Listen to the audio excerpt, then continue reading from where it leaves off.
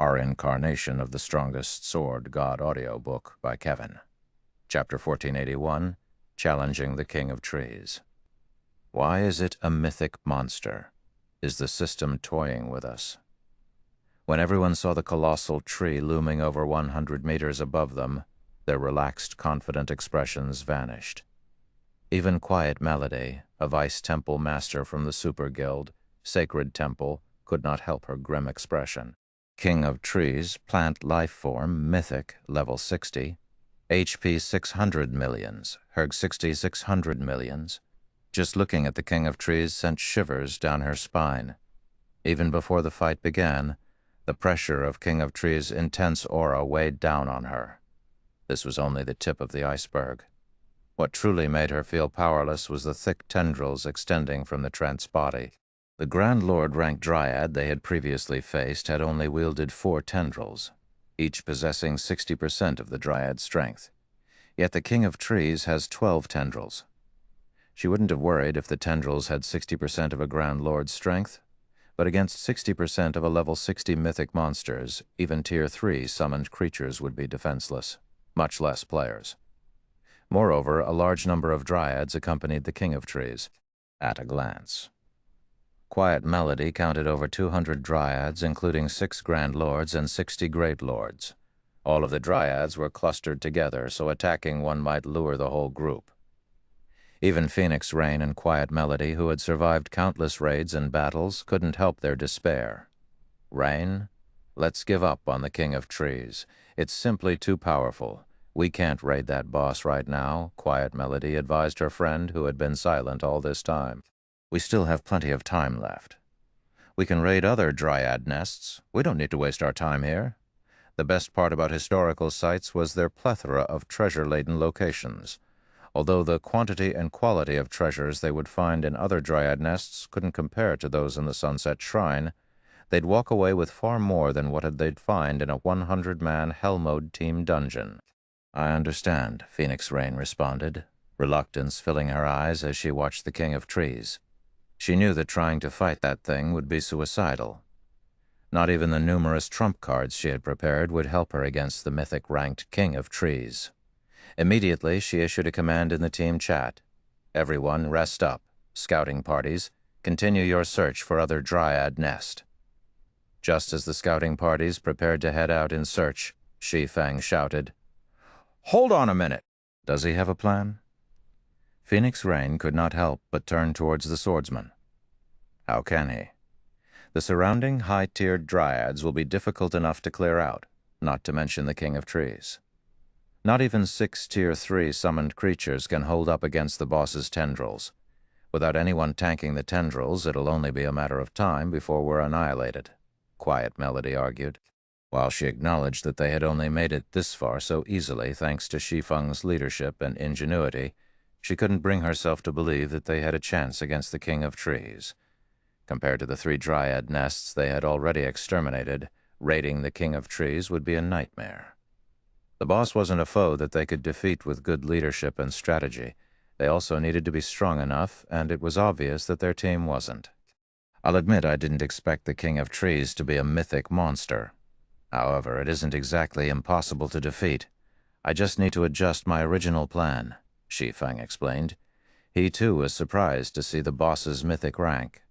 When he had come here in his previous life, the King of Trees had only been a Grand Lord ranked archaic species with a unique bloodline. This time, however, the raid would be twice as difficult.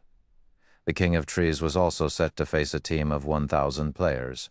Although its strength was no match for the Titan warriors, it had far more HP. It would undoubtedly be more difficult to raid just due to its battle recovery, which would heal it for 6 million HP every 5 seconds. The boss is a mythic monster, yet he only needs to adjust his plan to defeat it. For a moment, Quiet Melody wondered if she had heard wrong. She had encountered mythic-ranked bosses before, and she was certain that they were invincible to current players. Without siege weapons and disregarding all cost, the team had 0 chances of defeating a mythic boss. Unfortunately, historical sites were similar to dungeons in that siege weapons were prohibited. Otherwise, the various large guilds wouldn't suffer such massive headaches when dealing with 100-man hell mode and super large-scale team dungeons. Whatever plan you have in mind, tell us. If we have any hope, we'll give it a try. Although Phoenix Rain doubted their chances of defeating the King of Trees, she knew Shi Feng's personality. The man had never lied to her, so she was inclined to listen to him before dismissing his ideas. In any case, it was better than outright giving up Rain. "You," Quiet Melody was at a loss for words when she saw the slightly excited expression on Phoenix Rain's face. "Fine, do whatever you want. But we're only giving it one try. If we fail, we'll search for other dryad nests." How could a mythic monster possibly be an easy foe? Even the various superpowers in God's domain were utterly helpless against these monsters. They were all forced to take the long way around when they found one. If it were possible to raid mythic monsters, they would have started their raids on the super large-scale team dungeons already. Thank you," Phoenix Rain offered. Quiet Melody was only helping her as a good friend and hadn't asked for any payment for the work. If the woman didn't want to do something, she wouldn't force her. Unfortunately, if Quiet Melody decided not to participate in the fight against the King of Trees, the team would lose a large fraction of its firepower. "Before this, I'd like to sign a new contract, Phoenix Pavilion Master. Our previous agreement didn't include a mythic-ranked final boss," Shi Feng said as he handed Phoenix Rain a new contract. Most of the contents hadn't changed. Zero Wing would still obtain 20% of the harvest. The only difference was that after the raid, Zero Wing would have priority when choosing 5 items from the Sunset Shrine. While Shi Feng could ignore the treasures a Grand Lord-ranked archaic species guarded, it was a different story for items under a mythic monster's protection. "Renew our contract?" Phoenix Rain read through the new contract. Shortly after, she said, "I don't have any problems with this as long as we clear the Sunset Shrine." Although Shi Feng's demands were high, it was much better than leaving empty-handed. Each of the 3 dryad nests they had already raided had contained over 100 precious items, excluding the material stashes in each nest. Needless to say, the Sunset Shrine hid far more items of even higher quality. Following which, the 2 players signed the contract. Once Shi Feng ensured that everything was in order, he began to pull flame potions from his bag.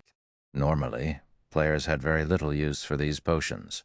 Moreover, they weren't meant to be consumed. Rather, they acted as a type of chemical bomb. The flame potions only had one purpose: weakening plant life forms. The effects could also stack up to 100 times, reducing the targeted plant life form's attributes, defense and resistances by 30%, and increasing the damage from fire-type attacks by 100%. After 2 days of grinding, Aqua Rose and the others had gathered 100 flame potions. The flame potions hadn't been particularly valuable in the past. But once the public had discovered the Sunset Forest, their prices had skyrocketed. They had become a priceless tool for dealing with plant life forms. After distributing the potions, Shi Feng had everyone lure the dryads around the King of Trees, quickly eliminating the mobs, without the threats around the boss. Shi Feng delegated tasks. Assassins, when the raid begins, toss these flame potions at the boss. For those controlling the 6 summoned creatures, try to block as many of the boss's tendrils as possible. Ranged players, use your spells and skills instead of normal attacks as much as possible. Melee players, stay away from the summoned creatures and find opportunities to strike. MTS, split into 6-man groups. Each group will tank 1 main tendril and should have only 2 MTs with active berserk and life-saving skills at a time, Shi Feng instructed. After a few minutes of planning, the assassins and MTs nervously moved into position. Lifeless Thorn and his companions from Asura were particularly anxious. They were already familiar with the mythic monster's prowess. Without a magic array to weaken the boss, it could instant kill any player. "Team leader Shi Feng, everyone is in position," Phoenix Rain reported. "Good. 9. Begin the raid," Shi Feng commanded. Chapter 1482, Frightening Tier Fort Spell. Hearing Shi Feng's command, Solitary 9 took another look at the towering Trent before him before lifting his shield and charging at the creature. "Is it really okay to let him start the raid by himself?" Phoenix Rain asked worriedly as she watched Solitary 9 approach the King of Trees. Shouldn't we send someone to assist him and split the damage? Solitary 9 looked like an ant before the King of Trees, and the difference between their attributes was just as massive. Even a Tier 3 summoned creature would sustain heavy injuries and lose a good portion of its attributes if struck by all 12 of the boss's tendrils, not to mention a peak MT. No, 9 is more than strong enough for this task, Shi Feng said, chuckling. Although the King of Trees' rank had changed, its skills and attack pattern wouldn't differ. This boss always used the Tier 3 skill, Thorn Smash, on its first target. This move could even wound a Tier 3 summoned creature of the same level, much less a player. Tier 3 summoned creatures were a precious source of combat power for the team right now, so they couldn't afford to risk them needlessly. In the past, teams had usually sent a player's sacrifice to take on Thorn Smash before sending the MTS in. Fortunately, Solitary 9 wielded the epic-ranked Titan Guard. They didn't need to waste combat power by sacrificing a player. The moment the Shield Warrior moved within the King of Trees' 200-yard perception range, the mythic monster's 12 tendrils transformed into sharp spears and shot toward Solitary 9. The spears were so fast that they looked like 12 streaks of green light as they moved. Thorn Smash. So fast. The sudden attack surprised Solitary 9, but Shi Feng had warned him to activate Titan's Will the moment he was within range. When Titan's Will activated, golden, divine runes swam across Solitary 9's body. The Shield Warrior's eyes had turned a dark gold as well. Once Titan's Will took effect, Solitary 9 was able to shake off the King of Trees' mental pressure as he received a significant boost. Due to the upgrade to epic rank, Titan's Will now reduced the damage he received by 90%.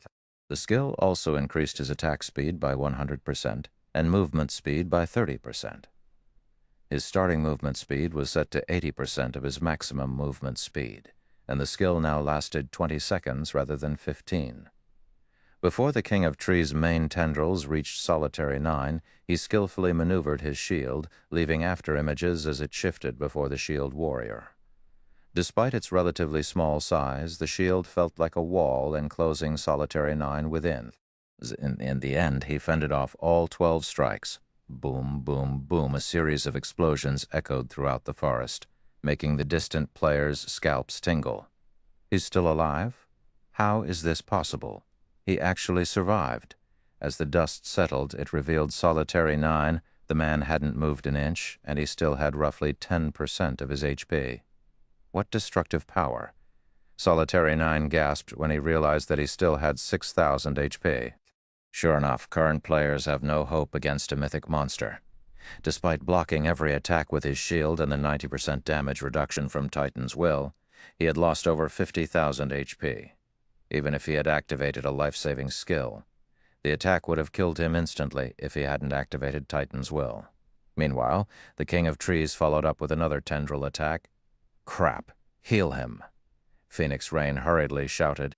Unfortunately, the team's healers were a little too slow. Before they had begun to cast their spells, the tendril had reached Solitary 9. However, with Titan's Will still in effect, Solitary 9's shield moved as if it could teleport, appearing between the tendril and the Shield Warrior almost instantly. Peng! A crisp clang reverberated as Solitary 9 was forced to retreat by 3 steps before stabilizing himself. His HP decreased once again, 3,208. Even after another hit, he's still alive. The watching players gaped at Solitary 9. Surviving a mythic boss's skill was already impressive, yet he had only received a little over minus 3,000 damage after blocking a normal attack. His defense was ridiculous. Finally, the healers in the back responded and restored Solitary 9 to half of his total HP, yanking him out of the danger zone. Good, everyone. Move in, Shi Feng commanded. The 6 Tier 3 summoned creatures dashed forward. The assassins, who had been in stealth all this time, also dashed at the King of Trees. Once they were within 40 yards of the boss, they threw their flame potions at the mythic monster. When the potion bottles shattered and coated the King of Trees' trunk, its sturdy bark ignited. By the time all 100 flame potions struck the King of Trees, the mythic monster had transformed into a bonfire. Groar. The King of Trees bellowed and groaned as its basic attributes rapidly fell, and the pressure on Solitary 9 decreased. Now he only received around minus 2,000 damage when blocking the mythic monster's normal attacks. Now he could even withstand an attack from all 12 of the King of Trees tendrils simultaneously. The 6 Tier 3 summoned creatures and 5 MTs groups ran forward, each tanking one of the boss's main tendrils, further reducing the pressure on Solitary 9. However, the King of Trees was enraged, its attack speed increasing. Hundreds of smaller tendrils extended from its trunk, attacking everything in range. Each of the minor tendrils carried 35% of the mythic monster's strength, more than enough to suppress a great lord of the same level. The summoned creatures and the MT groups were in danger. When the MTs blocked the minor tendrils, they received nearly 8,000 damage. On average, each MT had to face 3 or 4 minor tendrils. Even with their life-saving skills active, the MT groups were starting to falter, and the healers struggled to keep up with the plummeting HP. Phoenix Rain's team finally understood how terrifying the King of Trees was. As expected of a mythic monster, relying on the flame potions isn't enough. Shi Feng sighed helplessly. He then used 5,000 magic crystals to activate the Ring of Gospel's world projection. When world projection activated, the King of Trees' attributes decreased once more. The debuff was just enough to help the MT groups hold on. Everyone, attack. When Shi Feng issued the command, he activated Phantom Kill and dashed for the King of Trees. Due to the flame potions, the King of Trees' defense had weakened significantly. When spells and arrows bombarded the boss's trunk, damages ranging from minus 2,000 to minus 3,000 appeared above the mythic monster's head. The fire-type skills and spells did the most damage, each dealing over minus 5,000 damage on average. Zhao Yueru's attacks stood out from the rest. Wielding Frostflame's Wrath, she bombarded the King of Trees with one fire-type spell after another, each dealing nearly minus 30,000 damage. Just how high is her magic damage? Blue Phoenix, who stood a short distance away from Zhao Yueru, was rendered speechless. She was an elementalist and was already level 48, yet despite wielding an epic staff, robe, and a pair of gloves, her Tier 1 fire-type spells only dealt around minus 12,000 damage. She couldn't even manage half of Zhao Yueru's damage. As everyone continued their bombardment, watching the King of Trees' HP steadily decrease. 90%, 70%, 50%. However, as the mythic monster's HP fell, more tendrils gradually joined the fight. These minor tendrils no longer focused on the summoned creatures and the MTs, occasionally sprouting from the ground to attack the ranged DPS and distant healers. Although the minor tendrils only carried 35% of the King of Trees' strength, they packed enough power to instantly kill the cloth armor classes, steadily reducing the team's numbers. By the time the King of Trees' HP fell to 20%, the 1,000-man army had around 700 players remaining. "Despicable intruders! You will only help me grow," the King of Trees bellowed. Suddenly, 6 more main tendrils joined the fight. Now, each of the main tendrils dealt nearly minus 20,000 damage to the MTs with active berserk skills before anyone could react. The 6 new tendrils killed off 6 MTs. As the MT group fell, the boss's aggro management descended into chaos. "Attack with everything! Use every skill and spell you have," Shi Feng shouted. The sudden loss of an MT group made it impossible for the team to defend against 18 main tendrils. Their only hope was to throw everything they had at the boss and hope they could outlast it. Solitary 9, Dark Madness, and Lifeless Thorn no longer dared to hold back. Immediately, they activated their berserk skills. At the same time, Solitary 9 activated Titan's Heart, creating a protective shield around him that could absorb damage equal to 10 times his maximum HP. The 3 of them quickly moved into position and activated Triple Frost Moon. Suddenly, 3 dazzling arcs of light struck the King of Trees, pulling a pained scream from the mythic monster. At the same time, the King of Trees lost over 2 million HP, its HP bar decreasing by a sizable chunk. Likewise, Shi Feng activated Heavenly Dragon's power before using one skill after another. Across the battlefield, Phoenix Rain activated one Tier 3 magic scroll after another as well. As the King of Trees' HP decreased, it launched frenzied attacks, swiftly claiming players' lives. Although Shi Feng wanted to summon his personal guards, players were prohibited from doing so in historical sites. He could only summon a Tier 3 demon to assist. Eventually, the King of Trees' HP fell to 2%, but only a little over 100 players were still alive. Only a dozen or so MTs still stood against the boss, and over 70% of the team's healers had died. At this rate, the team would fall before they could kill the King of Trees. "Everyone retreat!" Shi Feng shouted when he realized the hopelessness of the situation. Grinding his teeth, he took the Tier 4 large-scale destruction magic scroll from his bag and unfurled it. Die. As the magic scroll unfurled, the space around the sunset shrine froze. The surrounding mana surged towards the scroll in Shi Feng's hand before a golden magic array formed beneath the boss. Boom! Suddenly, a golden pillar of light rose from the ground, enveloping the mythic ranked guardian boss and piercing through the magic barrier around the sunset forest. The King of Trees' tendrils, both main and minor, disintegrated. Its remaining 2% HP fell to 0 instantly. By the time the golden light pillar dissipated, nothing had remained of the King of Trees. The surviving players only saw a scorched, empty plot of land. Chapter 1483, obtaining the first clear of the sunset forest. The boss is dead? What tier was that spell? How is it so powerful? As the Tier 4 spell, Titan's Wrath, dissipated, the surviving team members regained their senses. Even then, they couldn't bring themselves to believe that the King of Trees was dead. By the time the team had taken the King of Trees down to 2% of its HP, it had deployed well over 1,000 minor tendrils on the battlefield. With the remaining 100-plus members on the team, it would have been impossible to wipe out the boss's remaining HP before the mythic monster annihilated the rest of the team. And yet, just as the team was about to wipe, someone bombarded the King of Trees into oblivion. Why wouldn't they be shocked? Was that some sort of trump card Zero Wing had kept hidden? Phoenix Rain stared at the empty plot before her in shock. She had never expected Zero Wing to have a Tier 4, large-scale destruction, magic scroll. At this stage of the game, Tier 3 magic scrolls were extremely precious. With just one of these scrolls, an ordinary player could make a fortune overnight with enough funds to purchase a powerful set of equipment. Among the various magic scrolls available, large-scale destruction spells and summoning spells were the most valuable and highly sought after by the various large guilds. Both types of magic scrolls were powerful enough to turn the tide in battle. But Shi Feng had actually used a Tier 4 large-scale destruction magic scroll. Not even the Dragon Phoenix Pavilion had gotten their hands on such a scroll. The King of Trees' death contributed a tremendous amount of ECAPS 2 to the surviving players.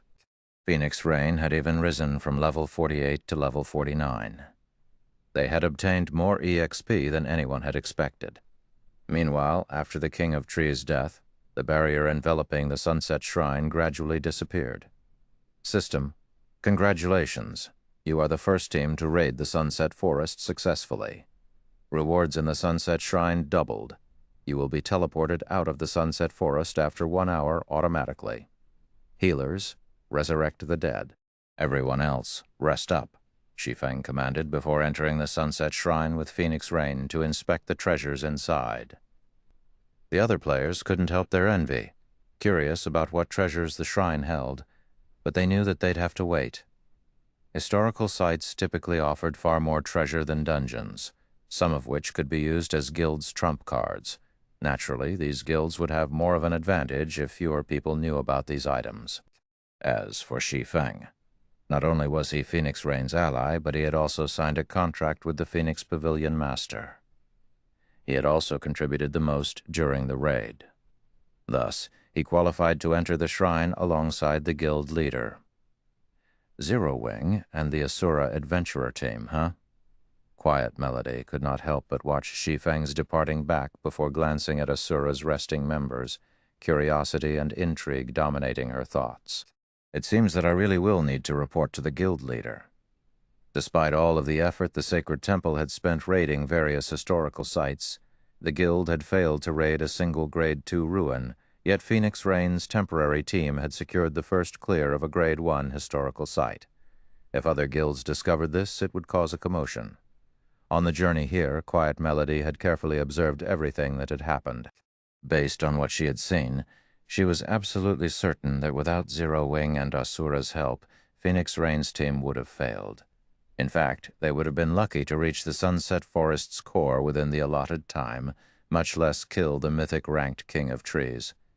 She had never imagined that a recently established guild like Zero Wing could become so powerful in such a short amount of time. While historical sites were very rare in God's domain, super guilds like the Sacred Temple had discovered quite a few already.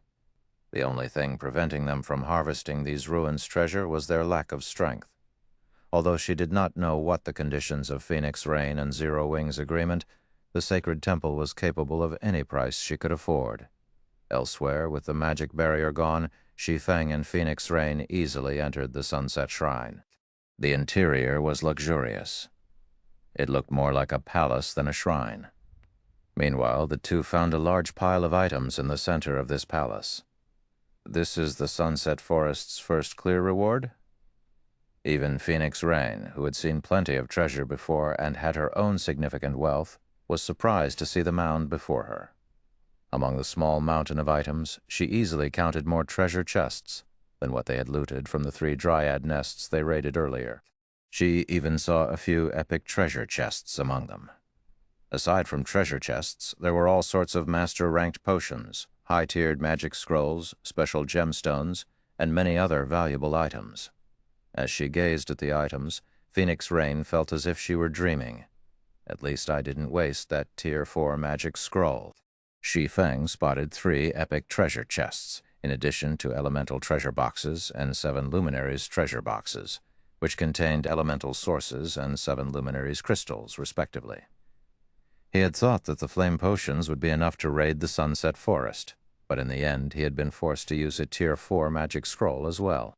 But after seeing the Sunset Shrine's treasure, he was satisfied with trading a Tier 4 magic scroll for the first pick of 5 of the shrine's items.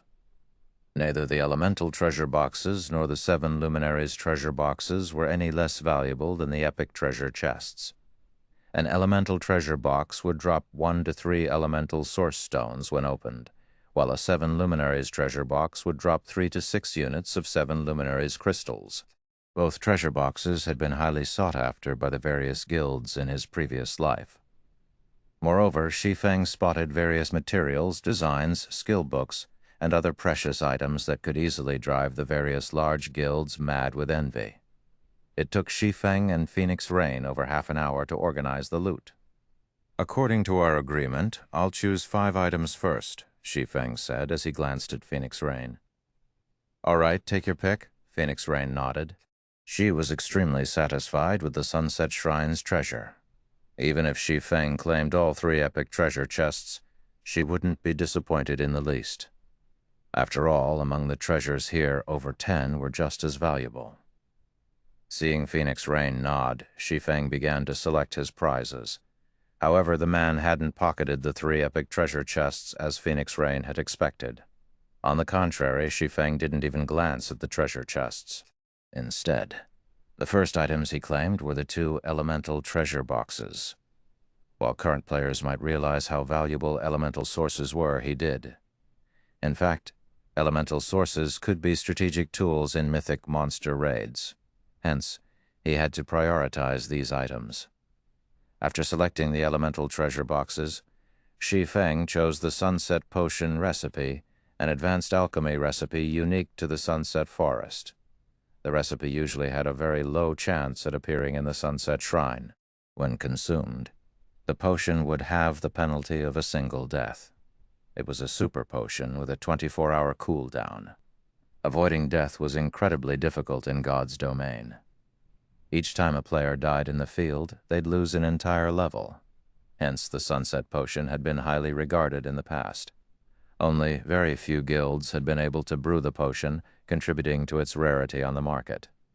The potion had only cost 10 or so silver to produce, yet it had sold for around 1 gold. Now that the sunset potion recipe had dropped, he had no reason not to claim it.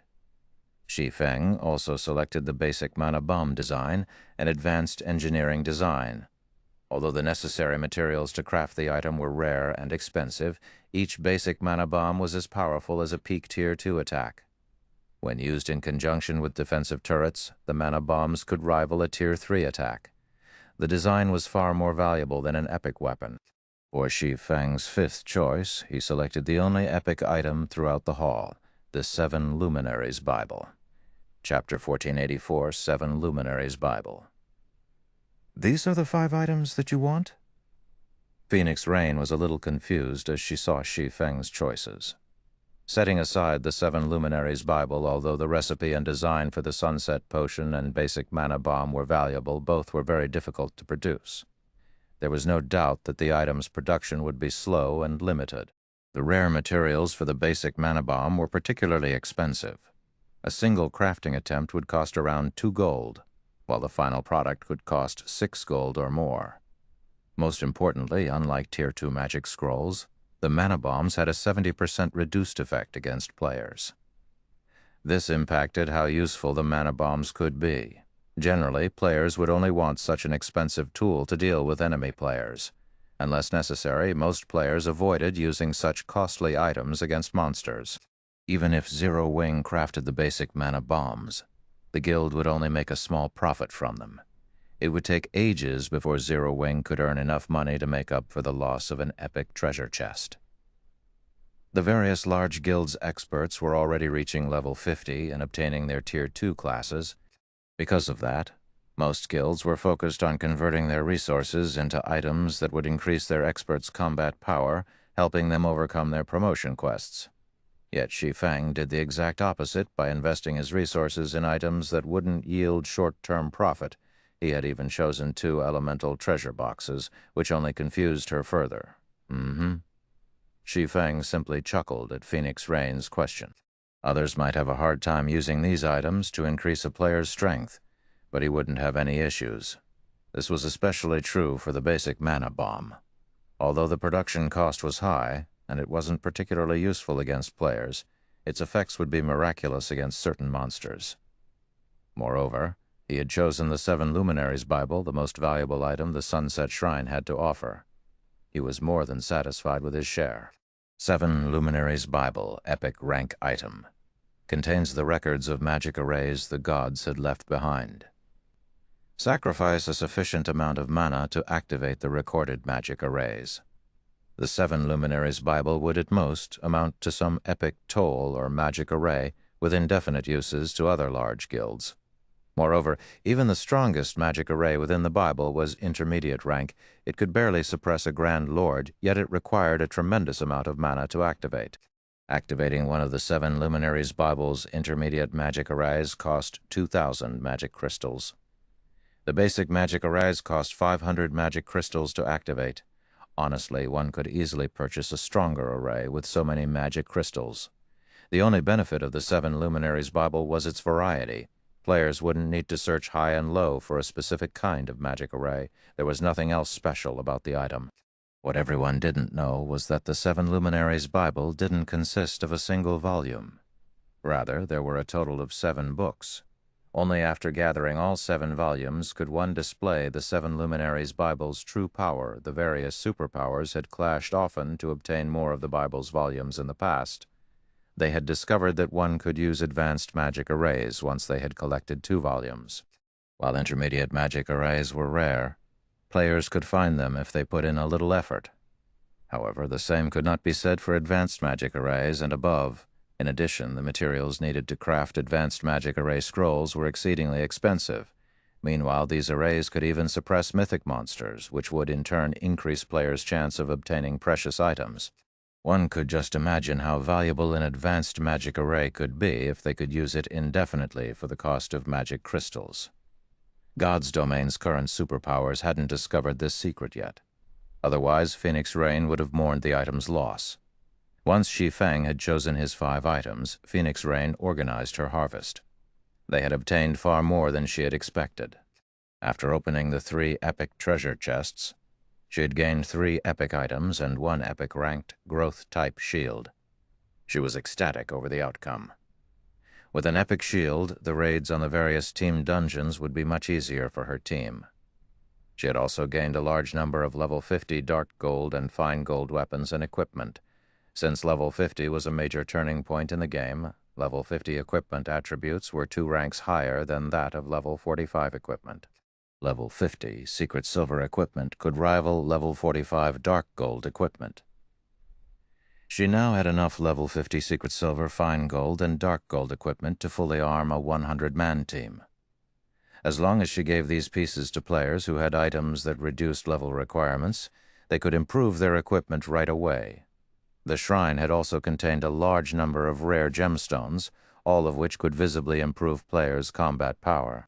Meanwhile, the contest on Thunder Island prohibited the use of magical tools. This included items like the Bible of Darkness. Players had to rely on their own strength during the contest.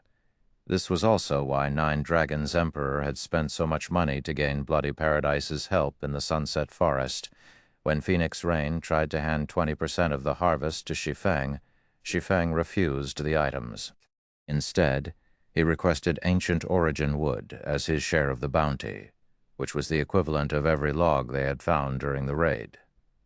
With the Ancient Origin wood, Zero Wing could begin producing advanced speedboats. Since Phoenix Rain needed the weapons and equipment, she saw no reason to refuse him. Once they had finished distributing the loot, Shi Feng and Phoenix Rain called everyone into the shrine, leaving the Sunset Forest through the teleportation array inside. They then split their party to prepare for the contest on Thunder Island. However, Shi Feng planned to make his way to Ocean Viewing Town with his cargo of Ancient Origin wood, intending to begin the advanced speedboat's production. By the time Shi Feng and the others had returned to the Dragon Phoenix Pavilion's courtyard, news of their success in the Sunset Forest spread to the various superpowers. Although the system wouldn't announce a historical site's first clear to the local region, it was difficult to keep a lid on the matter with so many participants. Besides, Phoenix Rain had borrowed experts from a few other guilds for the raid. What? You're saying that Phoenix Rain obtained the first clear of a Grade 1 historical site? Since when had the Dragon Phoenix Pavilion grown so powerful? That's a Grade 1 historical site we're talking about? Zero Wing and the Asura Adventurer team? Where is this Asura Adventurer team from? Why haven't I heard of it? Go, send someone to investigate this Asura Adventurer team. When the various superpowers upper echelons read their subordinates' reports, they turned their attention to Zero Wing and the Asura Adventurer team, particularly Asura. Zero Wing's prowess was no longer news to these superpowers. If they were familiar with the Dark Arena, they had heard of Zero Wing's experts. There was also the old news of Zero Wing's 1,000-man army defeating the Dragon Phoenix Pavilion's Shadow Dragon Legion, proving that Zero Wing had an incredibly powerful team. However, the Asura Adventurer team was a different story. With the Adventurer team being so powerful yet unknown, it had become a target for recruitment. Meanwhile, 9 Dragons' Emperor's team cleared out a dryad nest in the Sunset Forest's core. Of the original 1,000 team members, less than 700 players remained standing. The survivors fought desperately to hold back a Ground Lord ranked dryad. Quick, take these dryads down. We don't have much time left. 9 Dragons' Emperor anxiously shouted. He had used many of his trump cards just to get his team to the central area. Even then, he had spent more than 6 hours doing so. Once there, they had spent quite some time exploring the area before they had found a dryad nest, but they hadn't expected the dryads to be so difficult to deal with. In addition, the nest they had found had been guarded by multiple Grand Lords.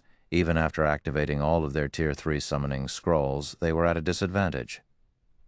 Pavilion Master, a report just came in from Sun Dragon, Blood Dragon announced. What is it now? Out with it. 9 Dragons' Emperor frowned. They had very little time remaining. If they didn't eliminate these dryads in time, they wouldn't return with a single treasure.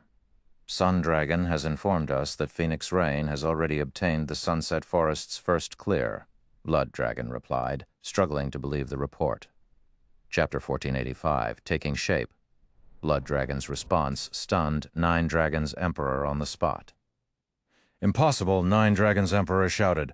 "I know what Phoenix Rain's team is capable of." She'd be lucky to reach the forest's core. How could she possibly obtain the Sunset Forest's first clear? They were from the same guild, so he knew practically everything about Phoenix Rain's capabilities. Even if she had some unknown trump card, she could never defeat the historical site's final boss. He was only confident in doing so because he had an advanced magic array and the aid of Bloody Paradise. As far as he knew, Phoenix Rain didn't have an advanced magic array. Sun doubted the information as well, so she used multiple sources to verify the claim. She even obtained a video recording of the raid, so there is no mistaking the information, Blood Dragon explained. One of the reasons for her success was a tool called the Flame Potion, which significantly reduced the boss's attributes. In addition, the Asura Adventurer team has a super powerful MT that tanked the weakened boss by himself. In the end, Zero Wing used a Tier 4 magic scroll to finish it off. Lucky bastards. They actually found a way to weaken the boss. Nine Dragons' Emperor fumed when he saw the video Blood Dragon had sent him. A trace of envy flashed in his eyes. However, he sneered and growled. "Just you wait. You may have secured the Sunset Forest's first clear, but I'll teach you that your struggles are futile soon. Blood, notify Sun and tell her that she proceed with a plan. Contact Beast Emperor as well, and tell that old bastard that I'm running out of patience. I don't want to see Zero Wing prance about any longer." Understood. Blood Dragon shuddered when he heard the cold determination in Nine Dragons' Emperor's voice. Elsewhere, Shi Feng arrived in Ocean Viewing Town via a teleportation array. The town's player population had increased significantly since his first visit. He saw countless players forming teams and parties as they prepared to set sail for the islands to grind and level. He also spotted a few merchant fleet representatives conducting their maritime transportation business. Transport from Ocean Viewing Town to Sandy Bay Town. Special price right now. Only charging 15 silver per person. Less than 1,000 slots of bag space free of charge. 5 silver for every additional 1,000 slots. 3 silver for each non-bag space item. Transport from Ocean Viewing Town to Coral Harbor only charging 20 silver per person. Less than 1,000 slots of bag space free of charge. 7 silver for every additional 1,000 slots. 5 silver for each non-bag space item. Many independent merchant and adventuring players crowded around the merchant fleet representatives, trying to haggle down the prices. Players who preferred to use the merchant ships were generally trying to avoid exorbitant teleportation fees. Cross-national teleportation fees were particularly expensive. Even teleporting to a neighboring country cost more than 1 gold. It wasn't unusual to pay 2 or 3 gold when traveling farther. It was cheaper to hire a ship. This was especially true for players transporting non-bag space items. Although the maritime transportation system in Ocean Viewing Town wasn't yet perfect, it had begun to take shape. These people sure are taking action quickly. Glancing at the various merchant players, Shi Feng easily spotted over 5 merchant fleets. It seems that I'll need to produce the new type of cargo ships as soon as possible. Maritime transportation had been very well developed in the past. It had also generated a frightening amount of wealth for players. Hence, the various large guilds had established their own merchant fleets and contested over territory at sea. Initially, Shi Feng had been satisfied with the development of his naval forces, but there were plenty of capable players in God's domain. In the end, many players had quickly discovered this business opportunity. At the moment, these merchant fleets were renting ordinary cargo ships from NPCs. Each ordinary cargo ship could only carry 35 people, and the cargo ship's item space was limited. Each ship could only carry 30 non-bag space items at a time. He had previously spent 30,000 gold to purchase a special medium shipyard. As long as he had sufficient materials and engineers, he could begin constructing the new cargo ships immediately. Not only were the new cargo ships 15% faster than ordinary cargo ships, but they could also carry up to 40 people at a time. Meanwhile, Shi Feng had both engineers and materials available to him. He could start producing the ships as soon as he desired. Once these new cargo ships were built, he'd make a fortune off of them whether he rented them out or used them himself, following which Shi Feng contacted Melancholic Smile and had her dispatch a large number of engineers to Ocean Viewing Town. Previously, the Candlelight trading firm had lacked both quantity and quality of engineers, but now they had become a holy land for lifestyle players in Star Moon Kingdom. Since the trading firm constantly recruited lifestyle players, they had a large collection of engineers. Right now, even if the trading firm only dispatched a small fraction of these players, they would be more than enough to operate a large shipyard, not to mention a medium shipyard. Guild leader, do you really intend to use such a precious material to construct the Flying Eagle speedboats and new cargo ships? Burning Abyss was astonished as he gazed at the ancient origin wood Shi Feng had placed before him. As a master engineer, he had researched the various materials available in God's domain. This was especially true for the materials useful to engineers. He knew that ancient origin wood was a top-tier material meant for ship construction. Using it to construct bronze speedboats would be a waste, much less constructing an advanced speedboat. The new cargo ship was even less valuable than an advanced speedboat. Just use it for now. I don't have any higher-ranked designs on me at the moment. Shi Feng was just as reluctant to use the wood. After all, ancient origin wood was a precious material that could only be obtained from the Sunset Forest. When used to construct ships, not only would it increase the production success rate, but it also had a chance of strengthening the ship with the power of ancients, enhancing the ship's quality. It was incredibly extravagant to use it to construct a ship that wasn't even bronze rank. However, he couldn't care less at the moment. Ship designs were extremely rare. He had been fortunate enough to obtain the design for the Flying Eagle speedboat and the newly developed cargo ship, following which Shi Feng handed Burning Abyss the basic mana bomb design and instructed him to produce the bombs. He was happy enough to let the advanced engineers take charge of producing the speedboats and the cargo ships. There wasn't a need to involve a master engineer like Burning Abyss in the project. The basic mana bomb was a different story. Despite only being basic rank, the design and advanced engineering design, if he left it to the advanced engineers, their success rate would at most reach 30%. If Burning Abyss crafted the bombs, however, his success rate would be at least 50%. Letting Burning Abyss produce the bombs would save on cost and materials. After all, the required materials were both rare and expensive. What an intricate design. I never knew magic arrays could be used in such a way. After glancing at the basic mana bomb design, Burning Abyss was captivated. I'll leave the shipyard's management to you. As for this design, you'll learn it. If you have time, try to produce as many of the bombs as you can. I have an important use for them, Shi Feng said, chuckling at the engineer's starstruck expression. Guild leader? Burning Abyss was stunned when he heard Shi Feng's instructions. However, he was instantly overjoyed and excited.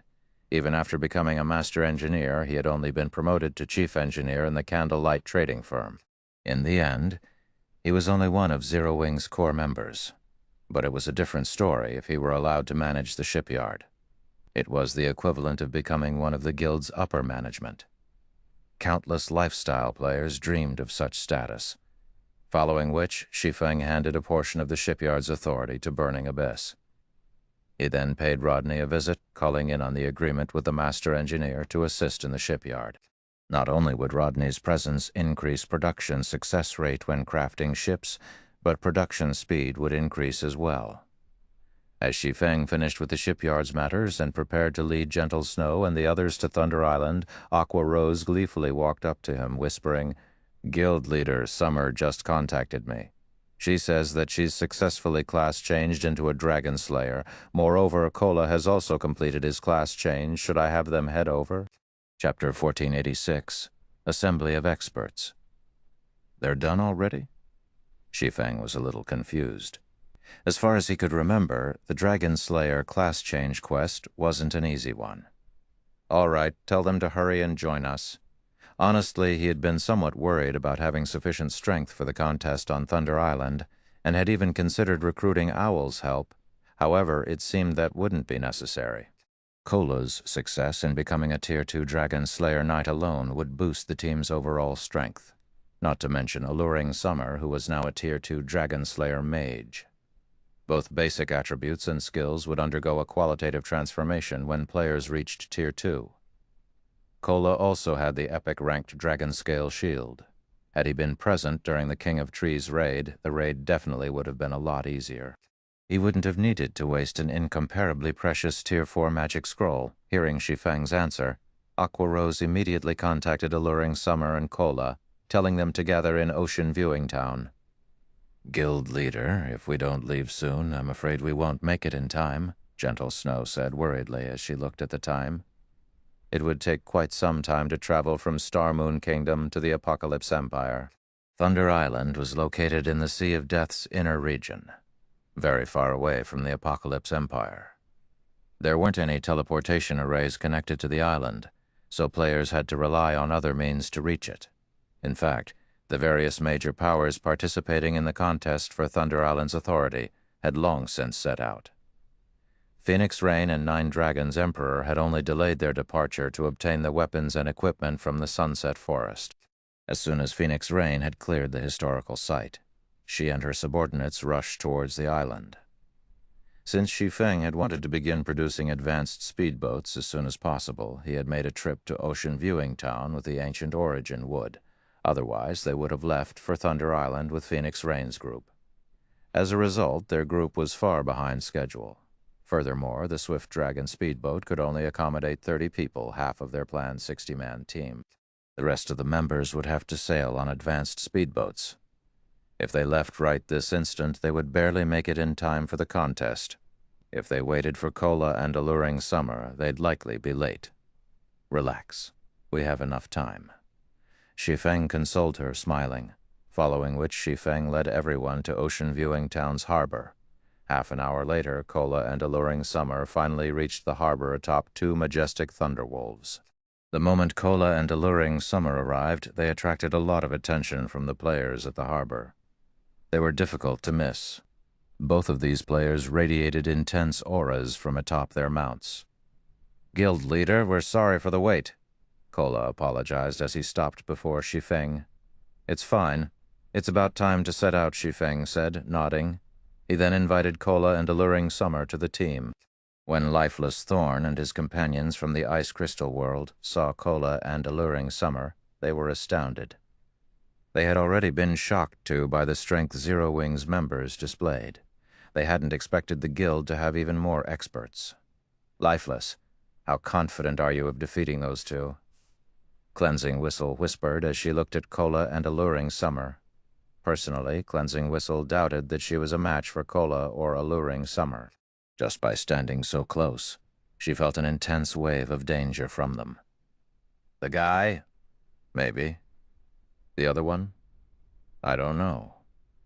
I'd have to fight her to find out," Lifeless Thorn said, fighting spirit illuminating his gaze as he watched Alluring Summer. He had struggled to find anyone who could offer a good fight back in Cold Wind City. When Shi Feng had said that God's Domain's continent had plenty of experts, he had assumed the claim was meant to excite him. But looking at it now, it would seem that the swordsman hadn't lied. "What? Even you aren't confident of winning?" Cleansing Whistle could not help but turn to look at Alluring Summer in shock. Based on her observations during the raid in the Sunset Forest, she knew that Gentle Snow, Aqua Rose, and Zhao Yueru were powerful. Although other experts from Zero Wing had been present, it was obvious that they were significantly weaker than the three women. Cleansing Whistle had assumed that Lifeless Thorn would rank among the top 5 in Zero Wing. Unfortunately, it didn't seem like that was the case. When she thought about how Zero Wing had at least 5 experts who were even stronger than a monster like Lifeless Thorn, her shock was natural. However, Cleansing Whistle felt pretty lucky about the situation. She had been Cold Wind City's #1 swordsman. With no suitable rivals, she had to rely on herself to improve. Now, however, she met a group of people who were much stronger than her. They also had an expert swordsman like Shi Feng. If she fought alongside these powerful people and leached off of their experiences, she could grow stronger far more quickly. Cleansing Whistle wasn't the only one with such thoughts. Solitary Nine and Dark Madness were just as pleased. As Asura's members subtly watched Kola in alluring summer, Shi Feng arrived beside the harbor and pulled a crystal bottle from his bag. He then began to chant an incantation. Runes lit up and danced around the crystal bottle. A short moment later, dark fog surged forth, expanding to cover a large area of the water before Shi Feng. The scene attracted a lot of attention. What's going on? Is that guy summoning a mysterious iron speedboat? That shouldn't be possible. No speedboat is that big. It must be a cargo ship. I've seen someone release a cargo ship before, and it definitely wasn't that large. While everyone discussed the disturbance, the cloud of dark fog expanded up and out. Soon the fog dissipated, revealing Shi Feng's ship. This ship was a silver sailboat, double the size of ordinary cargo ships. While it was docked, it dwarfed the nearby ordinary and advanced speedboats. What? That's a sailboat. How is this possible? Everyone was stupefied when they saw the one-horn sailboat. As naval players, they had spent most of their gaming career in God's domain at sea. Although they weren't well-known experts, they understood ships just as well, if not better, than the various large guilds. A sailboat could send tremors throughout the Apocalypse Empire. It could definitely overturn the current hierarchy of the Empire's naval powers. Even a bronze speedboat was no more than a fly to be swatted in the face of a sailboat. Guild leader, since when do you have a sailboat? Could it be? Have you already repaired the sailboat we got from the Fallen Ark? Aqua Rosa's eyes glowed as she stared at the monstrosity of a ship before her. Although Zero Wing had the Swift Dragon speedboat at the end of the day, a speedboat was just a speedboat. Without a large number of support ships, it would be very difficult to exert the Swift Dragon speedboat's maximum potential. At most, Zero Wing would be a minor threat to the Apocalypse Empire's various naval powers. However, it was a different story if Zero Wing had a sailboat. A sailboat would allow Zero Wing to contest for the Empire's port cities. If they had their own port city, they wouldn't have to operate in the dark. They could simply steamroll over any opposing forces. Even Gentle Snow was speechless. Despite being one of the guild's vice-guild leaders, she still didn't have a clear idea of how many secrets Zero Wing had. It wasn't unlike the Asura adventurer team's sudden appearance. I haven't repaired the storm sailboat yet. I obtained the one-horned sailboat from a sea monster I helped kill, Shi Feng said, shaking his head. All right, we don't have much time. Get on the boat. Chapter 1487, Shocking All Sides. Translator, Exodus Tales. Editor, Exodus Tales. Due to the dark clouds that shrouded the Sea of Death all year round, it was always dusky. However, contrary to the islands in the Sea of Death, lightning constantly struck around Thunder Island, illuminating the area, as Thunder Island could be found in the Sea of Death's inner region. Permanent storms assailed the water. In addition, a large number of powerful sea monsters lived in the area, preventing seafaring adventurers from casually approaching the island. At this moment, however, ships of various kinds had dropped anchor around Thunder Island, forming a tight circle around the landmass. The naval adventurer teams that had come to spectate the upcoming contest were shocked. Plantheon's fleet is amazing. It dispatched 14 bronze speedboats and 1 mysterious iron speedboat. That's nothing. Look at the Sacred Temple. Now, that's what I call amazing. The Sacred Temple has sent over 100 speedboats. Among them, 23 are bronze speedboats, and over 50 are advanced speedboats. There are even 2 mysterious iron speedboats in the fleet. The Sacred Temple's navy is definitely the strongest of them all. I'm not so sure about that. Miracle has been rapidly developing its navy. Although the guild doesn't have any mysterious iron speedboats, it has 21 bronze speedboats and the Sea Dragon Mark, a secret silver speedboat. You should see how fast that secret silver speedboat is. I wonder who will win the contest? The spectating players brimmed with anticipation as they discussed the participating superpowers' navies. Originally, only a few superpowers had focused on the contest for Thunder Island. But as time passed, more guilds began to realize how important marine resources were.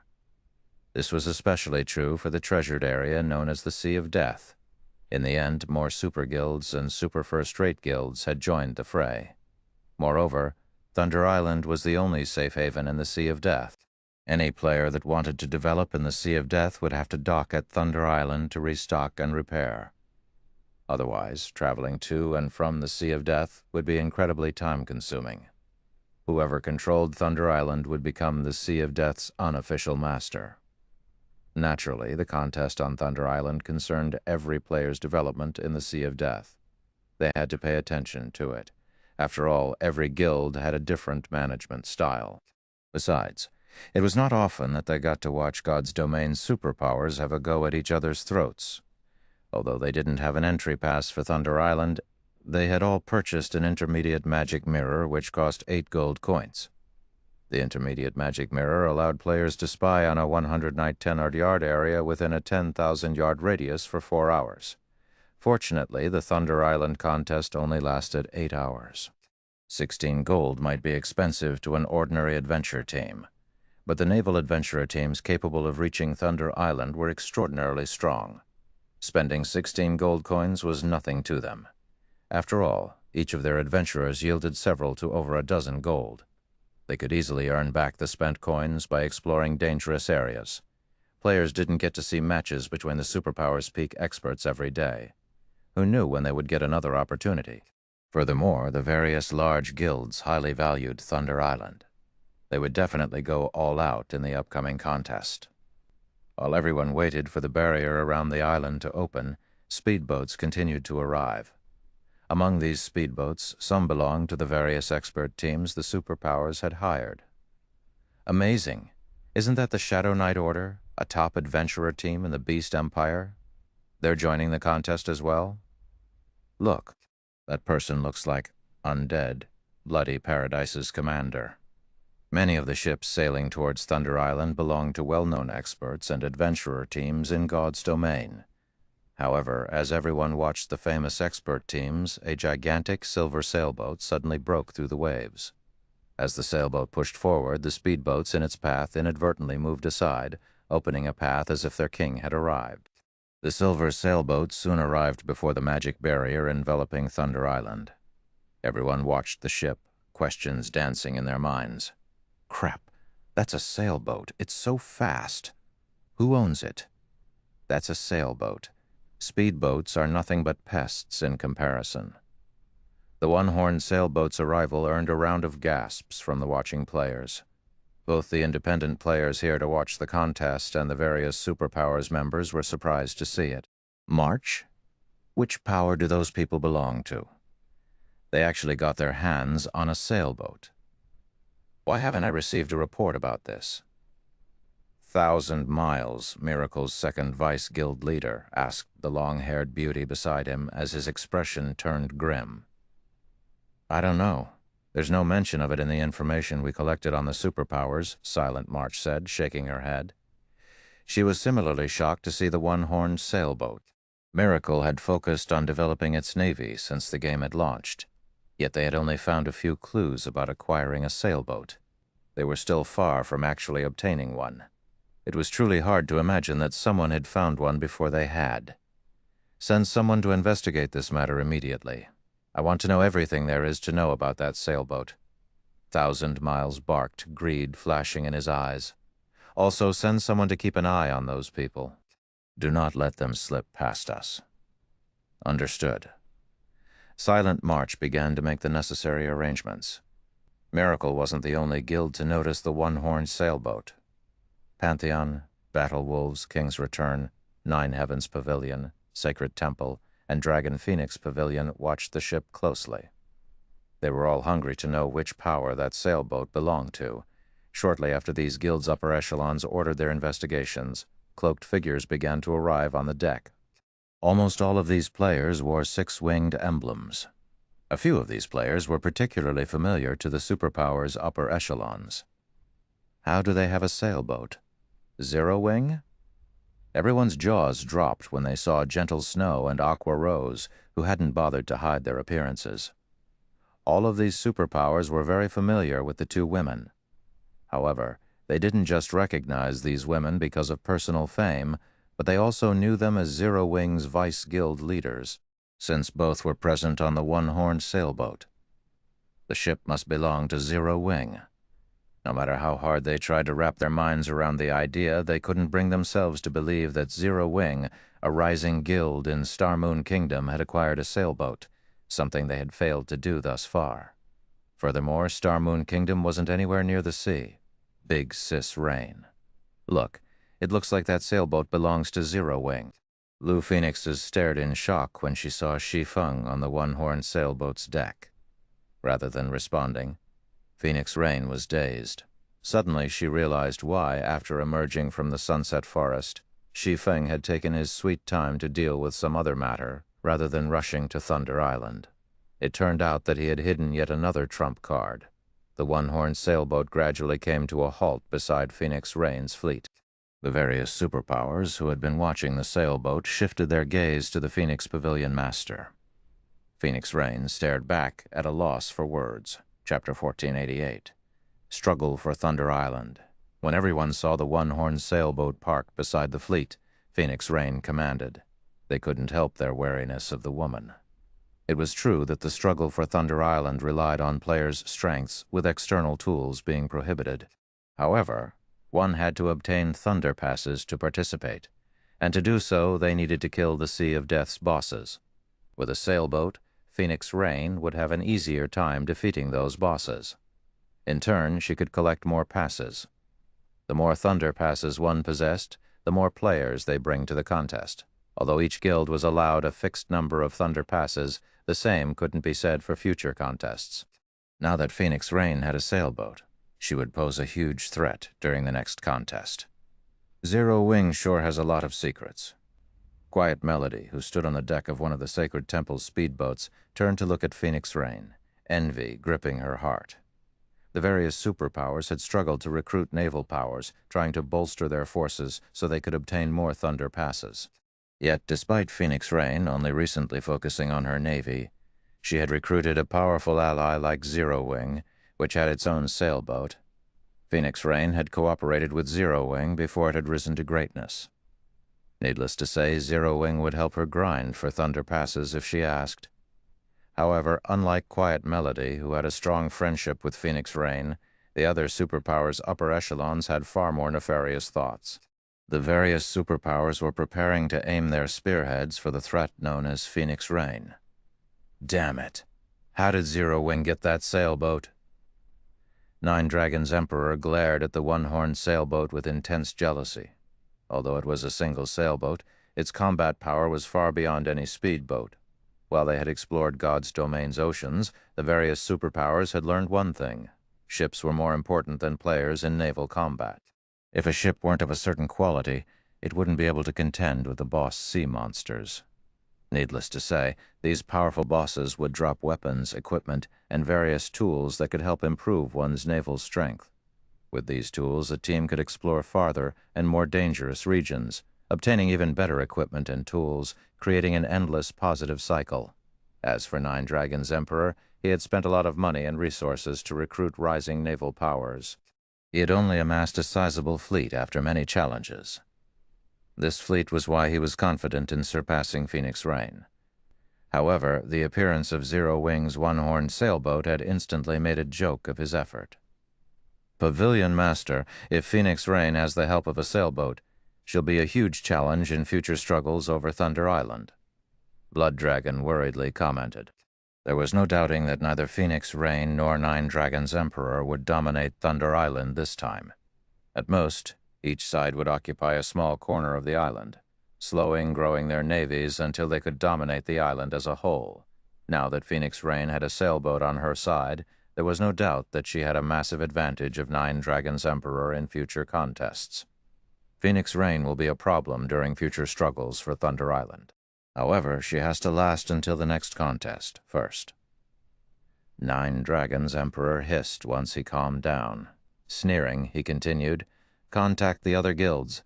Tell them that I'd like to discuss cooperation. I'm sure they'll be willing to work with us to annihilate Phoenix Rain." The various superpowers had been wary of each other thus far. They'd be fortunate not to make more enemies, let alone participate. However, now that they all faced a future threat like Phoenix Rain, they would be willing to cooperate. Understood? I'll contact them right away. Realization dawned upon Blood Dragon. He then turned towards Phoenix Rain's group, smirking. How are things coming along on Sun's side? Nine Dragons Emperor asked. Pavilion Master, rest assured. Everything has been dealt with. All you need to do is sit back and watch the show. Blood Dragon reported with a smile. Excellent. I want to see Phoenix Rain's expression when she finds out. Nine Dragons Emperor nodded in satisfaction. Meanwhile, Phoenix Rain was shocked to learn that Zero Wing had its own sailboat. Team leader Shi Feng, Zero Wing's entrance was certainly grand, Phoenix Rain said, smiling bitterly as she sensed malice from all directions. Once we enter Thunder Island, I'm afraid many parties will target our team. Phoenix Pavilion Master, don't you see the opportunity? Shi Feng retorted, chuckling, while Zero Wing's frightening potential was a threat to their competitors. It also made the guild the best choice for an alliance. It was impossible for a single superpower to monopolize Thunder Island. Everyone understood this, and it was precisely why the various superpowers sought allies. After all, the profits one could gain with a single supporter versus two or more differed greatly. The various superpowers might have looked down on Phoenix Rain, thinking themselves above cooperating with her previously, but now that her side had such potential, she could be a formidable ally. When the Phoenix Pavilion's members heard Shi Feng's reasoning, realization dawned. They were in awe of the swordsman's foresight. In reality, Phoenix Rain had considered seeking an alliance with a few other superpowers and had sent Blue Phoenix to negotiate. Unfortunately, although the Dragon Phoenix Pavilion was a super first-rate guild, the guild's strength was split three ways. Among them, the great Pavilion Master was the strongest within the pavilion. As a result, she couldn't convince the other superpowers to cooperate with her in the contest. As expected, every one of them had refused her offer. However, with the addition of Zero Wing's sailboat, the other superpowers might reconsider. Big Sis Rain. Both the Battle Wolves and Sacred Temple have stated that they are willing to cooperate. However, we will only get 20% of the profits while their guilds will share the remaining 80%. Blue Phoenix reported angrily. Those despicable old foxes, Phoenix Rain frowned. They know that I'm competing with Nine Dragons Emperor, so they're using the opportunity to hike up their prices. I have a suggestion. Would you be interested in hearing it, Phoenix Pavilion Master? Suddenly asked. A suggestion? Phoenix Rain gave the man a curious look. May I know what sort of plan team leader Shi Feng has in mind? I'll represent Zero Wing in this alliance. Negotiate with the Battle Wolves and the Sacred Temple for 40% of Thunder Island's profits, Shi Feng said. 40%? Blue Phoenix was astonished. She thought that Shi Feng had completely lost his mind. It was obvious that the Battle Wolves and Sacred Temple had discussed the situation beforehand and only intended to offer Phoenix Rain 20%. Yet Shi Feng wanted to ask for twice that. If the two guilds heard this, they'd laugh themselves to death. Team leader Shi Feng, are you serious? Phoenix Rain asked earnestly. Chapter 1489, Terrifying Potential. Guild Leader. Shi Feng's proposal surprised both Gentle Snow and Aqua Rose. Both women thought the idea was ludicrous. The 20% the Battle Wolves and Sacred Temple had proposed included Zero Wing's cut, yet he wanted to double the price. Neither guild would ever agree. After all, both were bona fide super guilds. Phoenix Pavilion Master, do you really think that our two guilds aren't worth 40% of Thunder Island's profits? Shi Feng asked, smiling. This, for a time, Phoenix Rain did not know how to answer Shi Feng's question. Her forces were, in no way, inferior to Battle Wolves and Sacred Temples. She just didn't have as many people. However, it was a different story if she included Zero Wing's sailboat. Zero Wing's sailboat could make up for the naval combat power the Phoenix Pavilion lacked. If both guilds worked together in the future, they'd be able to secure far more Thunder Passes than the Battle Wolves and Sacred Temple. Hence, asking for 40% of the profits was in no way excessive. Only, the Battle Wolves and Sacred Temple knew that other guilds would target her if she didn't cooperate with them. All sides might even turn against her as soon as they entered Thunder Island. If you don't feel that we're worth that much, then you should see this." Shi Feng understood Phoenix Rain's concerns. He sent her a trade request, placing one of the crystal bottles from his bag into the trade window.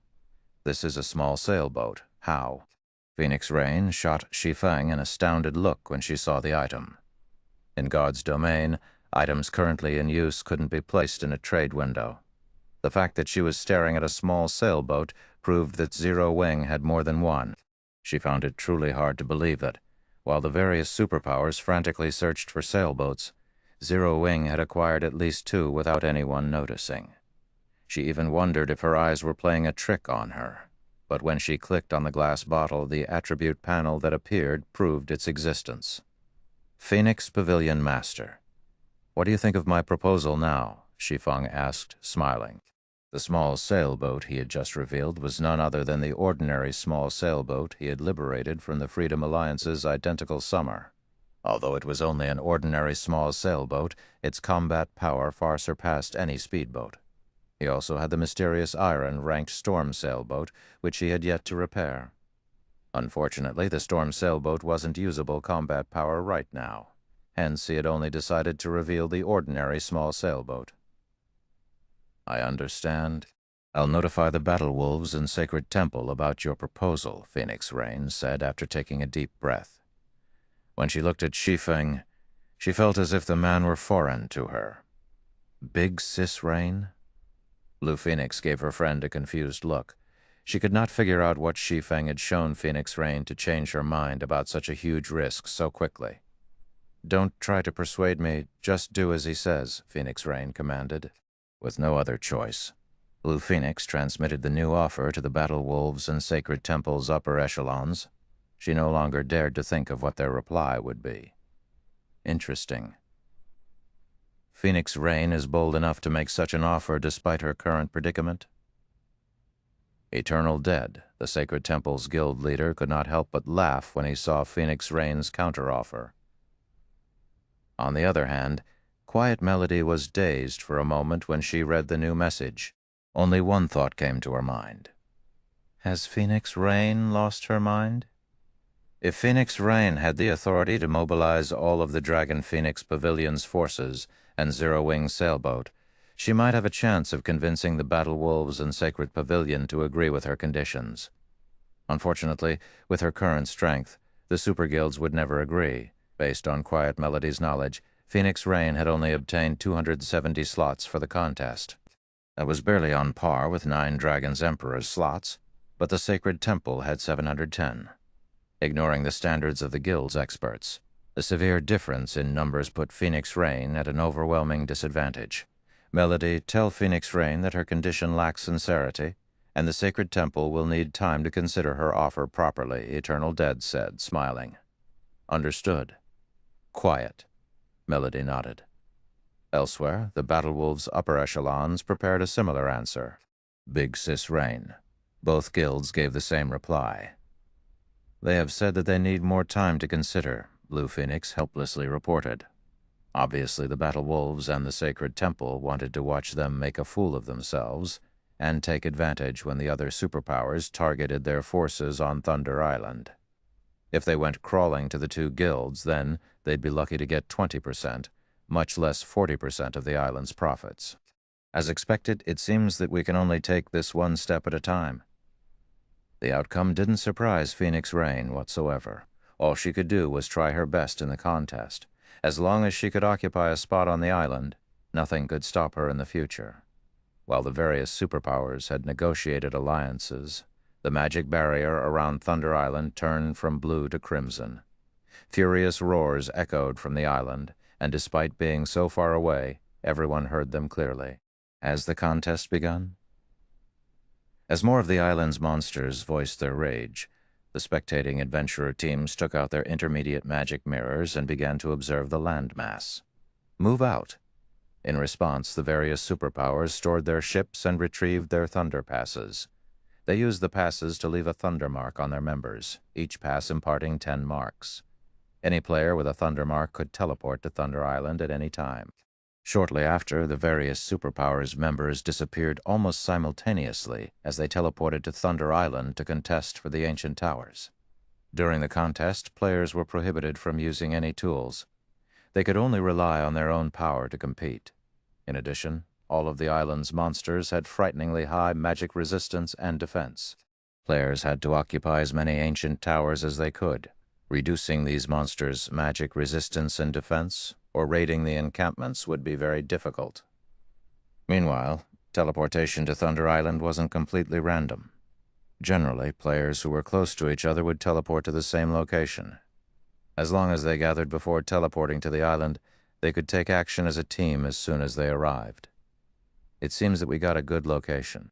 After arriving on the island, Shi Feng inspected the system map. Currently, their group was north of Thunder Island's outer region, very close to a monster encampment and 3 ancient towers. As long as they secured these ancient towers, they could clear out the monster encampment, following which Phoenix Rain and Shi Feng began to rearrange the team. They were prepared to split into 3 groups, prioritizing the ancient towers. Only after they solidified their hold would they head towards the nearest encampment. However, as Shi Feng and the others prepared to head out, a group of nearly 300 players approached. Leading this group was none other than 9 Dragons Emperor. 9, what is the meaning of this? Phoenix Rain demanded in a chilling tone as she glared at the Heavenly Dragon Pavilion Master. What else could this be? We're here to eliminate a future problem, 9 Dragons Emperor said, sneering. We have nearly the same number of players. You know that a fight between us will only benefit our mutual enemies. Although Phoenix Rain had suspected that 9 Dragons Emperor might attempt to take action, she hadn't expected him to do so this quickly, even neglecting the contest for the ancient towers. Equal numbers, huh? 9 Dragons Emperor responded playfully. I don't think so. As soon as 9 Dragons Emperor finished speaking, she heard an anguished scream from behind her. Turning around, she discovered that the 50 Firmament members on her team had turned traitor, attacking her other team members. In seconds, over 20 players had died.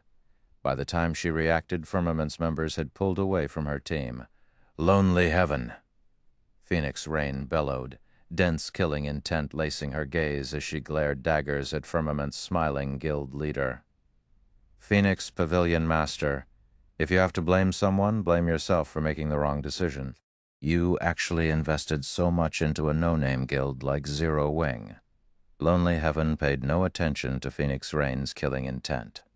Now, prepare to pay the price for your mistake. Well said, Rain. Since you made a wrong decision, you should pay the corresponding price. 9 Dragons Emperor then commanded. Everyone attack. Leave none of them alive. Initially, both his team and Phoenix Rain's had about the same number of players, but now that Firmament had mutinied and killed 20 of Phoenix Rain's players, she had less than 200. On the other hand, he now had 350.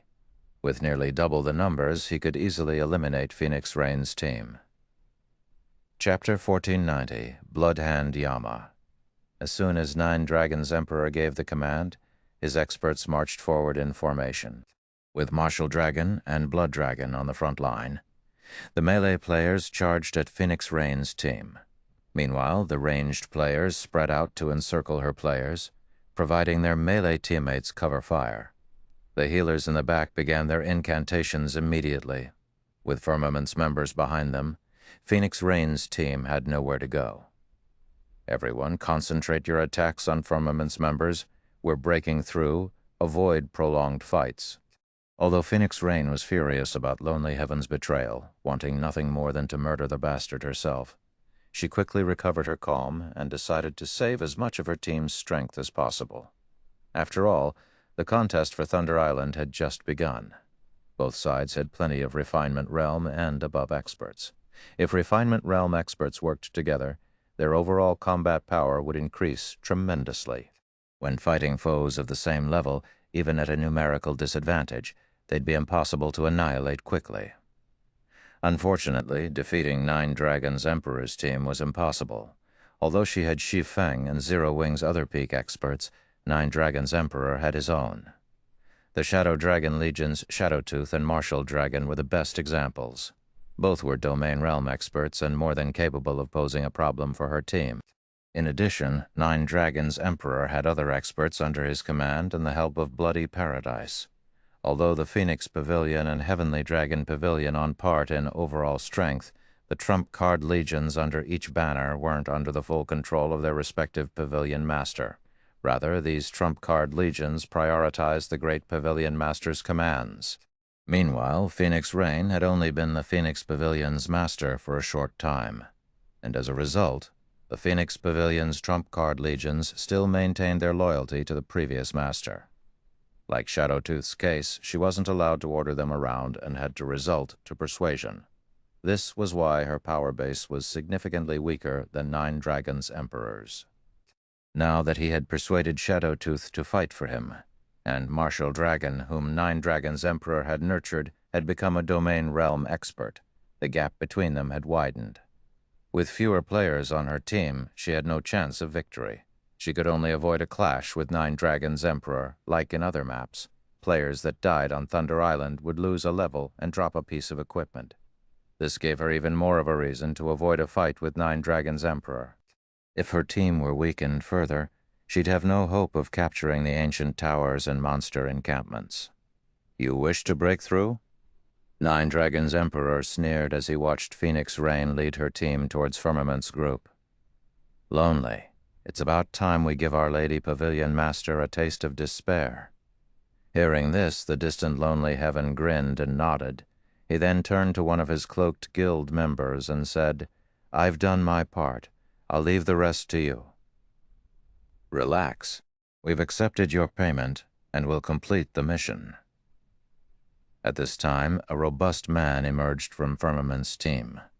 The man removed his black cloak, revealing a mass of muscle. With the black cloak gone, his horrific bloodlust was no longer contained, and even players standing over 30 yards away could sense it radiating off of him. This robust man wasn't the only one to remove his cloak. The 40-plus members Lonely Heaven had brought with him discarded the items as well, every one of them emanating a dense bloodlust. Every player's ID was pitch black, revealing their statuses as dark players. With one look at these players, Phoenix Rain's teammates shuddered. Bloodhand Yama. Phoenix Rain was shocked when she realized who the robust man was. Bloodhand Yama might be a foreign name among ordinary players, but it was very well known among the various superpowers. The man was one of the Flower of Seven Sins representatives.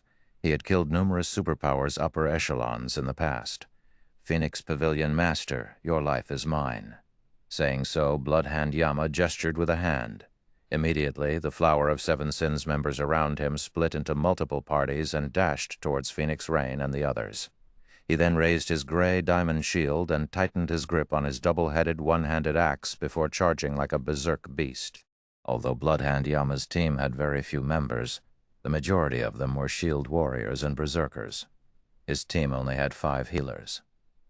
Because of the narrow canyon they occupied, the Flower of Seven Sins members easily formed a human wall that prevented anyone from passing. Meanwhile, the spectators watched the battle from the waters around Thunder Island. As a result, news of the battle spread quickly to the various superpowers on the island. Nine Dragons' Emperor really is ruthless. Despite being from the same guild, he is trying to annihilate Phoenix Rain's forces. Eternal Dead, who currently commanded the Sacred Temple's members as they captured an ancient tower, couldn't help but chuckle when he saw the video. Fortunately, after this battle, Phoenix Rain should realize that without our help, she won't accomplish anything on Thunder Island. How rich! In addition to Bloody Paradise, he invited the Flower of Seven Sins to help him. He'll likely put Phoenix Rain down for good this time. When the Battle Wolves Sirius watched the video his subordinate had transmitted, he could not help his rueful sigh. In the virtual gaming world, both the Flower of Seven Sins and Bloody Paradise were organizations that were moved by money. The Flower of Seven Sins, in particular, was famous for its high prices. Even super guilds would lament the cost of assassinating a Vice Guild leader-level player. However, Sirius had to admit that the Flower of Seven Sins services were worth every penny. As long as one could afford their prices, the organization would guarantee any player's death. Meanwhile, back on the battlefield, the Flower of Seven Sins members slammed into Phoenix Rain's group. Bloodhand Yama easily made his way through the blockade of Phoenix Pavilion members. As if he could predict the future, he dodged or blocked every attack sent his way. When his double-headed axe descended, it always found its mark.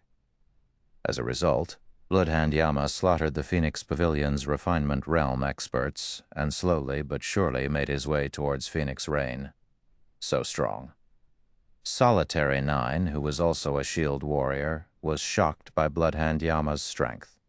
The man's display was completely different from Shi Feng's in Cold Wind City. Shi Feng had relied on overwhelming attributes to defeat his enemies, whereas Bloodhand Yama used techniques. It seemed as if the shield warrior could block every attack and break every defense before him. However, Phoenix Rain was no ordinary player either. Although her performance in the Sunset Forest hadn't been jaw-dropping, she was by no means weak. In fact, it seemed as if the Phoenix Pavilion Master had become an entirely different person as Solitary 9 watched her fight. Every one of her spells seemed to have a life of their own, avoiding shields and landing solid blows. Her attack method had plenty of variations. Sometimes, her spells descended from the sky, while other spells seemed to manifest from their surroundings. When some of her spells missed their mark, they seemed to make an abrupt U-turn, striking at the target's back. Due to her varied attack patterns, Phoenix Rain's targets struggled to defend themselves. The Flower of Seven Sins suffered numerous casualties at Phoenix Rain's hand. She had even killed 2 party leader-level experts. Meanwhile, Blue Phoenix seamlessly executed triple casting, using her powerful spells to disperse the attacking formation. The level of combat dumbfounded the players watching from safety. Countless players used a variety of combat techniques, which they rarely got to see. Moreover, they watched as players used skills in unheard-of ways. At the end of the day, however, Phoenix Rain's team was wedged between 2 forces. In addition, 9 Dragons Emperor's side had an absolute advantage in numbers. It was only a matter of time before the Phoenix Pavilion Master's team fell. It seems we have no choice but to expose our trump card. Shi Feng, who was fended off the Heavenly Dragon Pavilion's members, could not help but sigh. He then commanded through the team chat, "Kola, Summer, open a path, Aqua, and I will bring up the rear. Understood." Kola and Alluring Summer nodded before dashing towards Bloodhand Yama. Chapter 1491, Experts Clashing. Just as Shi Feng finished issuing orders, a figure appeared behind Kola. "Assassin. Be careful." Lifeless Thorn shouted to warn the Guardian Knight when he saw the figure. He stood only 5 yards away from Kola, and at that distance he could even sense movement in the grace, yet despite pushing his senses to their limits, he failed to detect the approaching figure. Only after this figure had revealed himself had he noticed the enemy assassin. He had never heard of such a high-level concealment technique. Although Lifeless Thorn tried to stop the assassin's attack, the latter was simply too fast. A split second after the assassin had appeared, a stake of black light sliced across Kola's back. "Do you really think you have any hope of leaving this place alive?" Shadowtooth, who wore a black mask, hissed after appearing behind Kola. "Assassinate." Pang. When the black light descended, nearby players heard the sound of shattering glass. Before anyone had noticed, a transparent barrier had manifested behind Kola. Shadowtooth's attack sliced the barrier in half, but Kola remained unharmed. "Someone blocked my attack?" Shadowtooth was caught off guard. He turned to search his surroundings, intent on finding the player that had blocked his blade. The assassin's gaze soon found Alluring Summer, who wore pitch-black mage robes and wielded a blue wooden staff. She actually stopped Shadowtooth's ambush. Just who is that female elementalist? 9 Dragons Emperor, who commanded the battle from afar, shot Alluring Summer a glance. Shadowtooth was the Dragon Phoenix Pavilion's #1 expert. Both his skills and items ranked among the best in the guild. Even Martial Dragon, who had grasped a domain, could not always fend off Shadowtooth's ambushes. 9 Dragons Emperor wouldn't have been terribly surprised to see a melee player with fast reactions fend off Shadowtooth's strike. But it had been an elementalist's. It was unbelievable. "Young lady, your reaction speed is quite impressive. But all you've done is called death upon yourself," Shadowtooth said in a chilling tone, narrowing his eyes at alluring Summer. He then transformed into a shadow, dashing towards the elementalist as he ignored Cola. Once an assassin failed an ambush, they'd have a very difficult time killing an MT of the same level. On the other hand, killing a cloth armor class was easy. This was especially true for Shadowtooth, who had recently obtained the epic-ranked Shadow Boots. These epic boots increased his initial acceleration to 20% of his maximum movement speed, boosting his dexterity to a whole new level. The greatest difference between expert and ordinary players was typically their dexterity. Even with the same attributes, experts seemed faster when they moved. In contrast, ordinary players typically looked like robots, their actions dull and predictable. This was due to a lack of dexterity. Players' dexterity mainly manifested in their acceleration, how quickly one could go from 0% of their maximum speed to 100% and vice versa, not one's maximum speed. The more dexterous one was, the shorter the interval. Players would then be capable of accomplishing feats that were normally impossible. If a player could begin accelerating at 20% of their maximum movement speed, the change would undoubtedly increase their dexterity by a large margin. Shadowtooth dodged one spell after another. Even when numerous melee experts blocked his path, he easily maneuvered his way through the gaps without getting caught. Lifeless Thorn even executed a perfect split spear, but the combat technique was utterly useless against the assassin. Not only had Lifeless Thorn failed to hit Shadowtooth, but he had even been struck by the man's counterattack. Despite Shadowtooth countering with an ordinary attack, the impact threw Lifeless Thorn over a dozen yards away, his HP instantly falling by 1/6 of its maximum. How is that guy so fast? The outcome stunned Cleansing Whistle and the other Asura members. They never thought that Lifeless Thorn could be repelled so easily. Fortunately, all of the players on Thunder Island were prohibited from using berserk skills. The consequences would have been unimaginable if Lifeless Thorn had been struck by an empowered Shadowtooth. After removing the berserker from his path, Shadowtooth quickly reached Alluring Summer, slashing Magic Breaker at the elementalist's throat. Die! Shadowtooth activated the Tier 1 skill, Dark Blade, without hesitation. Not only was this skill impossible to block, but it also ignored the target's defense. Most importantly, the skill would silence the target for 5 seconds when struck. Even an ordinary expert could easily defeat a magical class player who couldn't cast spells for 5 seconds. However, just before the assassin's blade bit into Alluring Summer, several arcs of golden electricity wrapped around him and sealed his movements. What accurate judgment! Shadowtooth was slightly surprised to see the arcs binding him. Restriction-type control skills and spells weren't usually instantaneous. As a result, players had to predict a moving target's progress and react accordingly. Although Shadowtooth had expected Alluring Summer to attempt to stop him with a control skill as he approached, he had not expected the woman to use herself as bait, taking advantage of the instant he paused to attack. However, Shadowtooth had reacted quickly as well. When he realized that he couldn't move, he used a control removal skill to break free. He then swung Magic Breaker at the elementalist once more. However, Alluring Summer had prepared for this, taking half a step back. Since she had stopped Shadowtooth a second beforehand, he had lost his momentum. As a result, Magic Breaker's speed had decreased significantly, giving Alluring Summer enough time to retreat and barely avoid the short sword. Amazing. When Lifeless Thorn, who stood in the distance, saw this, he was astounded by Alluring Summer's control over the battlefield. Alluring Summer waved her staff after dodging Shadowtooth's attack. Suddenly, numerous blue basketball-sized lightning balls appeared around the elementalist. A moment later, all 30-plus lightning balls bombarded Shadowtooth from multiple different directions. The assassin had no choice but to retreat temporarily. But as if the lightning balls had locked on to him, they moved towards his blind spots. In the end, even a domain realm expert like Shadowtooth was forced to activate wind steps, utilizing the moment of invulnerability to retreat. Why does Zero Wing have so many experts? 9 Dragons Emperor was stunned. He had never expected Zero Wing to have more people capable of forcing Shadowtooth back, Elsewhere, Kola arrived to help Phoenix Rain, charging at the approaching Bloodhand Yama. Despite this, the man showed no signs of avoiding the Guardian Knight. Instead, he raised his shield and increased his speed. One was a shield warrior, while the other was a Guardian Knight. Both players had high HP and defense. Neither of them was afraid of a head-on collision. Boom.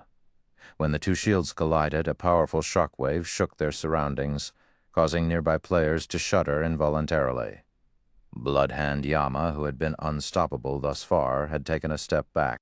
In contrast, Kola actually remained steady. The difference between their strengths was obvious at a glance. Is this for real? Someone actually stopped Bloodhand Yama? The various superpowers watching the fight with their magic mirrors were shocked by Kola's strength. None could believe that someone had stopped the famous Bloodhand Yama. Bloodhand Yama was famous for his violence in the virtual gaming world. He had always been a shield warrior and pursued brute strength.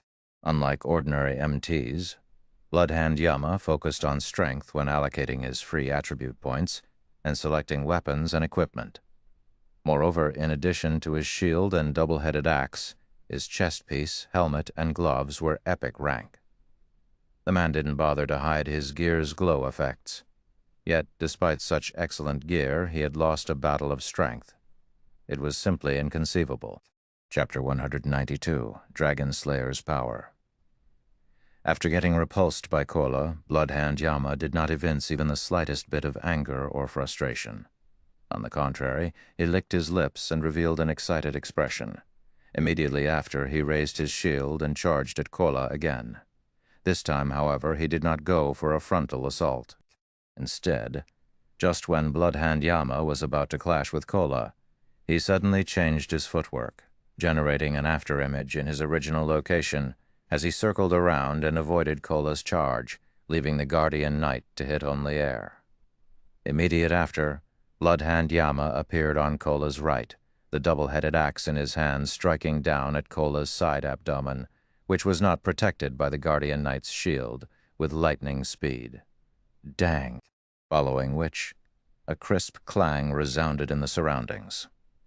Dazzling sparks flew as well. At the critical moment, Kola had managed to shift his body sufficiently to allow his one-handed sword to block Bloodhand Yama's attack. Meanwhile, as a result of this clash, Bloodhand Yama staggered back a step. Bloodhand Yama's doppelganger actually got blocked? Phoenix Rain, who had initially been preparing to help Kola, could not help but be surprised by this scene. Just how much strength is Zero Wing hiding? She originally thought she had a very clear understanding of Kola's strength. Meanwhile, as far as she knew, Kola was definitely not strong enough to go up against Bloodhand Yama, even though he was the lead MT of Zero Wing's main force and possessed quite respectable basic attributes. However, with the facts placed before her, she had no choice but to admit that her understanding was inadequate. In reality, Phoenix Rain wasn't the only person surprised by this outcome. The Flower of Seven Sins members and Nine Dragons Emperor were similarly shocked. Right now, two of their most powerful members were actually stopped. Moreover, Bloodhand Yama's distraction gave Phoenix Rain and the others an opportunity to focus on dealing with the other members of the Flower of Seven Sins. Only Shi Feng found this outcome to be natural. After all, Kola and Alluring Summer had both obtained the Dragon Slayer legacy. The Dragon Slayer legacy was a relatively special legacy. Unlike other legacies, it did not provide players with any elaborate skills or spells. However, it was a legacy that was upgradable. If the legacy were fully upgraded, it would not be the slightest bit inferior to a peak legacy. The reason for this was the dragon power players received when obtaining the Dragon Slayer legacy. The denser the dragon power inside a player's body was, the greater the power they would be able to exhibit. Legends had it that the power of the strongest dragon slayer in history surpassed even that of dragons. Now that Kola and Alluring Summer had become dragon slayers, their life ratings were superior to that of Tier 2 players. Hence, their basic attributes, physiques, and reaction speeds were not something players of the same level and tier could compare to. These attributes would only become increasingly stronger as Kola and Alluring Summer obtained more dragon origin crystals. At that time, their life ratings would be able to reach the same level as dragons. In God's domain, dragons were the symbol of death and destruction. If players could achieve a life rating equal to dragons, one could just imagine how strong they could become. They could easily overwhelm even players that had demonized. Meanwhile, on Thunder Island, which prevented players from using berserk skills, Kala's and Alluring Summer's basic attributes were most likely inferior to only Shi Feng's own. As for their physiques, theirs were even slightly superior to his own. This was the reason Shi Feng had tasked the two of them with opening up a path for the team. In terms of techniques, Bloodhand Yama and Shadowtooth indeed possessed an overwhelming advantage over Kala and Alluring Summer. However, the difference in tiers and the power of the Dragon Slayer class were more than enough to offset the difference in techniques and allow Kala and Alluring Summer to just barely surpass the two domain realm experts. With Bloodhand Yama tied down, Phoenix Rain and Blue Phoenix were able to coordinate their attacks with each other and relentlessly reduce the member count of the Flower of Seven Sins. At this rate, it was only a matter of time before Phoenix Rain's team broke out of the encirclement. Dragon Pavilion Master, Zero Wing, has really hidden a lot of its power with Phoenix Rain's capabilities. I'm afraid it'll take only another minute or two for her team to escape the encirclement, Undead said, chuckling as he looked at the distant Flower of Seven Sins members fighting. Are you really sure you don't need my help? Hearing Undead's words, Nine Dragons' Emperor gritted his teeth and said, Fine, as long as you can pin down Phoenix Rain's team here, I'll give that item to you. Although he had managed to invite Bloody Paradise to aid him, getting Undead to personally take action was a whole other story. However, with the situation having reached this point, he couldn't care less about paying the additional cost right now. If he failed to get rid of Phoenix Rain in this favorable terrain, doing so would become much more difficult afterwards. Thanks a lot, Undead said, smiling faintly. He then started pacing slowly towards the battlefield. Upon Undead's entry into the battlefield, the Bloody Paradise members suddenly underwent a change. As if they had entered into a frenzy, they disregarded all costs to open up a path for Undead. As for Undead himself, he chanted an incantation as he walked forward. Suddenly, a pitch-black magic array appeared in the sky, enveloping half of the battlefield. The ambient mana then began surging towards the magic array, forming numerous pitch-black spears. Tier 1, Curse, Dark Feathers, disappear. Undead swung down his staff. Suddenly, several hundred pitch-black spears descended from the skies. As if they possessed a life of their own, these pitch-black spears all struck at the defensive blind spots of the enemy players. Each spear carried the power of a Tier 1 peak attack. Even MTs with high defense and magic resistance lost over 6,000 HP when struck. As for the other classes, they received over 10,000 damage from each spear. In the blink of an eye, the pitch-black spears killed over a dozen players who failed to defend themselves properly. Even Solitary 9, who possessed the Titan Guard, could not repulse every spear sent at him and ended up getting struck 8 times. If not for him activating Titan's Heart, his HP would have long since ended up at a critical level. Who is that man? Cleansing Whistle's expression darkened considerably when she stared at Undead. She felt that Undead was simply too terrifying, after all. The man had actually managed to control hundreds of pitch-black spears simultaneously, making the spears move as if they were alive. Fortunately, she stood quite a distance from Undead and got struck by only 3 spears. Had she been any closer to the Elementalist, she might have lost her life already. So this is the 11th ranking expert on the God's Domain experts list? Gentle Snow's expression turned grim as she looked at Undead moving slowly in her direction. With her basic attributes and combat standards, she would be able to handle a dozen or so of those pitch-black spears simultaneously at most. If she had to go up against more than 100 of those spears, however, she would most likely have to activate the 7 Luminaries Battle Armor's active skill, Sky God's Glory, in order to survive. Not to mention, Undead had only used 1 spell thus far, yet he had already wreaked so much devastation. If they allowed the Elementalist to continue casting spells freely, the consequences would definitely be unimaginable. Phoenix Rain, who was currently fending off the Flower of Seven Sins members, also wore a grim expression when she saw Undead entering the battlefield. Undead was nicknamed the Devil's Hand. The man was capable of exhibiting any spell or skill to its fullest potential. Moreover, his ability to control the situation of a battlefield was peerless. He was most suited to group battles. Individually, he was also much stronger than old monsters like Bloodhand Yama and Shadowtooth. It was precisely because of Undead that even Kurong, the great pavilion master of the Dragon Phoenix Pavilion, feared Bloody Paradise greatly. Rain, stop your futile resistance and just obediently accept your fate. Nine Dragons' Emperor said mockingly when he saw the tides of the battle turning in his favor. He was fully aware of just how powerful Undead was. Even Martial Dragon, who had grasped a domain, could survive against Undead for only a short time. Moreover, both sides were currently intermingled, making it impossible for anyone to use large-scale destruction spells without resulting in friendly fire. In such a situation, Undead, an elementalist capable of freely controlling his spells, was practically a godlike existence. "Guild leader? Should I head over there?" Aqua Rose suggested. At the moment, she was going up against more than 3 refinement realm experts simultaneously.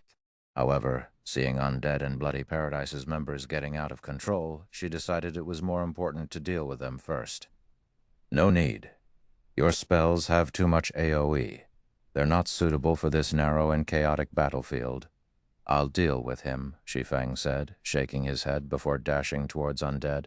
Chapter 1493, 1-on-2, on the chaotic battlefield. Although Bloody Paradise's members numbered only around 60, the presence of Undead elevated the overall strength of the team by a significant margin. The reason for this was Undead's ability to aid his allies during their time of need. At the same time, he was also capable of creating gaps for these allies to strike at their opponents. He was like the overlord of the battlefield, and even Shi Feng could not help but feel admiration for Undead's capabilities. Undead could not only achieve absolute control over the battlefield with his spells, but also freely manipulate his enemies on the battlefield. It was precisely because of this talent of his that the secret pavilion had nicknamed him the Devil's Hand. When Shi Feng entered within 60 yards of Undead, over 20 fireballs and ice spears suddenly flew at him. To Shi Feng, however, attacks of this degree did not even warrant him blocking them.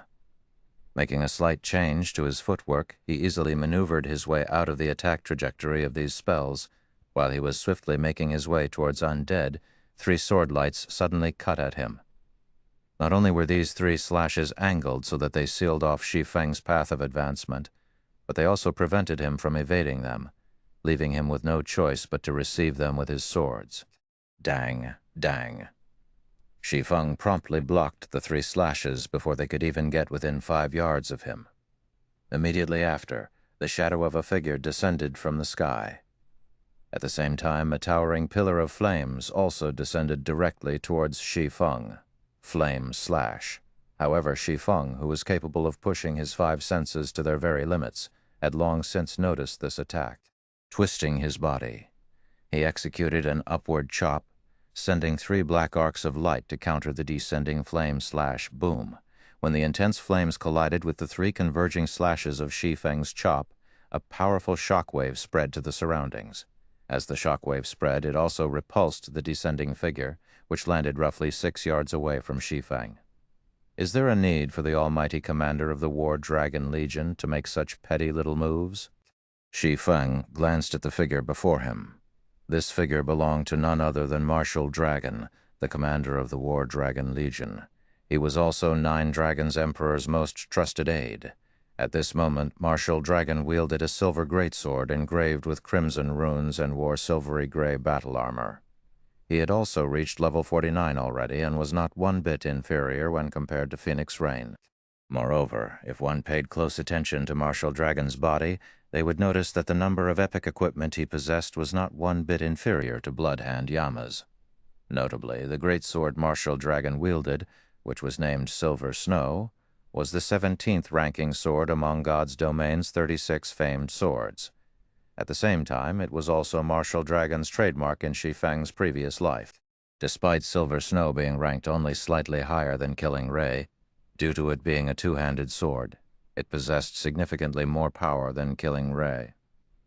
As expected of Zero Wing's honorary elder, you've managed to block my attack even under such circumstances. Martial Dragon was not the slightest bit agitated by Shi Feng's mocking words. On the contrary, he laughed and said, "However, with me here, nobody will be able to approach undead."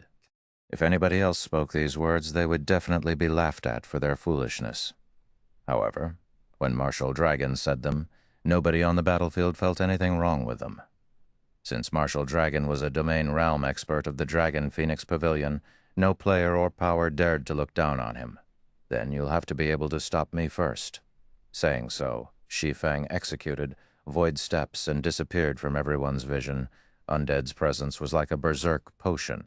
If he did not stop the men now, the damage that Undead and Bloody Paradise's members could cause would be no laughing matter. Originally, Shi Feng had thought to use a silencing skill. However, the uniqueness of the battlefield on Thunder Island did not just prevent players from using berserk skills. Silencing skills were similarly ineffective on Thunder Island. Hence, he had no choice but to personally take action now. "Don't even think of getting past me so easily." At the same time as Shi Feng disappeared, Martial Dragon's greatsword seemingly extended itself as a silver beam of light shot out from the weapon and landed at a location roughly 10 yards away from Martial Dragon. When the beam struck, it left behind a deep gash on the ground. Meanwhile, Shi Feng had also suddenly appeared before this gash. Sure enough, Void Steps is utterly useless against domain realm experts. Sending a glance at Martial Dragon, who remained standing in his original position, Shi Feng decided to give up on dealing with undead first. Domain realm experts were capable of not only pushing their 5 senses to their very limits, but also observing their surroundings from a third person's perspective. Void Steps was footwork specifically meant to trick the opponent's sense of sight only. Hence, fooling Martial Dragon with Void Steps was simply impossible. The only reason Shi Feng had even tried executing the footwork was in the hopes that it would delay Martial Dragon's reaction by even a moment. Now, however, it would seem that Void Steps was incapable of doing even that. What? Giving up already? Martial Dragon chuckled as he looked at his motionless opponent. In response, Shi Feng simply continued silently observing Martial Dragon. Compared to the fact that Martial Dragon was a domain realm expert, Shi Feng was more wary of the greatsword in the berserker's hands. As one of the 36 famed swords of God's domain, Silver Snow possessed special hidden effects, just like the Abyssal Blade did. While the Abyssal Blade could gather the surrounding mana around its user, Silver Snow could extend the range of its attacks. Of course, this extension was not without limits. However, it still gave Martial Dragon a maximum attack range of 15 yards. Although this hidden effect could be maintained for only extremely short intervals, it was already more than enough for an expert player. When experts fought, they would always gauge their opponent's attack range before going in for an attack. If the other side could suddenly extend their attack range, one could just imagine the effect it would have on a battle. Meanwhile, being able to extend his attack range up to 15 yards allowed Martial Dragon to cover more ground in his defense. This was also the reason why the Berserker had spoken such boastful words earlier. Moreover, this attack extension was still not the most powerful aspect of Silver Snow, which instead lay in its ability to execute 2-stage attacks. The famed sword was capable of saving up to 10 cuts made before for 15 seconds. Any enemy that came into contact with these cuts would receive damage. This was also the only skill Silver Snow possessed, Broken Mark. Aside from Broken Mark, Silver Snow possessed no other skills. Meanwhile, it was also precisely due to this skill that Silver Snow ranked 17th among God's domain's 36 famed swords. In other words, Martial Dragon could set up invisible traps anywhere within 15 yards of himself. Not only did Shi Feng need to be careful of Martial Dragon's attacks while fighting, but he also needed to avoid stepping anywhere the Berserker had cut before. "Since you're not coming, I'll head over to you instead." Martial Dragon had no intention of dragging out this fight. Upon seeing his opponent remaining unresponsive, he immediately activated charge on Shi Feng. At this moment, Undead, who was slowly making his way towards Phoenix Rain, also took notice of Shi Feng. He immediately began chanting incantations. summoning an ice wall to help Martial Dragon block off Shi Feng's path of retreat, and at the same time sending a Tier 1 flame barrage at Shi Feng's defensive blind spot. Both Martial Dragon and Undead were Domain Realm experts, and both were capable of clearly perceiving every one of Shi Feng's movements. Hence, when facing the attacks of these two experts, Shi Feng would have no choice but to receive their attacks, as dodging was simply impossible. How despicable. Those two actually have the gall to work together. When Gentle Snow saw Martial Dragon and Undead ganging up on Shi Feng, she wanted to move in and help Shi Feng. However, Blood Dragon and two other Refinement Realm experts had her thoroughly pinned down. As for Shi Feng, his two opponents were similarly extraordinary players capable of going up against a great lord of the same level, despite Shi Feng having the advantage in basic attributes. If he was not careful when dealing with their attacks, they would kill him very easily. Just when Martial Dragon's Silver Snow and Undead's barrage of fireballs were about to descend on Shi Feng tightened his grip on his two swords and executed Sword's Orbit. Suddenly, the ice wall behind him and the sword lights and fireballs before him were all shattered by Sword's Orbit. What powerful attributes!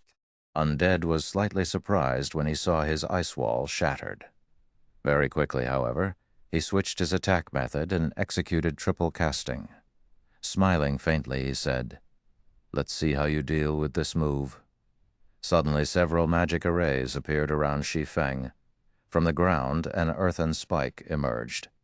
From the sky, a lightning strike descended. From his surroundings, numerous ice spears stabbed at Shi Feng simultaneously. Meanwhile, Martial Dragon also did not hold back as he executed the Berserker class's strongest Tier 1 skill, Indiscriminate Slash. Suddenly, numerous streaks of silver light interweaved, forming a wall that pushed towards Shi Feng. This overwhelming attack pattern made the scalps of everyone present on the battlefield tingle. Just when these attacks were about to land on Shi Feng, however, Shi Feng abruptly stabbed Killing Ray into the ground. Summon Lightning. Suddenly, arcs of lightning spread out to Shi Feng's surroundings, instantly obliterating the attacks of Undead and Martial Dragon. What a powerful skill. Martial Dragon was somewhat surprised by this outcome. He had never thought that Shi Feng would possess a skill capable of wiping out other skills. Nevertheless, he laughed in the next moment and said, "However, I'm sure you can use this skill of yours only once." He and Undead were capable of executing their coordinated attack again after a short cooldown. They could even switch the skills and spells they used and execute other attack patterns. They did not need to rely on powerful skills like Shi Feng did to defend and attack. While it is indeed true that I can only use this skill once within a certain period of time, if the two of you can't coordinate with each other again, then it doesn't really matter," Shi Feng retorted, smiling calmly. He then activated Phantom Kill and 9 Dragons Slash. Chapter 1494, One-Hit Kill. The instant Shi Feng activated his skills, the doppelganger created from Phantom Kill immediately activated Windblade and made its way towards Undead, while the 16 Abyssal Blade Phantoms summoned by 9 Dragons Slash shot towards Martial Dragon, giving the two no opportunities to react at all. Domain Realm experts were already difficult opponents to deal with in the first place. With Martial Dragon and Undead now working together, dodging their combination attacks was simply impossible. Undead's spells, in particular, accurately targeted the weaknesses in Shi Feng's defenses. After including Martial Dragon's assistance, the combined assault had already exceeded Sword's Orbit's defensive capabilities. Hence, the only thing Shi Feng could do now was have his doppelganger distract Undead while using ranged attacks to deal with Martial Dragon, who was fond of melee combat. A doppelganger. Undead simply smiled when he saw Shi Feng's doppelganger moving towards him. Immediately, he started triple casting again. Earthen Spear, Ice Blast, Flame Imprint. All 3 spells were Tier 1 spells. Earthen Spear was meant to limit the target's movements. Ice Blast served as a frontal attack and inflicted a movement speed debuff, and Flame Imprint was an aerial attack aimed at the target's defensive blind spot. Under Undead's control, the combination of the 3 spells became an ultimate move that would kill Undead's target with almost absolute certainty. Meanwhile, players usually needed to personally control their doppelgangers. If the player did not devote full concentration to controlling their doppelganger said, doppelgangers would not exhibit their full potential. Moreover, doppelgangers normally had weaker basic attributes than the main body. In Undead's opinion, it was simply a joke for Shi Feng to send his doppelganger at him. Elsewhere, the 16 abyssal blade phantoms were like non-existent when going up against Martial Dragon. Despite Shi Feng executing Sword's Orbit with the Sword Phantoms, Martial Dragon managed to evade the attacks sent at him while maintaining a fixed distance from Shi Feng, keeping Shi Feng within the attack range of his Silver Snow. Do you really think you can kill Undead with just a doppelganger? You'll just get yourself killed even quicker by splitting your attention. Noticing Shi Feng's attention wavering slightly, Martial Dragon took advantage of this opportunity to advance abruptly. Suddenly, Martial Dragon disappeared from where he stood, the ground that the berserker had been standing on shattering from the thrust of his feet. In the next moment, 12 doppelgangers of Martial Dragon formed around Shi Feng, all 12 of them stabbing their greatswords at the surrounded swordsman, Tier 1 taboo skill, Dragon Tooth.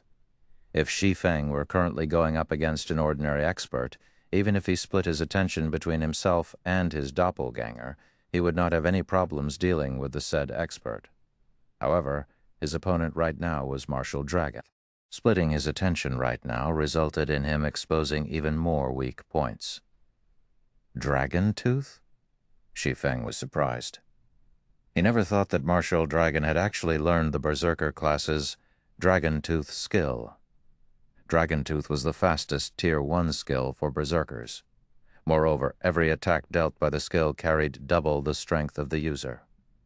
If this skill struck Shi Feng, the consequences would be unimaginable. Die, Martial Dragon shouted. If Shi Feng had been going all out with his superior attributes, he could easily dodge the majority of Martial Dragon's attacks. However, doing so was much more difficult now that he was splitting his attention between himself and his doppelganger. Just when the 12 attacks were about to land on him, Shi Feng instinctively activated Defensive Blade. In the next moment, the 12 streaks of silver light rapidly approaching Shi Feng stopped abruptly an inch away from his body. However, Martial Dragon had long since anticipated this move. He promptly leaped high up into the air before slamming his greatsword downwards, his entire person seemingly having transformed into a meteor as he plunged towards Shi Feng, Tier 1 taboo skill, Falling Star. This move was the sole Tier 1 AoE skill available to Berserkers. Although the skill had a modest radius of only 10 yards, any enemy within that 10-yard radius would be dealt a devastating blow.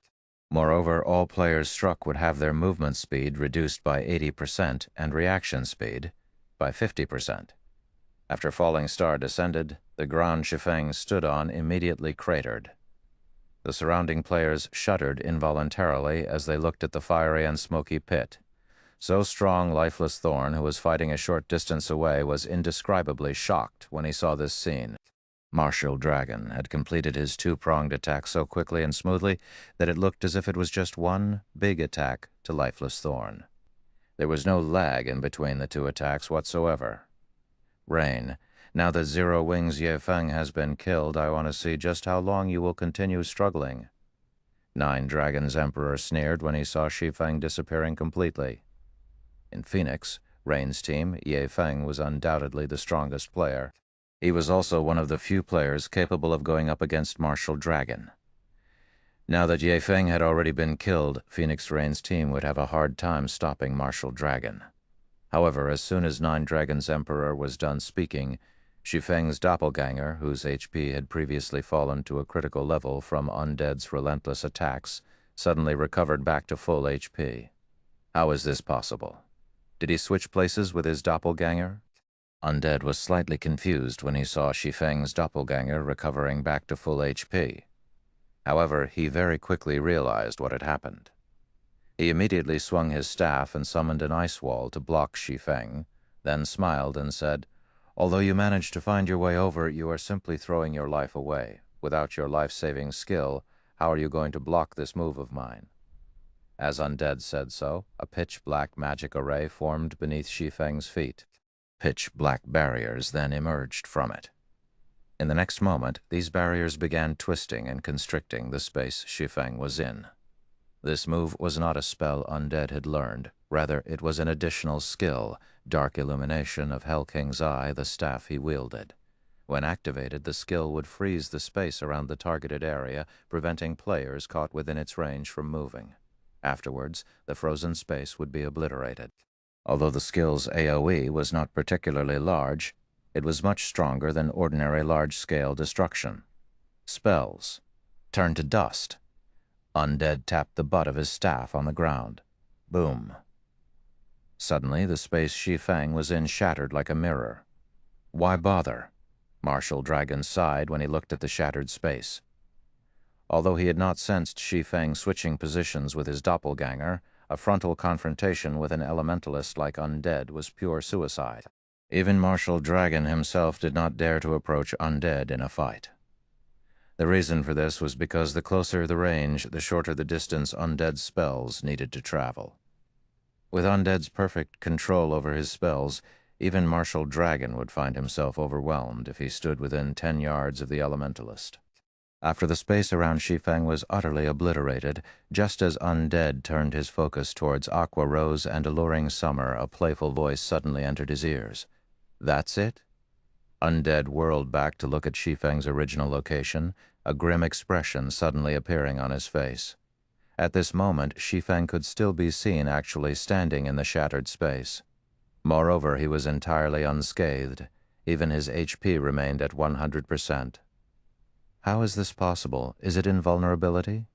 Undead's gaze turned serious as he studied the faint golden barrier enveloping Shi Feng's body. Invulnerability skills with long durations were exceedingly rare in God's domain. Even the various super guilds had only a few people with such skills. He had never thought that Shi Feng would actually have one. "That's right," Shi Feng said, laughing. He then moved straight towards Undead. Although Undead tried to cast a spell to stop Shi Feng, the latter had already disappeared from where he stood. Then Shi Feng popped up right in front of Undead. Tier 2 taboo skill, Instant Strike. Although Undead reacted rapidly and had immediately used Blink to distance himself from Shi Feng, the moment before he disappeared, a blue flash cut across his body. In the next moment, Undead's body appeared at a location 15 yards away. At this time, however, a flower of blood had already bloomed on Undead's chest. As for Undead himself, he was like a puppet that had its strings cut, his body collapsing powerlessly to the ground. So fast. Commander? How is this possible? The members of Bloody Paradise were stupefied when they saw Undead's HP bottoming out. Chapter 1495, 12 Firmaments. Without Instant Strike, Shi Feng would definitely have a hard time killing Domain Realm experts.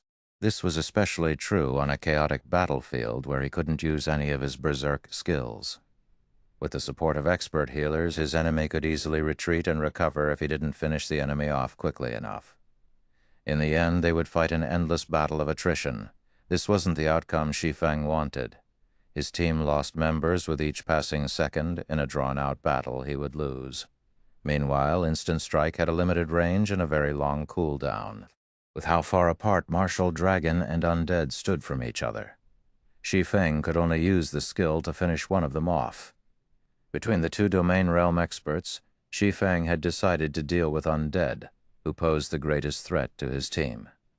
In fact, he had sent his doppelganger to harass Undead precisely to set up an opportunity to use Instant Strike against the Elementalist. However, Undead was quite intelligent. The Elementalist had maintained a certain distance from his doppelganger, attacking from his maximum range. However, when Undead had assumed Shi Feng had died, he had relaxed, giving Shi Feng the opportunity he needed. Even so, he had nearly allowed Undead to get away. Fortunately, he had triggered Killing Ray's lightning effect, increasing his initial attack speed to 50% of the maximum. When Undead collapsed, Bloody Paradise's members were dumbfounded. Undead was the adventurer team's pillar of strength. Now that this pillar had fallen, the remaining members had lost their will to fight. All that was left was horror. They were especially afraid of that swordsman's frightening strike before they had realized what was happening. Their commander had lost his life. Although Undead was only an elementalist, he had more than 30,000 HP. Yet Shi Feng had devoured every hit point in one hit. In other words, this swordsman could instant kill any cloth armor class on the battlefield. He could even take out MTs with high HP and defense in 2 or 3 hits. How is he so fast? Nine Dragons' Emperor, who watched proudly from a distance, wore a grim expression as he watched Shi Feng. Most of the experts on the battlefield might not have understood what had just happened, but he had caught a glimpse. The instant Shi Feng had appeared before Undead, the latter had activated Blink to escape. Yet not even the skill's instantaneous activation could take full effect before Shi Feng completed his slash. This godlike attack speed was simply unheard of. If he allowed Shi Feng to get close to him, Nine Dragons' Emperor felt a chill crawl down his spine. This is the commander's true strength? How strong is he?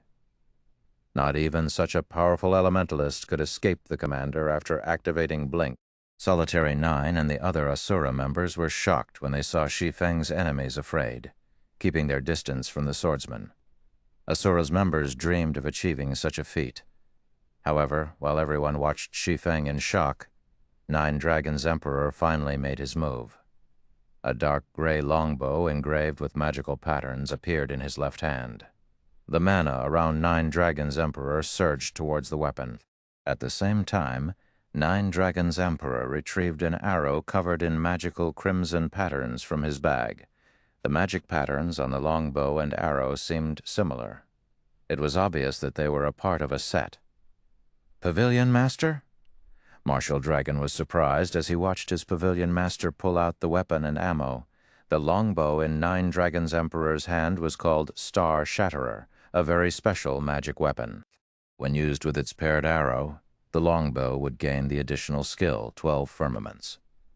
When activated, the skill would launch 12 attacks simultaneously, each of which had enough power to wound a Grand Lord of the same level. Moreover, the 12 attacks were impossible to dodge. The attacks would even break through invulnerability. It was an ultimate move that could only be used once every 10 hours. Not even the great Pavilion Master knew about Nine Dragons' Emperor's Star Shatterer. He had initially planned to save this trump card for Thunder Island's powerful guardian bosses. Martial Dragon had never expected the Heavenly Dragon Pavilion Master to use the longbow against Shi Feng. Die! Nine Dragons' Emperor pulled back Star Shatterer's bowstring, stretching the weapon into a full circle. He aimed for Shi Feng, who stood nearly 100 yards away, before activating 12 firmaments. The Ranger class already had the longest attack range of all of the various ranged classes. However, even after reaching Tier 1, Rangers only had a maximum attack range of 52 yards, yet 12 firmaments could double that range, locking onto targets up to 104 yards away. Shoo! Shoo! Shoo! Suddenly, the crimson arrow Nine Dragons' Emperor had knocked split into 12 streaks of dark blue light that flew towards Shi Feng. As these arrows moved, they tore through space as if tearing through paper, leaving one spatial rip after another in their wake. After killing Undead, Shi Feng had planned to take advantage of the shock to take down a few more enemies around him. But when he caught sight of Nine Dragons' Emperor's longbow from the corner of his eye, a chill crawled down his spine. Star Shatterer had been incredibly famous in his previous life. The longbow ranked 28th on the magic weapon ranking list in God's domain. In the hands of a Tier 2 player, the weapon would even injure a mythic monster of the same level. Only Shi Feng hadn't realized that Nine Dragons' Emperor had obtained Star Shatterer so early in the game. Upon seeing the 12 arrows flying from Nine Dragons' Emperor's longbow, Shi Feng instinctively activated Void Shield, a protective barrier capable of absorbing damage equal to 10 times his maximum HP. He then executed Sword's Orbit to deflect the incoming arrows. Once the attack had locked on, 12 firmaments would follow him wherever he went. He had no choice but to take the attacks head-on. Fortunately, Instant Strike was still in effect. Immediately, a galaxy of stars formed around him, clashing with the 12 streaks of dark blue light. Boom, boom, boom. Each attack pushed Shi Feng several yards back. By the time he blocked the 12th attack, he was 60 yards from where he had started, and his Void Shield had shattered. Shi Feng's HP fell like there was no tomorrow. 90%, 70%, 50%. When he eventually stopped sliding backward, his HP bar stabilized. He's not dead? How is that possible? Nine Dragons Emperor flashed Shi Feng an incredulous look. He simply could not believe that his attack, which could even wound a Grand Lord, had failed to kill Shi Feng. Moreover, although Shi Feng looked fairly miserable, even sporting a cut on his cheek from the pressure of the attack, he still had over 20% of his HP. The 12 firmaments is really no joke. Shi Feng smiled bitterly as he glanced down at his numb hands. If not for his strength, which even exceeded a great lord's of the same level, Void Shield, and sufficient reaction speed, that attack would have taken his life. Everyone pay attention. Miracle's forces are heading this way. If we can hold out for a little while longer, victory will be ours. Nine Dragons Emperor declared, "Anyone who kills Phoenix Rain will receive a piece of level 50 dark gold equipment. I'll also reward anybody who kills Yi Feng 1,000 magic crystals and a piece of level 50 dark gold equipment." Nine Dragons Emperor hadn't thought that he'd encounter anyone who could threaten his life, but after watching Shi Feng take undeads, he no longer felt safe. If he did not get rid of Shi Feng now and the man's skills finished their cooldowns, the consequences would be unimaginable. He had to prioritize the swordsman's death, forcing him to lose a level and a piece of equipment. If an expert of Shi Feng's caliber lost a piece of equipment that he was particularly compatible with, his combat power would plummet. Only then would Nine Dragons Emperor's mind be at peace. Of course, killing Shi Feng multiple times would be the best outcome. Level 50 dark gold equipment? All hail the Pavilion Master. Hearing Nine Dragons Emperor's announcement, many of the players on his team turned towards Shi Feng, eager to earn the rewards. When Phoenix Rain's team members heard the declaration, they were confused. They weren't surprised by the bounty on Phoenix Rain's head, but he had also placed an even higher bounty on Shi Feng's. The Phoenix Pavilion members didn't understand why Nine Dragons Emperor would prioritize the swordsman's death over Phoenix Rain's. However, what truly made Phoenix Rain's team members despair was the news that Miracle's members had almost reached the battlefield, coming to assist their enemy. He's already colluded with Miracle. Shi Feng felt pressed for time as he watched his enemy's morale recover. He shifted his gaze towards Bloodhand Yama and the other Flower of Seven Sins members. It seems that I can't afford to hold back any longer. As Shi Feng made his way towards Bloodhand Yama, he activated Divine Steps to nullify the incoming attacks from the enemy experts around him. Both of his hands were still numb, and the best he could do was maintain his grip on his weapons, much less deflect an attack. A moment later, Shi Feng reached Phoenix Rain's section of the battlefield. He stabbed the Abyssal Blade into the ground and activated the evolved Abyssal Curse. Chapter 1496, One Move, One Kill. As Abyssal Curse activated, a large pitch-black magic array appeared beneath the Flower of Seven Sins members. Black fog rose from the array, tangling around the expert players and restricting their movements.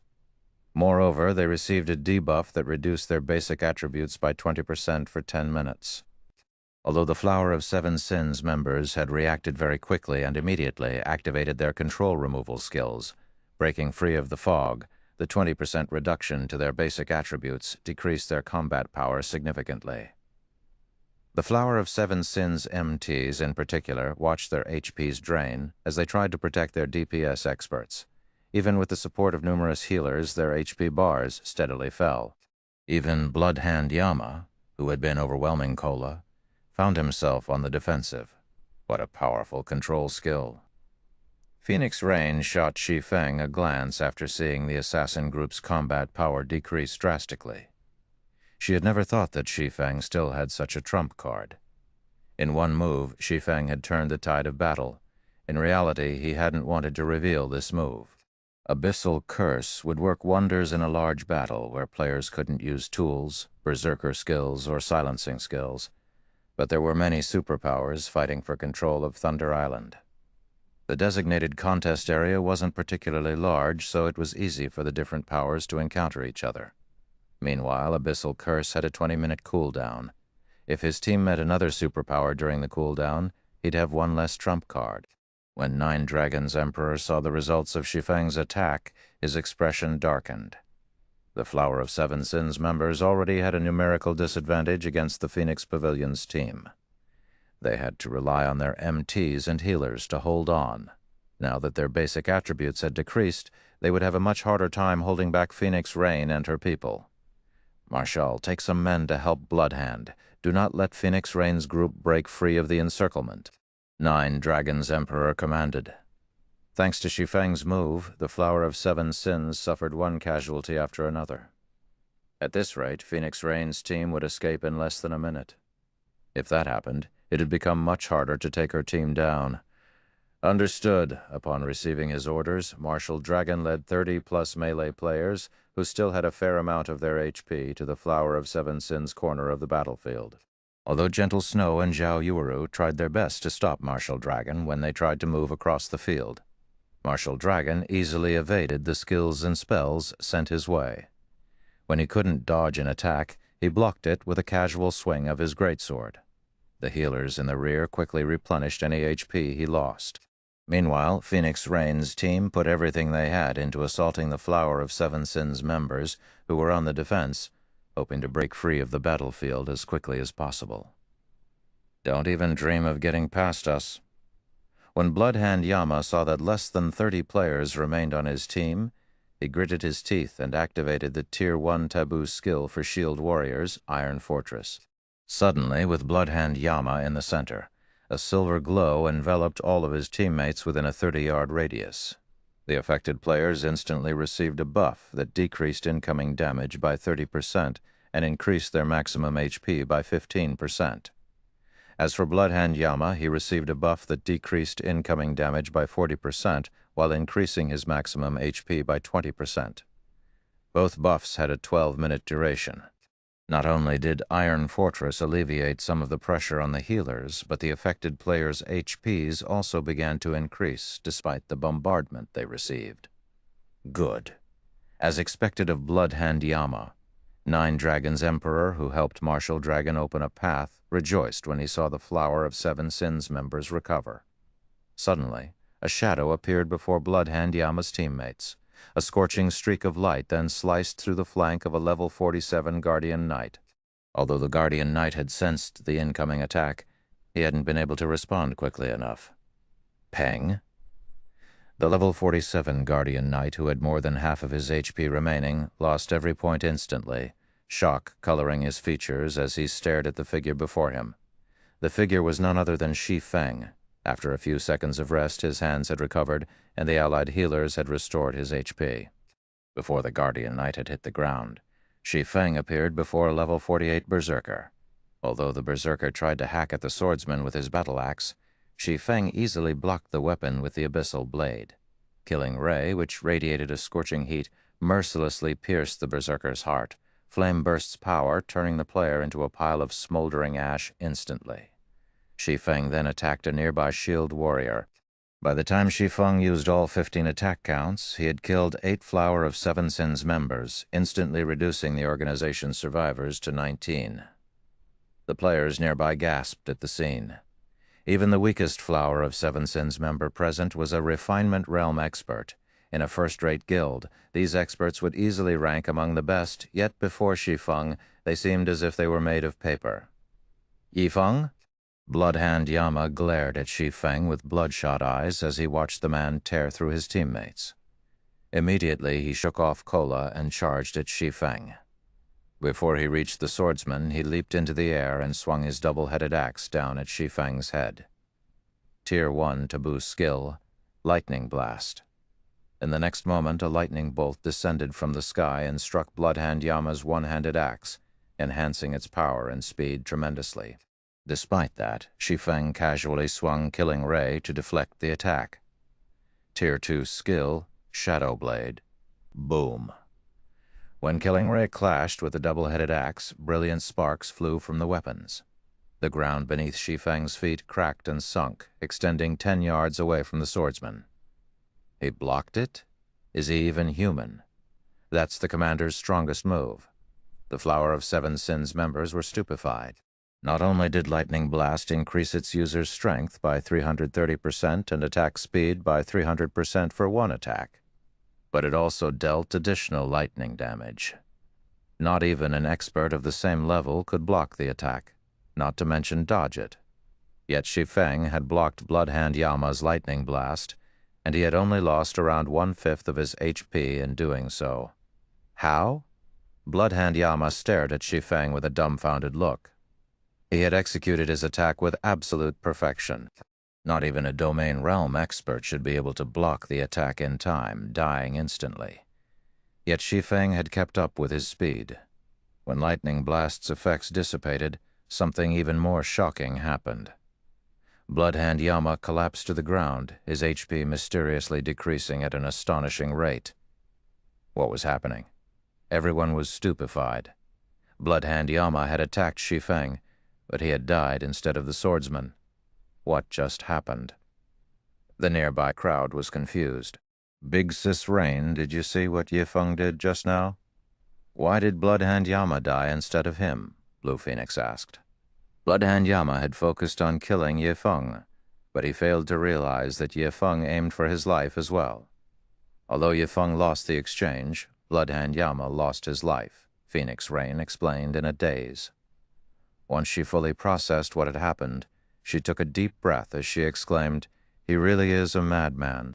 Phoenix Rain found it truly hard to imagine that, despite blocking a full-powered attack from an expert like Bloodhand Yama, Shi Feng had the gall to launch a simultaneous attack at the Shield Warrior's blind spot.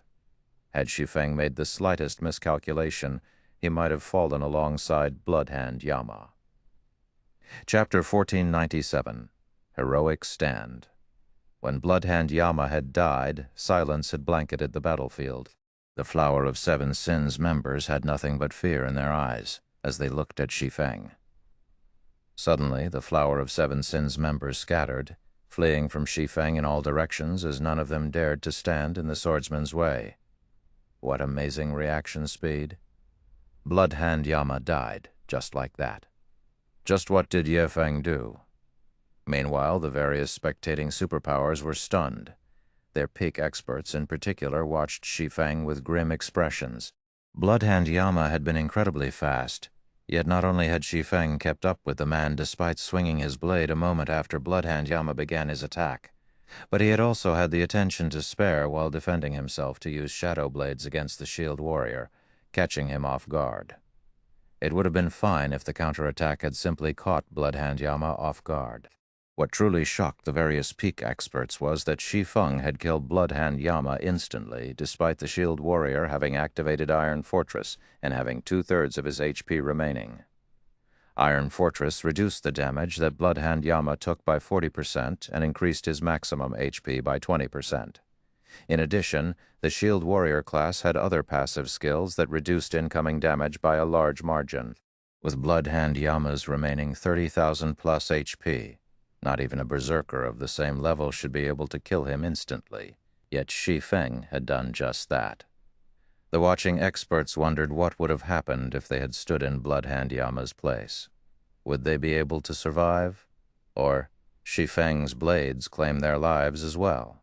What everyone didn't know was that, although the counterattack seemed reckless, Shi Feng had calculated the whole encounter. Tier 2 players had a much stronger physique than Tier 1 players. Furthermore, Shi Feng had multiple fragmented legendary items. There was also the fact that he had reduced Bloodhand Yama's basic attributes with Abyssal Curse. Moreover, Bloodhand Yama was a strength-focused shield warrior. To Shi Feng, who had the strength and speed of a great lord of the same level, defending against and killing Bloodhand Yama was no trouble. Shi Feng didn't bother to chase after the fleeing Flower of Seven Sins members. Instead, he picked up the plate armor Quise's Bloodhand Yama had dropped. Although the Quises weren't epic rank, they were level 45 dark gold equipment. The piece could easily fetch a few hundred gold on the market. After collecting up his loot, Shi Feng turned and dashed towards Martial Dragon. Although no one stood in their path of retreat now, they'd still sustain heavy casualties if they allowed Martial Dragon and his people to pursue and attack as the battle drug on, Phoenix Rain's team had less than half of its original 200 or so members. In contrast, Nine Dragons Emperor's team still had over 200 players. The gap in both sides' strength continued to grow. If they did not stop Martial Dragon, he'd cripple their team, even if they escaped in the end. Don't even think of getting away so easily. At this point, Nine Dragons Emperor knew that he couldn't stop Phoenix Rain's team from retreating. Immediately, he moved to work alongside Martial Dragon, slaughtering the fleeing players. However, rather than dealing with the moderately skilled players, Martial Dragon and Nine Dragons Emperor targeted Gentle Snow and Zhao Yueru. Suddenly, numerous arrows rained down on Gentle Snow, cutting off her path of retreat. At the same time, Martial Dragon leaped into the air, arriving beside the female berserker. He then ruthlessly brandished his greatsword at the snow goddess. Tier 1 Skill, Flaming Cross Slash. As the raging flames approached Gentle Snow, several blue lightning bolts surged towards her from a short distance away, striking down Martial Dragon's Flaming Cross Slash. Shi Feng. As his attack was nullified, Martial Dragon turned towards the lightning's origin. He had previously thought that he could easily take on Shi Feng, but he had learned that he'd have to keep his guard up against the swordsman. The man had already proven his strength when he had killed Undead and Bloodhand Yama. If he wasn't careful, the swordsman might take his life as well. When Gentle Snow noticed that Martial Dragon had been distracted, she breathed a sigh of relief and promptly retreated. Everyone stop fighting and flee.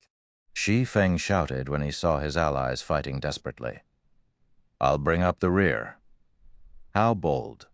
Do you really think you can stop us all by yourself? A cold gleam flashed in Nine Dragons Emperor's eyes as he glared at Shi Feng. Although he acknowledged that Shi Feng was quite powerful, the man would be fooling himself if he thought he could stop more than 200 experts by himself. Nine Dragons Emperor and his teammates stopped holding back as they bombarded Phoenix Rain's team with their strongest attacks. However, when the spells and skills were midway through their course, a powerful ripple radiated from the center of the battlefield. Chilling Field. When the ripple collided with the enemy's spells and skills, they shattered instantly. In addition, Nine Dragons Emperor and his people, who stood within Chilling Field's range, grew cold as their attributes and movement speeds swiftly decreased. Suddenly, icicles bombarded the melee players chasing after Phoenix Rain's team. Although these melee players tried to defend themselves, the icicles were far more powerful than they had imagined. Each icicle carried as much strength as a great lord. Tier 1 players had no way of blocking the attacks. Nine Dragons, Emperor's people, were forced out of Chilling Field's effective area. Suddenly, Phoenix Rain's team stood on one side of a massive divide, while Nine Dragons Emperor's people stood on the other. Even an expert like Martial Dragon could only stand within Chilling Field's range for a short moment before he too was forced out. This is a domain skill. How does he have one? Nine Dragons Emperors watched the frost-covered battlefield with a dark expression. In God's domain, large-scale destruction spells were undoubtedly the strongest in pure power, but these spells didn't differentiate between friend and foe. Normally, they were only effective in battles that consisted of tens of thousands of players. Domain skills followed closely behind large-scale destruction spells. Domain skills combined both offense and defense. Not only could they suppress one's enemies, but they were also effective against specific targets. However, players normally had to reach Tier 3 before they would find domain skills. The watching players outside of Thunder Island were stupefied. Is this a joke? He actually stopped Nine Dragons Emperor's team by himself. Just who is this Shi Feng? For a time, everyone talked about Shi Feng first. He had killed Undead, who had the nickname the Devil's Hand. Then he had killed Bloodhand Yama, one of the Flower of Seven Sins representative experts. Now he stopped 200-plus experts by himself. This was simply inconceivable. None of the 200-plus players fighting for Nine Dragons Emperor were ordinary experts.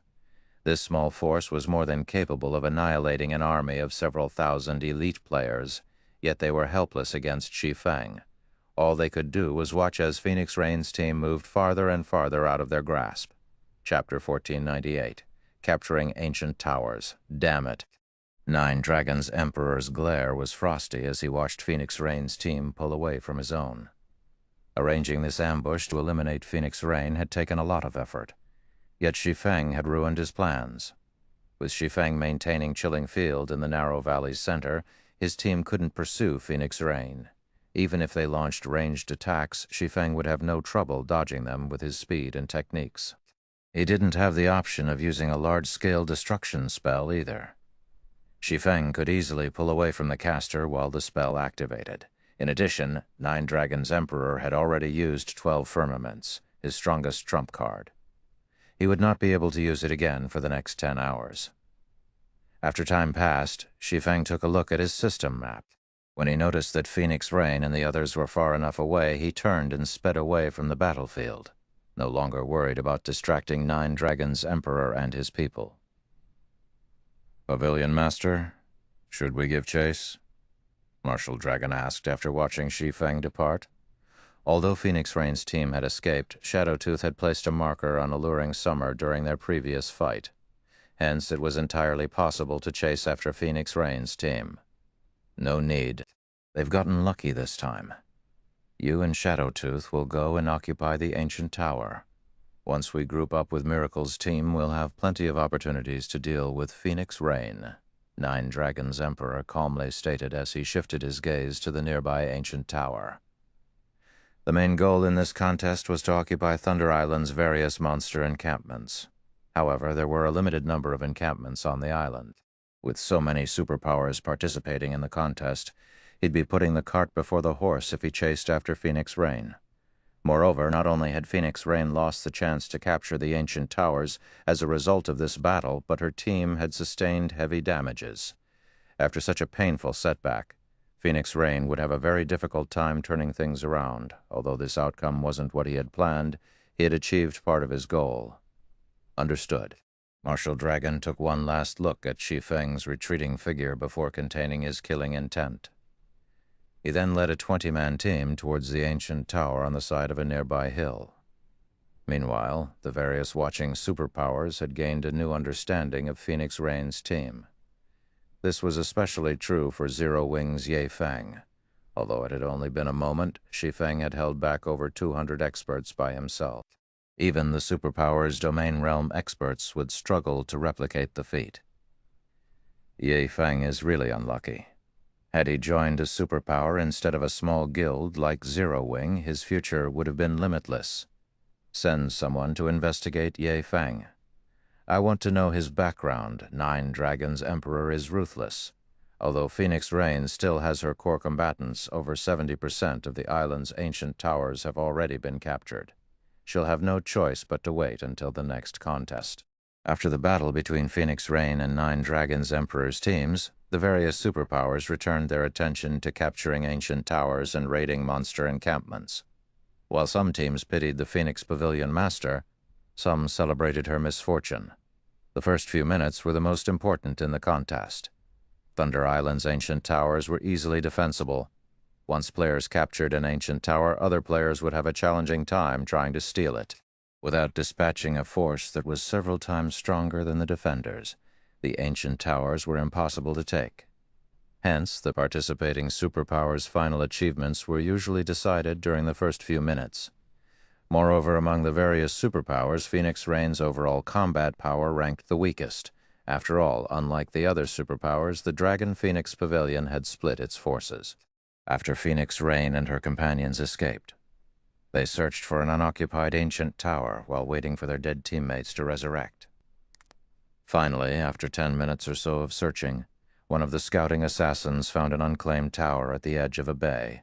Phoenix Rain immediately led her team to capture it. The team spent around 10 minutes clearing out the dozen or so level 55, Lord-ranked savage orcs before they captured the ancient tower. Big Sis Rain, I've just received news from our men outside of Thunder Island. All 39 ancient towers have been captured. I'm afraid we've lost our chance to secure a second tower, Blue Phoenix reported helplessly. What's the situation on Nine Dragons Emperor's side? Phoenix Rain asked, frowning.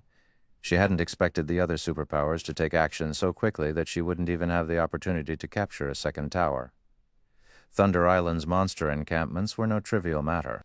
Without tools or berserk skills, taking down ordinary Grand Lords of the same level would be extremely difficult, not to mention Thunder Island's Grand Lords. The defense and magic resistance a single tower provided wouldn't likely be enough to help them capture a monster encampment, even if they worked together. They needed the weakening effects of 2 ancient towers. With the help of Miracle 9 Dragons, Emperor has captured 3 ancient towers.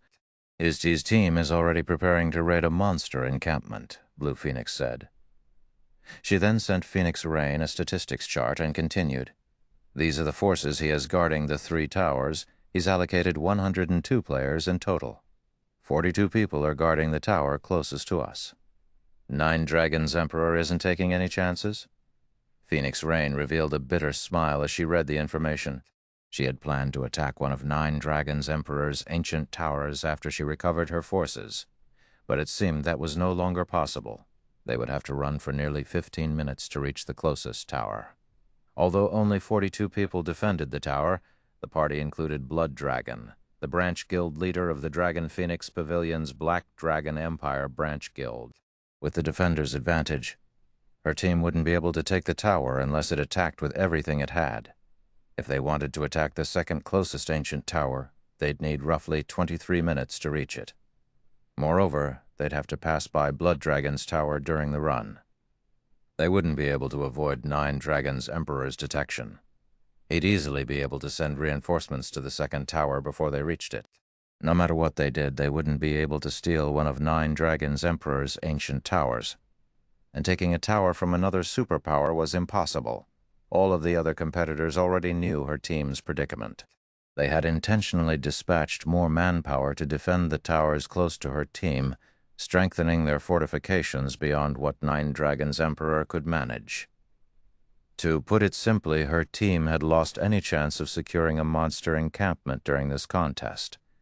As he read the collected information, Shi Feng suddenly commented, "We're not completely out of options. We still have a chance." Phoenix Rain took another look at the report in her hands, but even after reading through it again, she couldn't find an ancient tower that her team could raid. "What about this tower?" Shi Feng said as he pointed to one of 9 Dragons Emperor's ancient towers, the farthest from their current location. "That one?" Phoenix Rain had initially been excited to hear that they still had a chance, but after seeing the ancient tower Shi Feng had pointed at, she was speechless. "Although only 25 players are defending that tower, it'll take us 30 minutes to reach it. By the time we arrive, 9 Dragons Emperor's reinforcements would have beaten us there. We'll never be able to capture the tower." "No. We won't just target one tower, we'll capture 2 of his ancient towers simultaneously," Shi Feng said, chuckling as he shook his head. "Capture 2 towers?" Phoenix Rain looked at Shi Feng's grin in confusion. For a moment, she wondered if the man had lost his mind after 9 Dragons Emperor's provocation. "Big Brother Ye Feng, you know the advantages players get after capturing a tower. Not only will allies near the towers receive a buff to their basic attributes, but they'll also receive a damage reduction buff.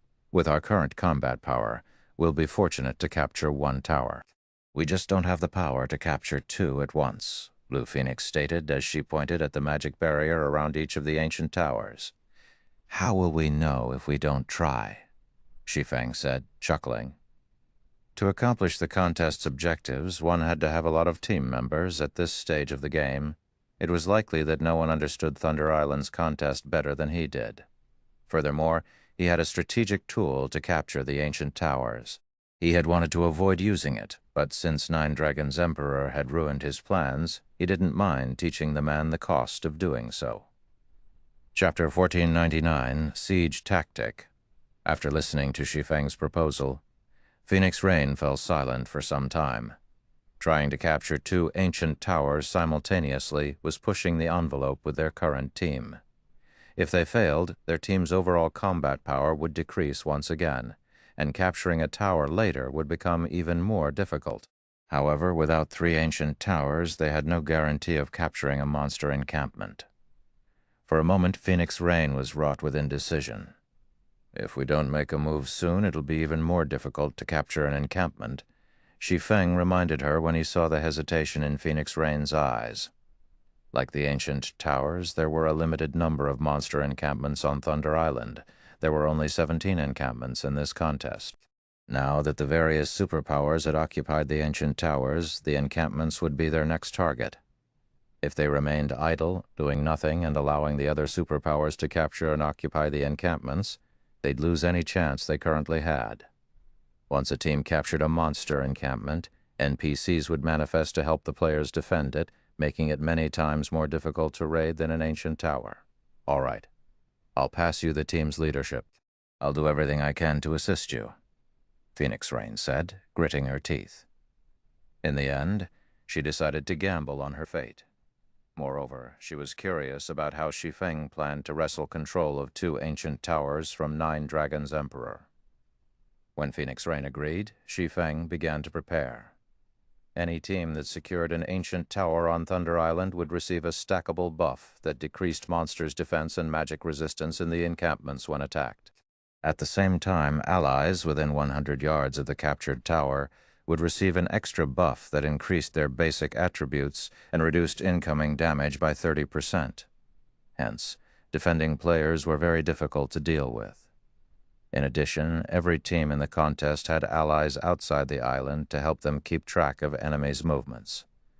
If an enemy team showed any intention of attacking a particular tower, the team would bolster its defense and dispatch reinforcements. This made it even more difficult to steal an occupied ancient tower. Fortunately, these hurdles were nothing to Shi Feng. Phoenix Pavilion Master, you lead 80 players to assault 9 Dragon Emperor's nearest ancient tower. Try to avoid fighting within 100 yards of the tower. You just need to keep the defenders busy. I'll lead a team of 100 to circle the tower and ambush the tower in the forest. The remaining 40 players will stay here and defend this area. If you're all right with this plan, we'll move out right away, Shi Feng said. His teammates were speechless when they heard Shi Feng's plan. They had assumed that he'd reveal some heaven-defying idea that would allow them to capture both towers at once. But his plan seemed overly simple. Big Brother Ye Feng, I'm afraid that 9 Dragons' Emperor will discover our members too quickly. He'll almost certainly dispatch reinforcements to the forest tower. Capturing the tower will likely Blue Phoenix said worriedly. Relax. Since 9 Dragons' Emperor is busy capturing an encampment, he won't have many players to send if he sends any at all. Stealing the towers won't be an issue, Shi Feng said, but everyone fell silent. The tower's terrain advantage was no laughing matter. They couldn't overcome the hurdle with a small numerical advantage. All right, since no one else has any arguments, let's move out. Time waits for no man. Shi Feng then formed a 100-man team and made his way towards his target. Big Sis Rain, if we go along with this plan, I'm afraid that Blue Phoenix said anxiously as she watched Shi Feng depart. Let's see what he has in mind for now. If it isn't possible, we can always join up with his team and concentrate on a single location, Phoenix Rain said, sighing. She had handed Shi Feng authority over the team. She couldn't reject his plan without trying it. I understand, Blue Phoenix said after giving the matter some more thought. At this point, they had no choice. Following which, Phoenix Rain led a team of 80 players towards the nearest ancient tower under 9 Dragons' Emperor's control, hoping that her team could cause enough commotion to distract the man and luring as many players as possible. This way, Shi Feng's side would have a greater chance of succeeding. After Phoenix Rain and Shi Feng's teams moved out, 9 Dragons' Emperor, who was busy raiding a monster encampment, received news of their movements from his scouts outside of Thunder Island. Phoenix Rain is finally making a move? 9 Dragons' Emperor muttered when he received the report. After reading it, however, he was confused. What is she trying to do? She dares to split her forces? Does she really think that I won't notice? 9 Dragons' Emperor wasn't surprised in the least to learn that Phoenix Rain aimed to capture the ancient towers under his control. After all, among the nearby towers, his were the least fortified. He had done that on purpose. He had 350 players on his team. With the buffs from the 3 ancient towers, he only needed 100 players to capture a monster encampment, leaving the remaining 250 to defend the towers. He had only left 102 players to defend them to give Phoenix Rain the illusion of hope. Once she took his bait, he'd send the remaining 148 players to form a pincer attack, eliminating Phoenix Rain from the contest. However, he had never imagined that she'd split her forces, thinning her already low combat power. "Pavilion Master, shall I lead a team to the towers?" Martial Dragon suggested. "No. Let's wait for now. Contact Miracle and tell them to get ready. Once Ye Feng's team reached the other tower, you'll meet up with Miracle's forces to surround them. I refuse to believe they can get away this time." Nine Dragons' Emperor growled, sneering. "Understood," Martial Dragon nodded. He then contacted Miracle's upper echelons. Time passed quickly. While Phoenix Rain's team tried to attract Nine Dragons' Emperor's forces to the first tower, Shi Feng's team inched closer to the tower hidden in the forest. "Ye Feng, Nine Dragons' Emperor has dispatched a force to your tower. Some of Miracle's members are heading your way as well. Overall, 300 players are marching towards the forest tower. They should reach the tower in roughly 5 minutes. You need to get out of there." Phoenix Rain warned the swordsman, her anxiety written all over her face.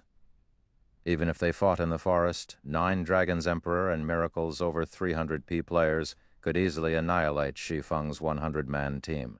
"Nine Dragons' Emperors done sitting still, huh?" Shi Feng responded, revealing a calm smile. "Guild leader, you're still in the mood to smile? We're talking about 300-plus experts. If it comes down to a fight, we'll suffer heavy losses even with a few Tier 2 players," Aqua Rose said, flabbergasted when she saw Shi Feng's calm. "Since Nine Dragons' Emperor is finally taking us seriously, we should do the same," Shi Feng said, chuckling. He then activated the aura of Space's second activatable skill, Spatial Gate. His destination was none other than the farthest ancient tower under Nine Dragons' Emperor's control. It was also the tower with only 25 players defending it. "Everyone get in the gate. It's time we teach Nine Dragons' Emperor the price of targeting us. While tools were prohibited during the contest, weapons and equipment's teleportation skills were not. Hence, he could freely teleport around Thunder Island. In fact, he could even teleport off of the island. Unfortunately, he'd need a new Thunder Pass to re-enter if he did so. Seeing the spatial gate, realization struck Aqua Rose and the others. Since tools were prohibited, players had to rely on their own capabilities to travel around Thunder Island. A skill like Teleportation Gate was godly in this contest. Upon Shi Feng's command, the 100-man team entered the Teleportation Gate. In the next moment, they appeared before an ancient tower on the edge of a cliff. When the Heavenly Dragon Pavilion members defending the tower saw Shi Feng's team, they were stupefied. "Crap, we're being ambushed. Quickly notify the Pavilion Master," a level 47 ranger, who reacted very quickly, shouted. However, as the ranger finished speaking, towering pillars of fire rose up from the ground, enveloping a large fraction of the defending players. The instant the flames touched the players, their bodies fell to ash. This move was none other than Shi Feng's flame domain. When the flame domain dissipated, less than 10 of the 25 players remained standing. Chapter 1500, Unstoppable Ye Feng.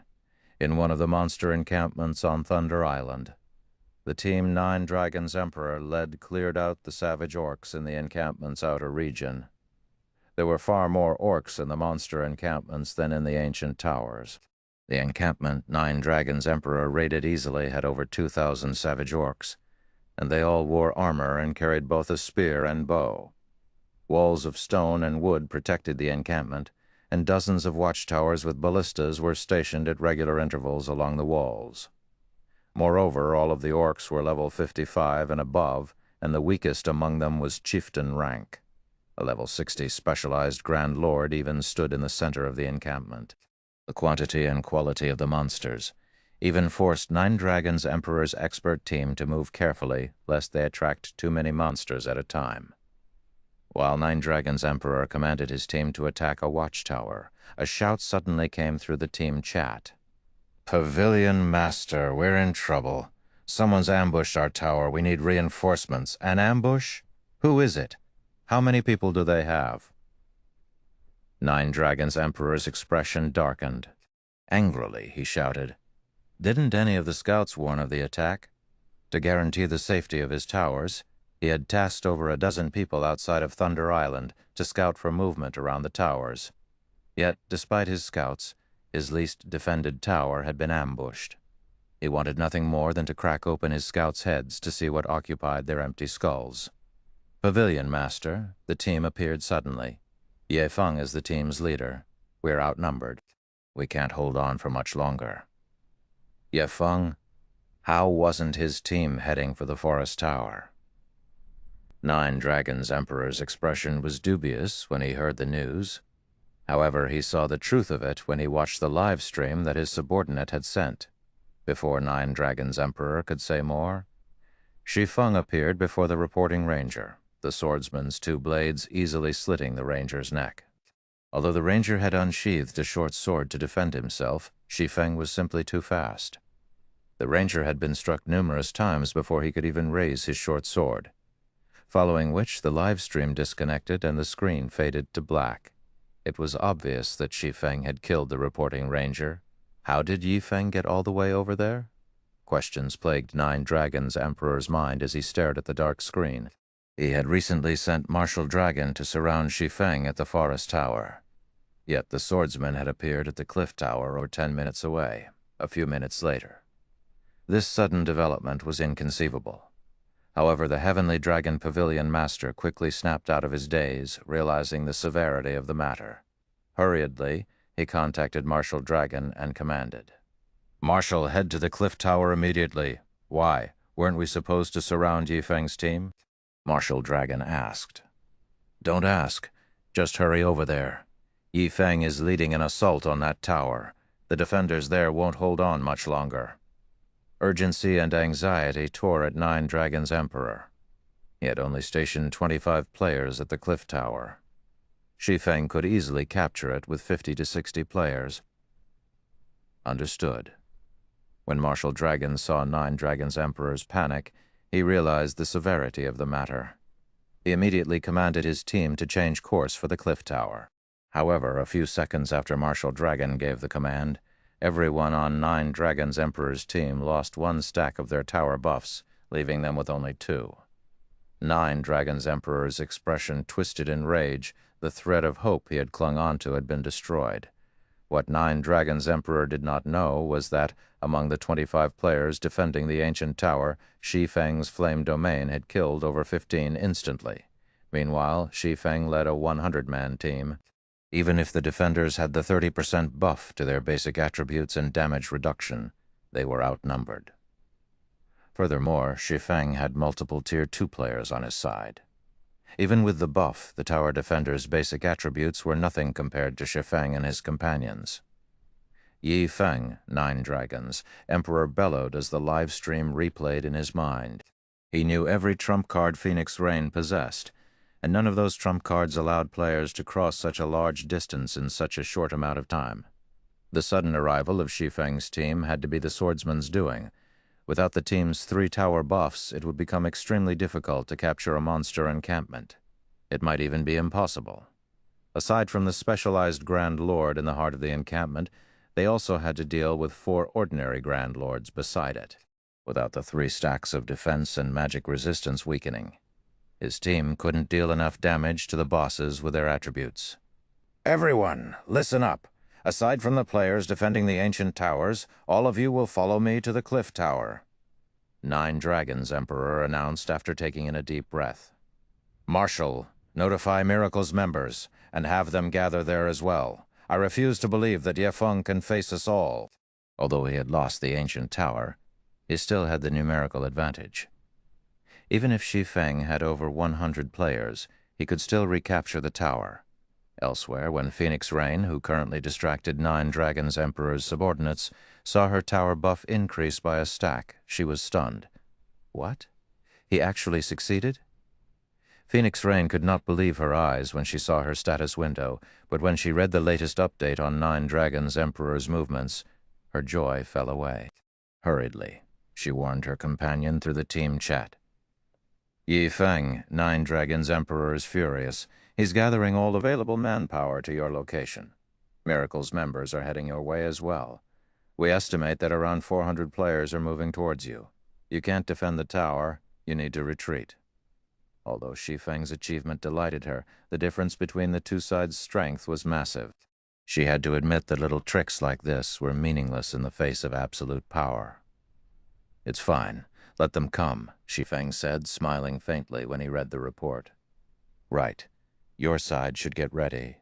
This situation might be troublesome if he weren't on Thunder Island, but players couldn't achieve victory here with a larger army." "Get ready for what? Is there some way we can help?" Phoenix Rain asked. "No. Prepare to capture your tower," Shi Feng stated indifferently. This Phoenix Rain was speechless. The tower before her was defended by 42 players. Moreover, Blood Dragon led the defense. Although she had 80 players, they could never capture the tower before Nine Dragons Emperor's reinforcements arrived. "Relax. I'll help you with it," Shi Feng said. "Help us?" Phoenix Rain was stunned. For a moment, she even thought she had heard wrong.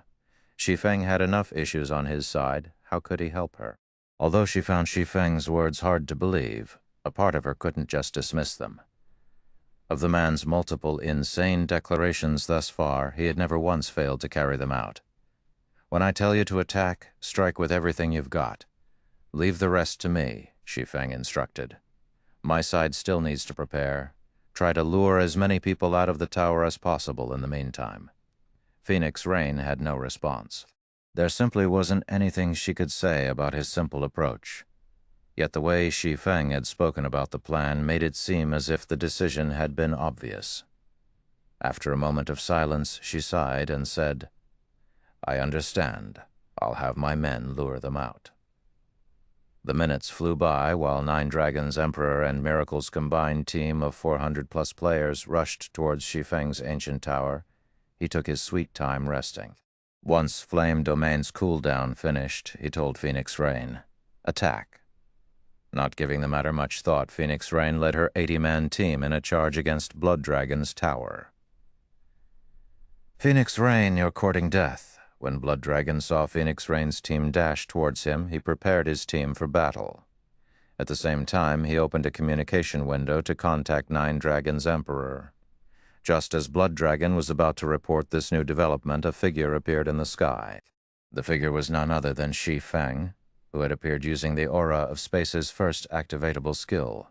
Space movement before anyone could react, Shi Feng used Flame Domain once again. The towering pillars of fire burned over half of the defending team to death. Only a dozen or so players who had reacted quickly escaped the AoE in time. After using Flame Domain, Shi Feng appeared before Blood Dragon, Phantom Kill, Flame Burst. Using Flame Burst alongside his doppelganger, even the skillful Blood Dragon was powerless against Shi Feng. Although Blood Dragon had instinctively activated his life-saving skill, each attack from Flame Burst dealt tens of thousands of damage. In the blink of an eye, Blood Dragon's corpse sprawled at Shi Feng's feet. The enemy players were stupefied. Their chain of command descended into chaos. Very quickly, Phoenix Rain's members annihilated their enemies. When Nine Dragons Emperor and his people were roughly 10 minutes from the cliff tower, they noticed that they had lost another tower buff stack. "What is going on? What happened?" Confusion colored Nine Dragons Emperor's expression as he looked at his status window. Pavilion Master Yi Feng appeared and attacked Branch Guild leader Blood Dragon's tower a moment ago. One of the scouts outside of Thunder Island cautiously informed him. Volume 16. Thank you for listening to the story on KevinAudio.com, Chapter 1501. Reversal. Nine Dragons Emperor's expression darkened when he heard the scout's report. He had wanted to deal a devastating blow to Phoenix Rain and eliminate her from the contest, yet not only had he lost 2 of his 3 ancient towers, but his team had also suffered over 60 casualties. If the other superpowers knew this, he'd become a laughingstock.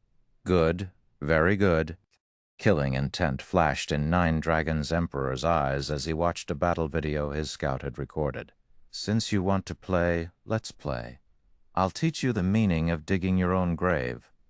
Pavilion Master, should we send a team to recapture Blood Dragon's tower?" Marshal Dragon asked when he saw the fury on Nine Dragons Emperor's face. "No, we'll head to the cliff tower. We'll reclaim that tower first, then we'll take care of Phoenix Rain's team. Tell our resurrected members to gather at the forest tower. I won't let Yi Feng steal another. Nine Dragons Emperor commanded. He had to admit that Shi Feng's teleportation skill was heaven-defying on Thunder Island, and the fact that he had a large-scale destruction spell only complemented his ability to teleport. At the end of the day, however, there was still a massive difference between their team's strength. As long as he approached the situation slowly and steadily, Shi Feng wouldn't have an opportunity to steal another tower. Meanwhile, the various superpowers on Thunder Island were shocked to hear that Nine Dragons Emperor had lost 2 ancient towers in a row. What?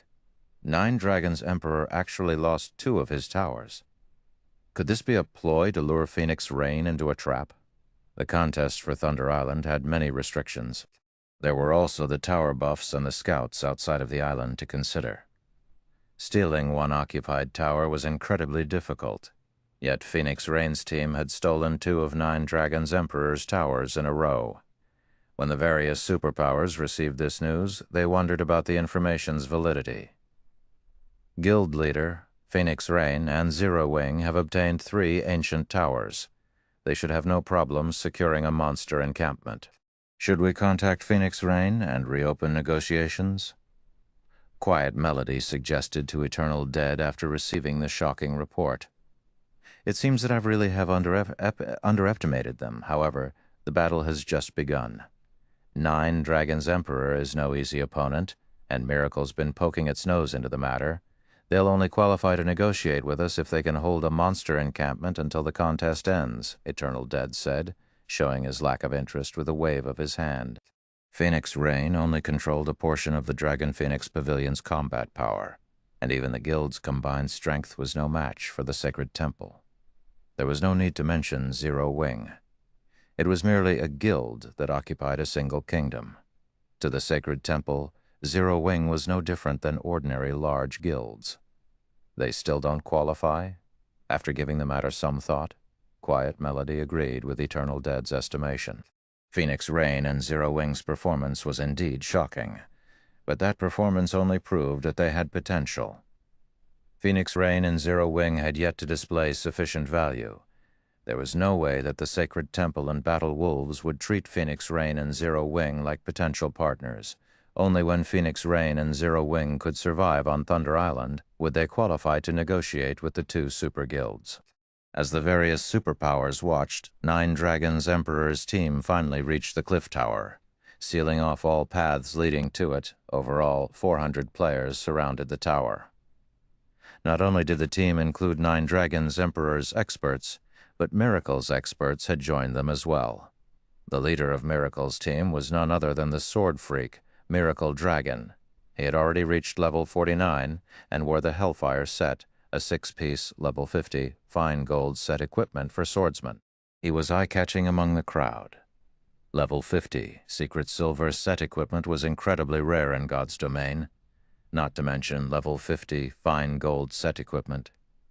Even Martial Dragon and Shadowtooth gazed at Miracle Dragon's Hellfire set in envy. The Dragon Phoenix Pavilion had yet to secure a complete level 50 fine gold set equipment. Miracle's prowess was obvious upon these players' arrival. Gentle Snow and the other who had stayed behind to defend the cliff tower felt a significant pressure. Although the tower increased their basic attributes and reduced incoming damage by 30%, they were at an overwhelming numerical disadvantage. They were about to face so many more enemies than they had in the previous ambush. Suddenly, Shi Feng appeared in the top of the tower with space movement. As Spatial Gate was still on cooldown, he couldn't transport other players to or from the cliff tower. Not only had his return calmed Zero Wing's nervous members, but it had also caused a stir among Nine Dragons Emperor's troops. Yi Feng, you dare to stand before me again? You might have gotten away last time, but you won't be so lucky again. Nine Dragons Emperor bellowed when he saw Shi Feng in the top of the tower. He then commanded, "Everyone attack."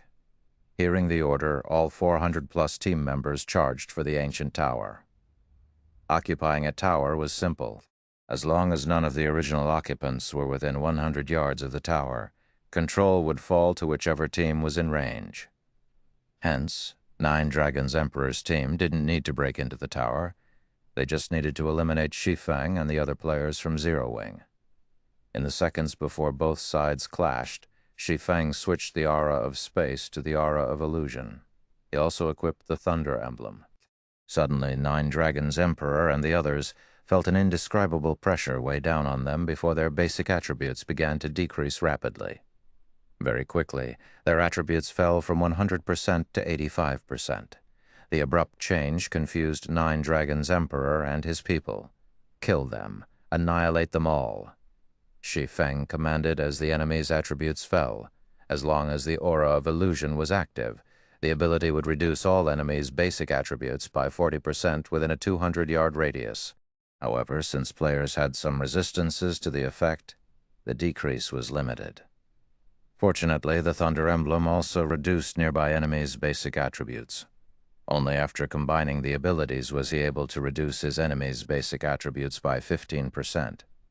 Normally, this 15% reduction might not offer much of an advantage, but his team also had the Ancient Towers buff. The new difference between the two sides' attributes was the equivalent of his players using berserk skills against players without. Damn it, everyone move back. Get 100 yards away from the tower. Nine Dragons, Emperor urgently commanded through the team chat, his expression darkening when he realized the situation.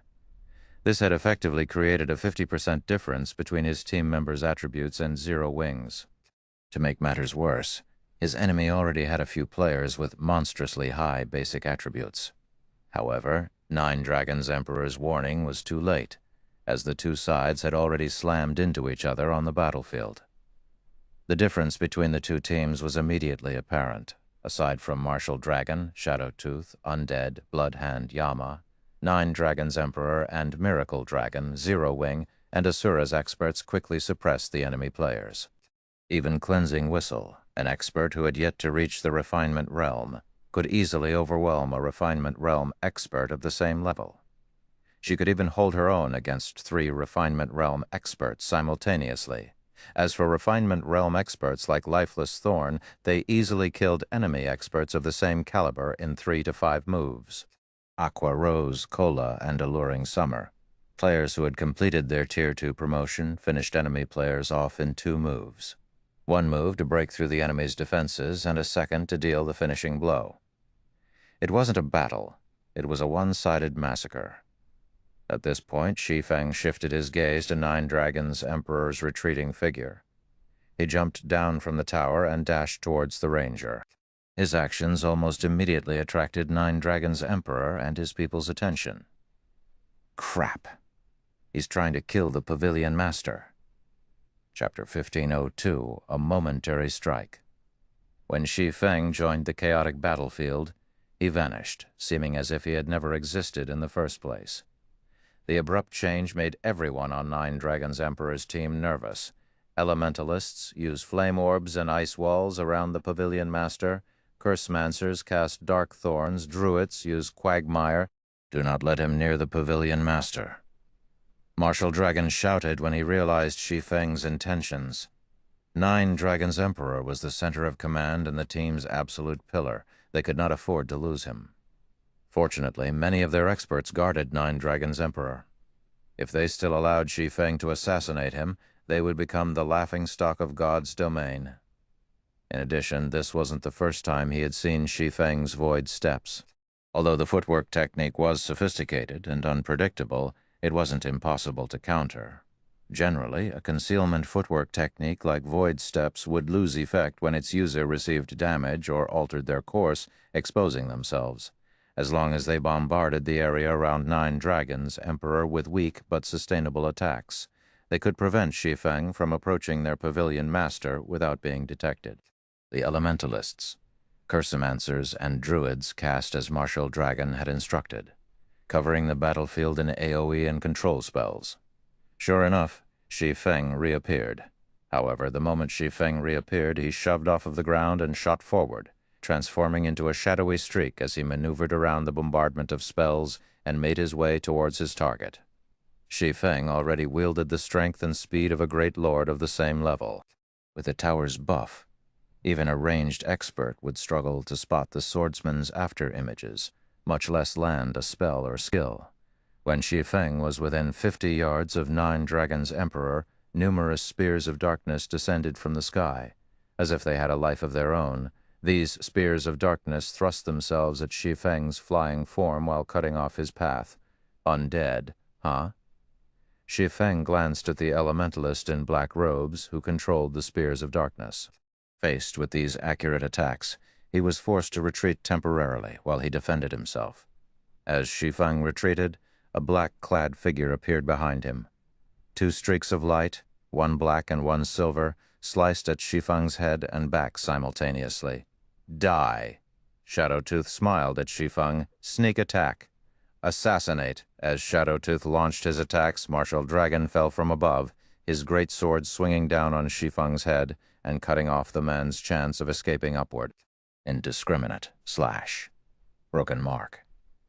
As the trio's attacks were about to land, the swordsman split into 11 identical copies. Divine steps. When the attacks struck Shi Feng's main body, it seemed as if they had hit air. All of their attacks lacked the feeling of encountering a physical object. After activating divine steps, Shi Feng promptly switched positions with one of his doppelgangers and appeared beside Shadowtooth. He then brandished Killing Ray against the assassin. Streak of blue light, followed by 9 shadows, struck Shadowtooth, giving the assassin no time to react. Shadow Blade. At the moment of imminent peril, Shadowtooth activated Wind Steps, instantly nullifying the incoming attacks. At the same time, he thrust Magic Breaker at Shi Feng's heart. However, when his weapon sunk into Shi Feng's body, his expression twisted into something ugly. He knew he had failed to hit the swordsman's real body, just a doppelganger. Damn it. He tricked me. The moment Shadowtooth realized he had been tricked, he activated Vanish. Suddenly, a blue sword sliced across the assassin's previous position, but the only reaction Shi Feng's attack had earned was a loud clang. Realizing his attack had failed, Shi Feng tightened his grip on the abyssal blade and Killing Ray before brandishing his blades at his surroundings. One sword light after another cut the air around him, looking like a lotus flower in bloom. Tier 1 skill, Omnis Lash. Before the sword lights could spread farther, Martial Dragon's greatsword transformed into a pillar of fire as the berserker swung at Shi Feng. Tier 1 skill, Flaming Cross Slash. Since Shi Feng was in the midst of activating a skill, the swordsman had revealed plenty of holes in his defense. He had no way of blocking Martial Dragon's Flaming Cross Slash. Boom. When Martial Dragon's Flaming Cross Slash struck Shi Feng, the ground beneath his feet cracked. Shi Feng had forcefully stopped his Omnislash, using his 2 swords to block Martial Dragon's attack. What kind of insane reaction speed does he have? Martial Dragon frowned at the unharmed swordsman before him. His coordination with Shadowtooth and Undead was seamless. While he and Shadowtooth attacked Shi Feng's main body, Undead bombarded the swordsman's 10 doppelgangers, preventing Shi Feng from switching positions with any of his clones. The only thing Shi Feng could do was block his Flaming Cross Slash. However, since Shi Feng had been in the midst of activating a skill, he shouldn't have been able to react in time. Normally, when players prematurely deactivated a skill, they'd freeze for a brief moment, yet Shi Feng had protected himself successfully. This was simply inconceivable. Moreover, Flaming Cross Slash dealt both physical and fire-type damage. Even if one blocked the attack, they'd still receive a significant amount of damage. Yet Shi Feng had not taken any damage. What Martial Dragon didn't know was that Shi Feng's fire resistance was even higher than an ordinary player's after consuming an advanced fire resistance potion. The additional burn effect when blocking the skill was useless against Shi Feng.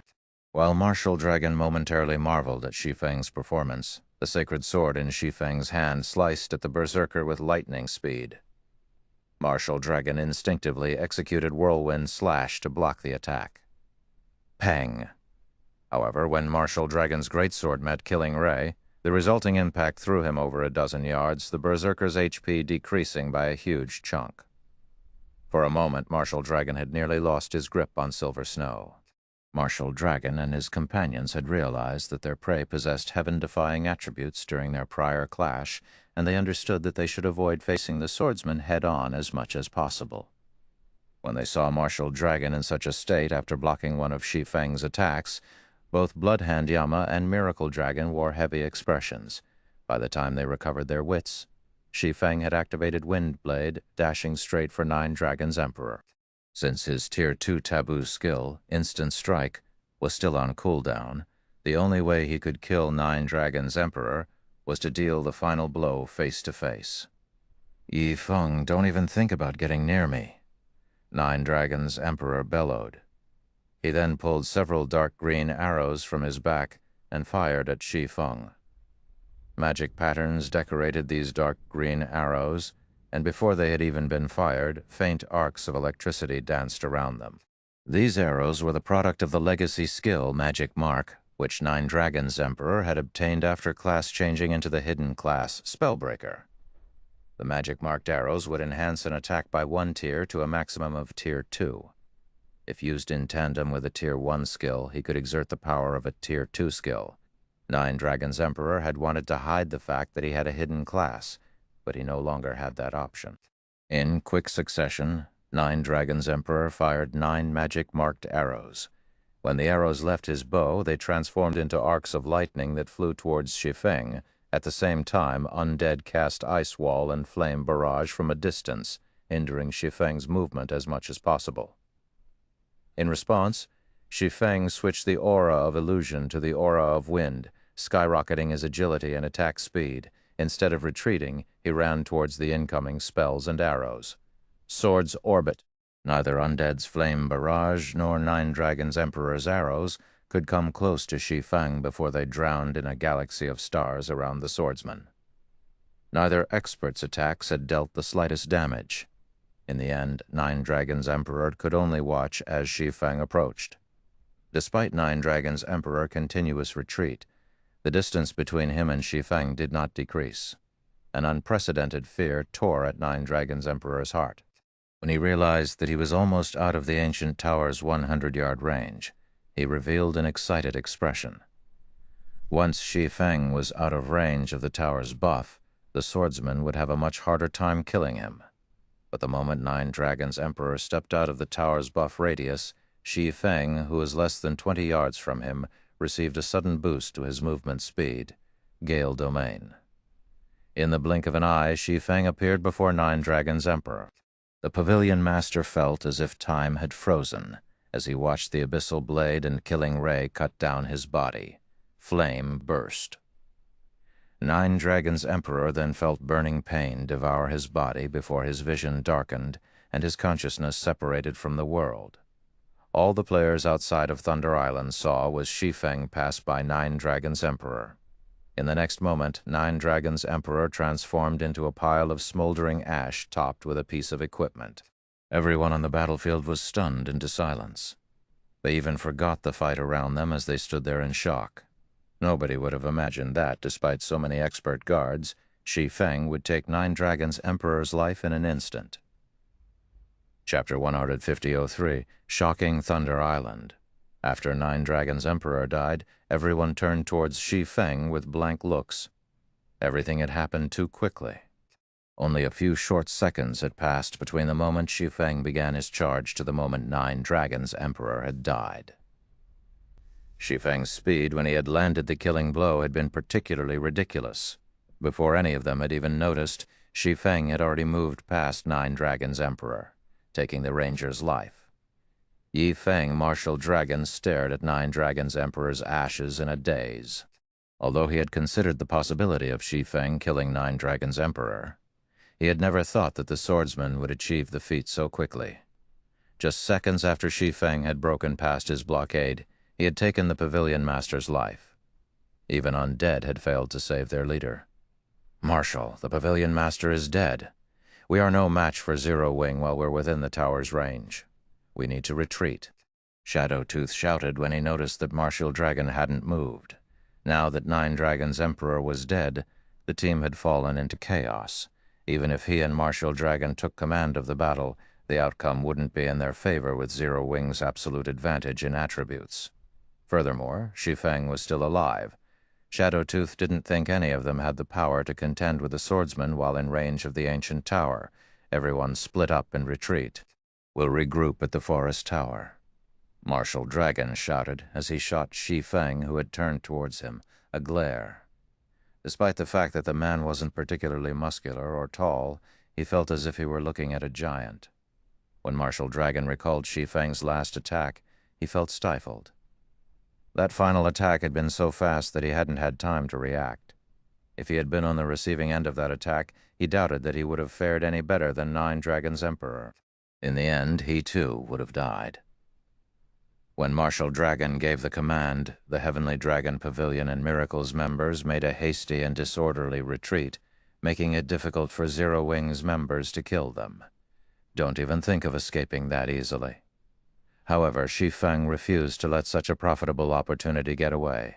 After picking up the level 45 dark gold belt Nine Dragons Emperor had dropped, he dashed towards the retreating crowd. Rather than going after domain realm experts like Martial Dragon and Shadowtooth, he opted for the refinement realm experts. After all, it was far easier and less time-consuming to kill refinement realm experts. The refinement realm experts practically died as he reached them. By the time Martial Dragon and the others had made it out of the tower's 100-yard radius, Shi Feng had killed another dozen or so players.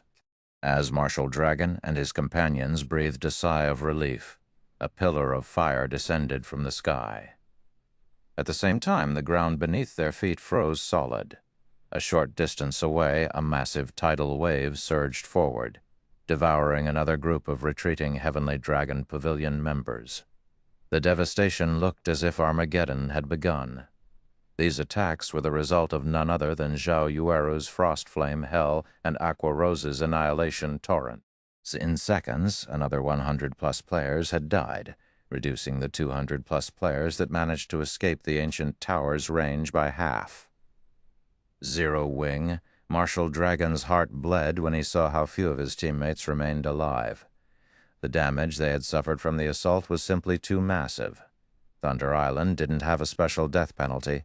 Players suffered the same fate when they died in the field. Hence, any players that were killed would lose one level and a piece of equipment.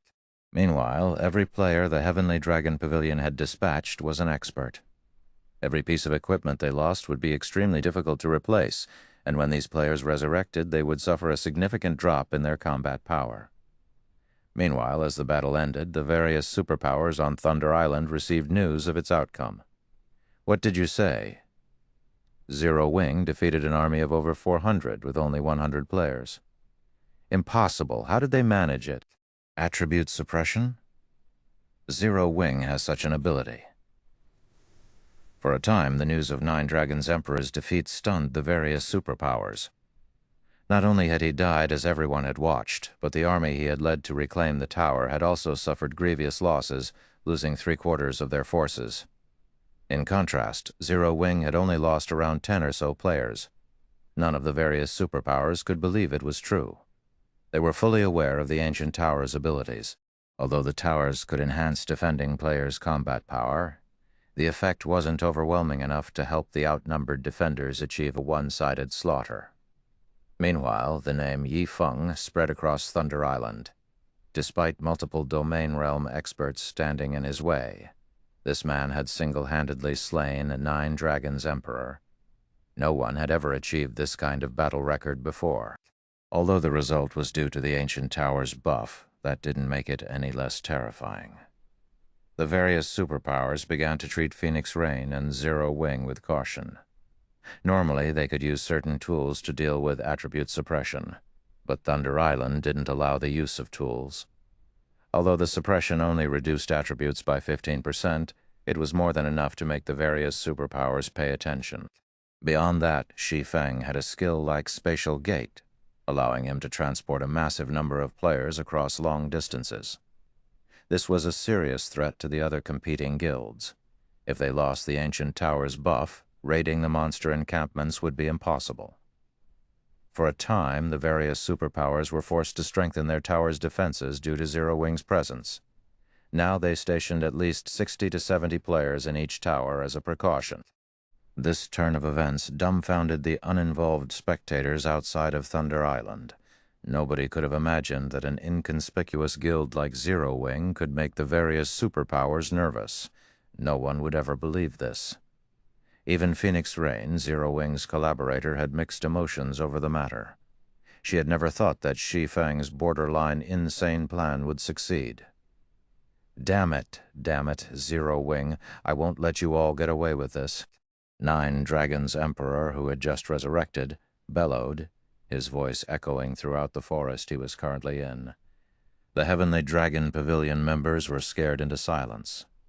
He had spent so much money and resources to hire both the Flower of Seven Sins and Blood Paradise to crush Phoenix Rain, yet all of his efforts were for nothing. At this point, even capturing another ancient tower would be incredibly difficult, not to mention capturing a monster encampment. This was the first time he had suffered so much humiliation. Good. Very good.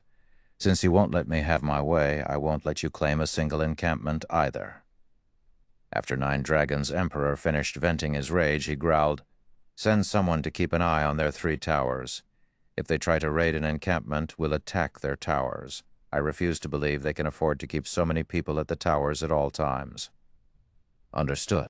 Martial Dragon's eyes shone with realization upon hearing Nine Dragons Emperor's order.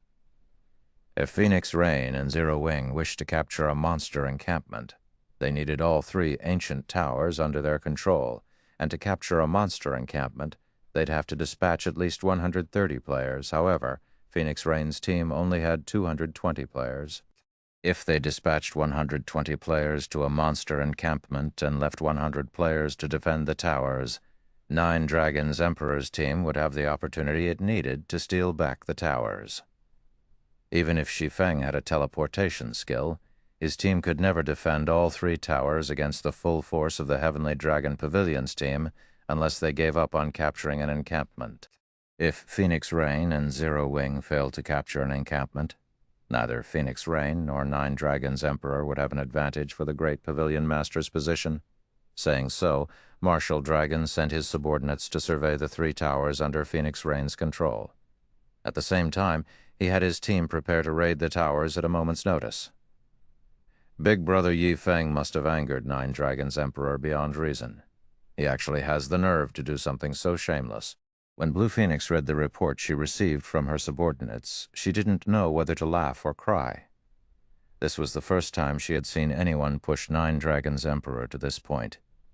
He had never even reacted so insanely when facing down other superpowers. Phoenix Rain, who stood beside Blue Phoenix, felt a headache brew over the matter, with Nine Dragons Emperor keeping a close eye on them. They didn't have the manpower to guard the towers and raid any encampments. She had to admit that sometimes having more manpower was a good thing. Even when one wasn't a match for their opponent, they could afford to employ such shameless tactics to limit their opponent's options. Guild Leader, things will be troublesome if this continues. If we keep wasting time with Nine Dragons Emperor, we'll waste this trip to Thunder Island, Aqua Rose said, frowning as she looked at the arrangement of Nine Dragons Emperor's forces. It isn't going to be easy. Shi Feng didn't have any helpful ideas either. Right.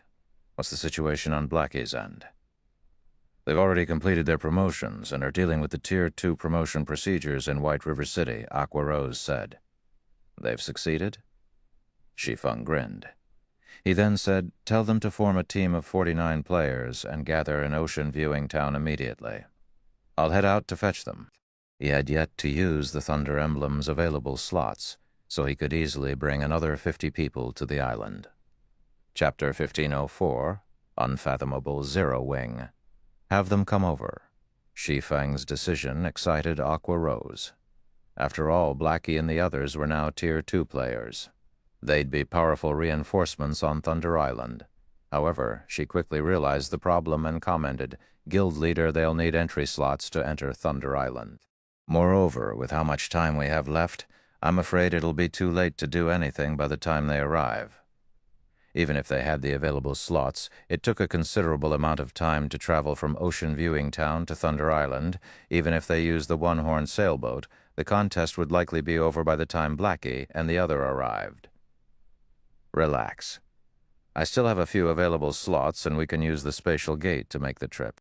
Although it will take some time to get here, the contest has just begun. If we hurry, we should have enough time, Shi Feng said, smiling. Wonderful.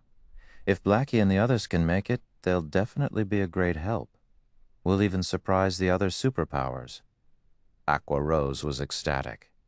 She could already imagine what would happen once Blackie and the others arrived. Hurriedly, she contacted Blackie's group, telling them to set aside their registration at the Adventurers Association for now and make their way to Ocean Viewing Town. Meanwhile, Shi Feng called up his system interface and chose to leave the island. As Thunder Island prevented the use of tools, he could only use a return scroll after he left. When Shi Feng left the ancient tower, 9 Dragon's Emperor's subordinates, who kept an eye over the situation around Phoenix Rain's 3 ancient towers, noticed his disappearance. "Pavilion Master, I just received a report stating that Ye Feng suddenly vanished from the cliff tower," Blood Dragon reported. "Vanished? Did you know where he went?" 9 Dragon's Emperor demanded as he thought about Shi Feng's teleportation skill. Martial Dragon, Blood Dragon, and Shadowtooth oversaw the 3 towers' surveillance. Among the 3 towers, Blood Dragon kept watch over the cliff tower which Zero Wing occupied. It was also the tower 9 Dragon's Emperor wanted back the most. 9 Dragon's Emperor had to admit that Shi Feng's teleportation skill was heaven-defying. The skill allowed him to transport reinforcements and ambush his enemies at a moment's notice. It was also how the man had forced him into such a passive state. If he moved recklessly, Shi Feng could ambush and steal his final tower, at which point he would lose all hope in this competition. "No," Blood Dragon said, shaking his head. "But from the reports we've received from our spies in Phoenix Rain's team, it doesn't seem like they are executing any sort of operation. Moreover, Phoenix Rain is struggling over her plan to capture a monster encampment. Since he is acting by himself, ignore him. We just need to keep track of their team's movements," 9 Dragon's Emperor instructed. At the end of the day, they were on Thunder Island. Shi Feng could never raid a monster encampment by himself. As long as they kept an eye on the 3 ancient towers, the swordsman's independent actions wouldn't change the result. "Pavilion Master, we've just received a reply from Miracle. They've agreed to merge teams and share their tower buff, but they want half of the temporary teleportation arrays we get from the encampments," Blood Dragon reported. "That greedy old fox. He dares to ask for such a high price?" 9 Dragon's Emperor frowned slightly. Each monster encampment on Thunder Island only provided 2 temporary teleportation arrays. He just wanted to borrow Miracle's tower buff. Yet the other guild wanted half of the slots he obtained. Then Dewey, Blood Dragon, also felt powerless about the situation. However, it was 9 Dragon's Emperor's decision to make. Had they known they would struggle this much, they would have prioritized capturing an encampment before picking a fight with Phoenix Rain. Fine. Agree to their conditions. As the Heavenly Dragon Pavilion Master gave the order, he felt as if he had aged by several years. With their team's current prowess, capturing another ancient tower was impossible. Unfortunately, capturing a monster encampment with only 1 tower was also impossible. They'd only have a chance in this contest if they could merge with Miracle's team. That way, they could dispatch some players to raid an encampment while maintaining their surveillance on Phoenix Rain's towers. Otherwise, he'd have to continue wasting time with the Phoenix Pavilion Master. Although doing so would earn him the same result as Phoenix Rain in this contest, she had Zero Wing's help. She could definitely obtain a large collection of Thunder Passes for the next contest. Competing with Phoenix Rain would become far more difficult. Hence, he needed to secure at least 1 encampment and gain as much advantage as he could over the other Pavilion Master, ensure that he'd have some options in the next contest for Thunder Island. Understood. I'll lead a team and integrate with theirs. Blood Dragon left the ancient tower and led his team to one of Miracle's towers. As time passed, the various superpowers began to raid their first monster encampment. There were far fewer encampments on Thunder Island than ancient towers. Only 17 monster encampments were available, yet there were more than 6 superpowers participating in the contest. Needless to say, every superpower was trying to capture as many monster encampments as possible to achieve a higher rank in the contest. The competition for these encampments was intense. Fortunately, the monster encampments were not that easy to raid, and not all of them were equal. The weaker encampments were only guarded by 1 specialized Grand Lord and a few ordinary Grand Lords. Meanwhile, archaic species guarded the stronger encampments. Although the tower buffs helped weaken the boss's defense and magic resistance, It did not do anything about their basic attributes and skills.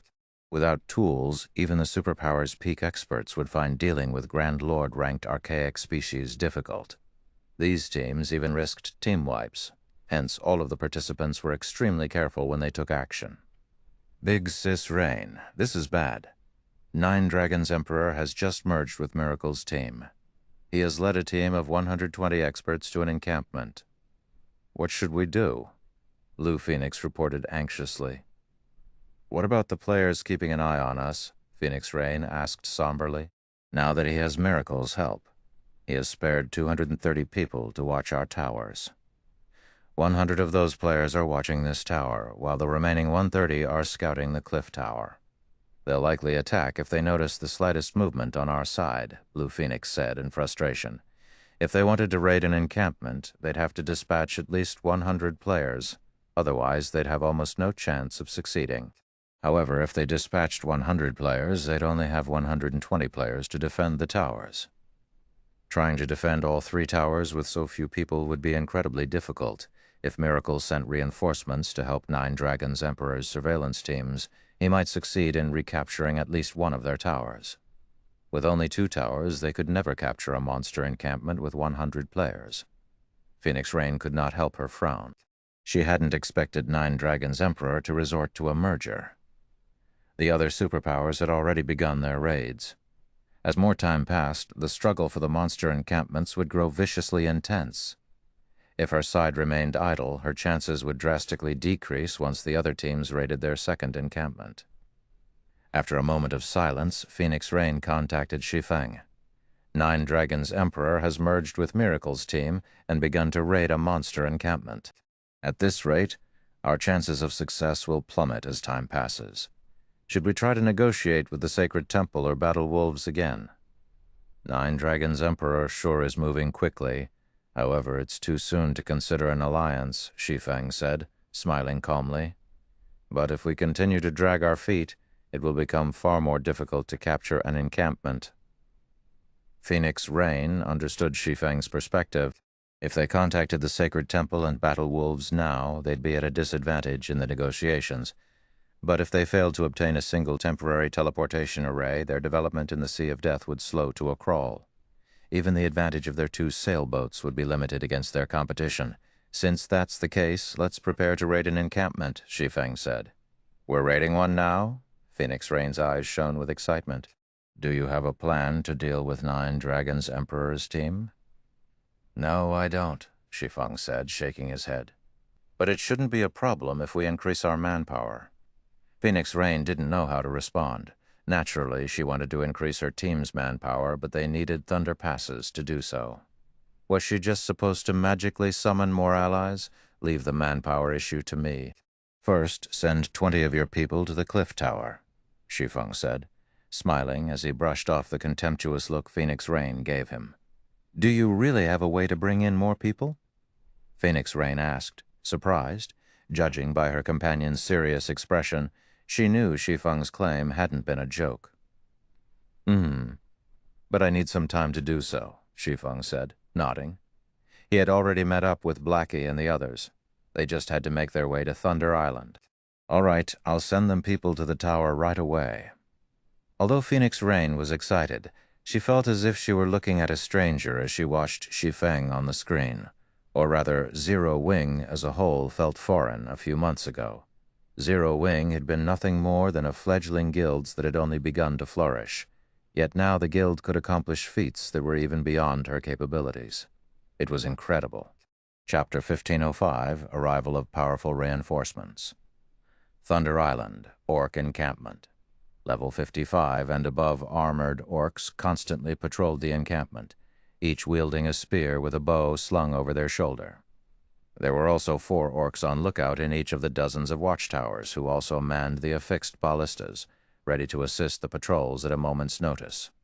Marshal, you and your group will destroy that watchtower. Everyone else, spread out, don't stand too close to each other. Be careful not to get dragged into the ballista's AoEs. 9 dragons, Emperor commanded as he watched the ballistas fire at his team. The orcs guarding the encampment had ridiculously high basic attributes and combat standards.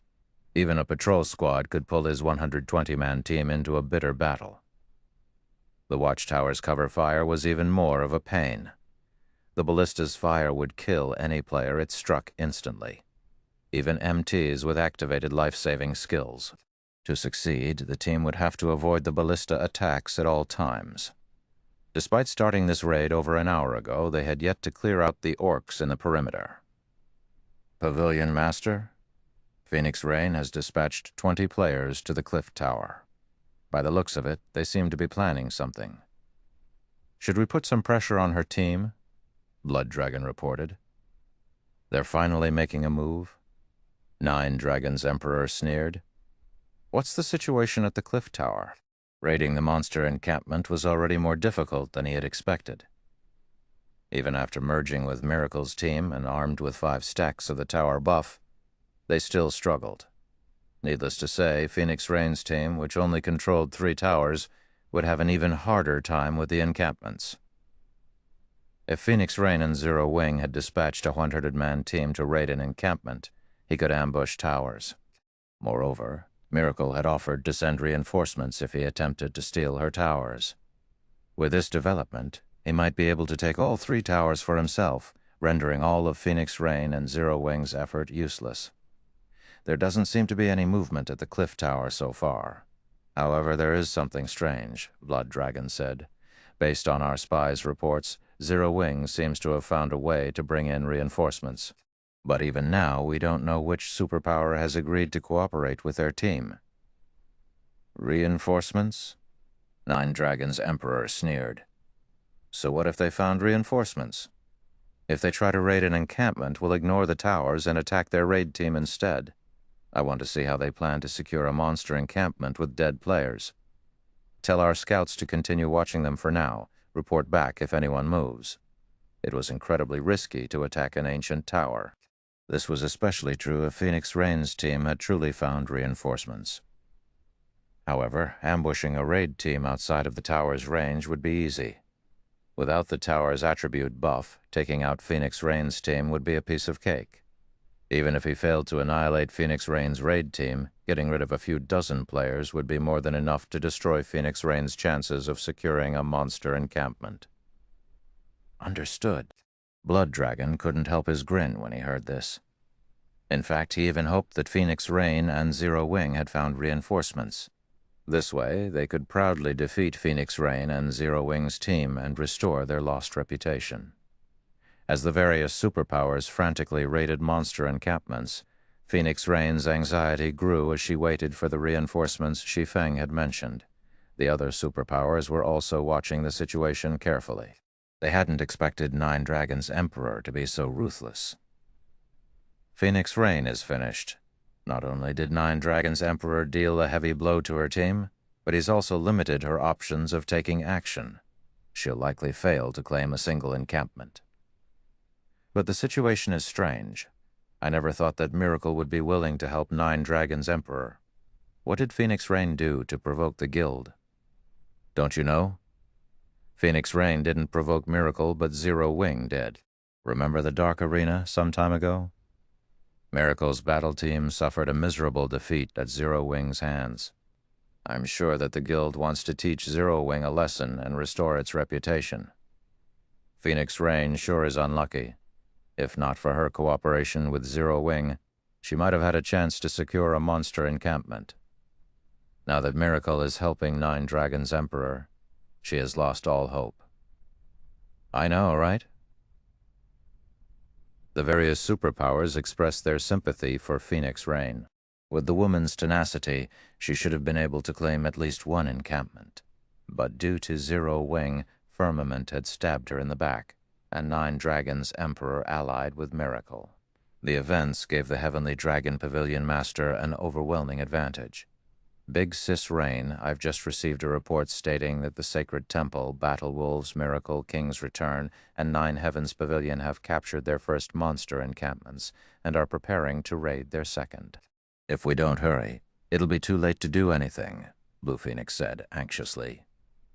Based on the information they had gathered, the monster encampments were far more challenging than they had anticipated. Meanwhile, the contest was nearly half over. If they didn't take action soon, with only 3 ancient towers under their control, they might not have enough time to capture a monster encampment. Even Nine Dragons' Emperor had begun his fight with the final guardian boss in his first encampment. I understand, but we don't have the power to make a move before the reinforcements arrive, Phoenix Rain said, sighing helplessly. Nine Dragons' Emperor had a huge numerical advantage, and he was even willing to give up some of his manpower to station teams on standby to steal their towers. If they tried to raid a monster encampment, she had no doubt that Nine Dragons' Emperor would attack without hesitation. Thinking up to this point, Phoenix Rain contacted Shi Feng once more. Team leader Ye Feng, what is the situation? Phoenix Rain asked. Quite a few guilds have begun to raid their second encampment. We're almost there, Shi Feng said, chuckling when he noticed Phoenix Rain's anxiety. Give me another 10 minutes, and we'll have 49 more players. 49? At first, Phoenix Rain celebrated the news of Shi Feng's return, but her joy faded after hearing Shi Feng's final statements. Although he was returning with quite a few players, an additional 49 team members wouldn't change their situation. Even with these 49 players, there was still a massive gap between her manpower and Nine Dragon Emperor's relax. The people with me are quite powerful, Shi Feng assured Phoenix Rain. I'll leave it to you then. Although Shi Feng had tried to reassure her, Phoenix Rain didn't have much hope for Shi Feng's plan, but she was resigned to see it through. If they failed, she'd have no choice but to grit her teeth and negotiate with either the Sacred Temple or Battle Wolves. After Shi Feng disconnected the call, Blackie snickered and said, Guild leader, she doesn't seem to have much confidence in you. That's normal. After all, our current situation is problematic, Shi Feng said nonchalantly. When we arrive, make sure you give it your all. Rest assured, guild leader, not even capturing 2 or 3 encampments will be a problem, let alone the first. Shadow Sword confidently declared. After entering the legacy space, Shadow Sword had pushed through numerous trials and finally reached the refinement realm. He was also a Tier 2 player now. He itched to display his newfound prowess. Fire Dance, Turtle Dove, Yi Wumian, Violet Cloud, Flying Shadow, Rampant Blade, Minor Wind, and Zero Wing's other core members couldn't help but laugh. As the team chatted merrily, the one-horned sailboat finally reached the edge of Thunder Island. The one-horned sailboat's reappearance shocked the surrounding players, but Shi Feng ignored the stares as he stored the sailboat and used the Thunder Emblem to teleport the team to Thunder Island. Chapter 1506, 16 Tier 2 players. What's going on? People can still enter Thunder Island? Doesn't that sailboat look like Zero Wings? When the spectating players around Thunder Island saw Shi Feng and his team suddenly disappear, they erupted into conversation. None of them had thought that Zero Wing would have yet another trump card at this stage of the contest. The various superpowers scouts outside of the island reported the incident immediately. Nine Dragons Emperor's scouts in particular had recorded the entire process and sent their commander the video. Pavilion Master, by the looks of it, Phoenix Rain and Zero Wing plan to capture a monster encampment. Should we notify Miracle and have them send some reinforcements? Blood Dragon asked. 50 people? Nine Dragons Emperor sneered as he watched the recording. It seems Zero Wing has quite the means to bring in another 50 people at this point. Unfortunately, the contest's duration is already half over. What can they possibly accomplish with just 50 people? Let's not contact Miracle lest we scare Phoenix Rain and Zero Wing into inaction. We can make our move once they leave the towers. Just keep an eye on those 50 players. Understood. Blood Dragon disconnected the call and reorganized his scouts to look out for the newcomers' locations. Meanwhile, inside a forest of stone on Thunder Island, Shi Feng led Blackie and the others to the cliff tower. This is Thunder Island? There are a lot of experts. Fire Dance, who wore crimson leather armor, stated as she observed her surroundings. From her position, she could sense quite a few assassins hidden around the area. In the past, she might not have discovered the assassins, but after her Tier 2 promotion, both her physique and her senses had improved significantly. Without much effort, she could now get a clear idea of her environment. Guild leader, should I go and deal with them? No need. They're merely the other superpower's scouts. Even if we deal with them, The scouts outside of the island will report our actions, Shi Feng said, shaking his head. At the same time, he shot Fire Dance a surprised look. Although it had been some time since he had last seen her, he hadn't expected her senses to be so acute. The closest scout he could detect was over 40 yards away, and every one of these players was an expert in the art of concealment. Moreover, he only barely sensed these scouts due to his extraordinarily high basic attributes. Although Fire Dance possessed the fragmented legendary ranked 1000 transformations, her attributes were quite lower than his. By the looks of it, Fire Dance had also replaced quite a few pieces of her equipment since they had last met. Although she had hidden their glow effects, Shi Feng could tell with his bounty of experience that these new pieces were all dark gold rank or higher. However, Shi Feng didn't give the matter much thought. The stronger Fire Dance became, the more she benefited the guild's development. After running for roughly 20 minutes, Shi Feng's group reached the cliff tower. "Guild leader, you're finally back. Can we move out now?" Aqua Rose asked, smiling when she saw her guildmates. Among the 49 players Shi Feng had brought with him, 12 were Tier 2 players, including Shi Feng, Kola, Alluring Summer, and herself. They had a total of 16 Tier 2 players on the island now. With such a powerful team, they could even challenge mythic field bosses if they had a strong enough magic array. "Rearrange a new team of 50. We'll set out in 10 minutes. Shi Feng nodded. He had wasted a lot of time to transport Fire Dance and the others to the island. As a result, he had sacrificed a lot of opportunities for the other participating teams. If he did not hurry, claiming a monster encampment would become far more difficult. "Okay, leave it to me." Aqua Rose immediately began to select players for the new team. 50 people, guild leader? Is that really enough? Gentle Snow asked curiously. At this point, the situations in the monster encampments were no longer secret. Trying to capture an encampment with only 50 players and the support of 3 ancient towers was aiming for the impossible. "Relax.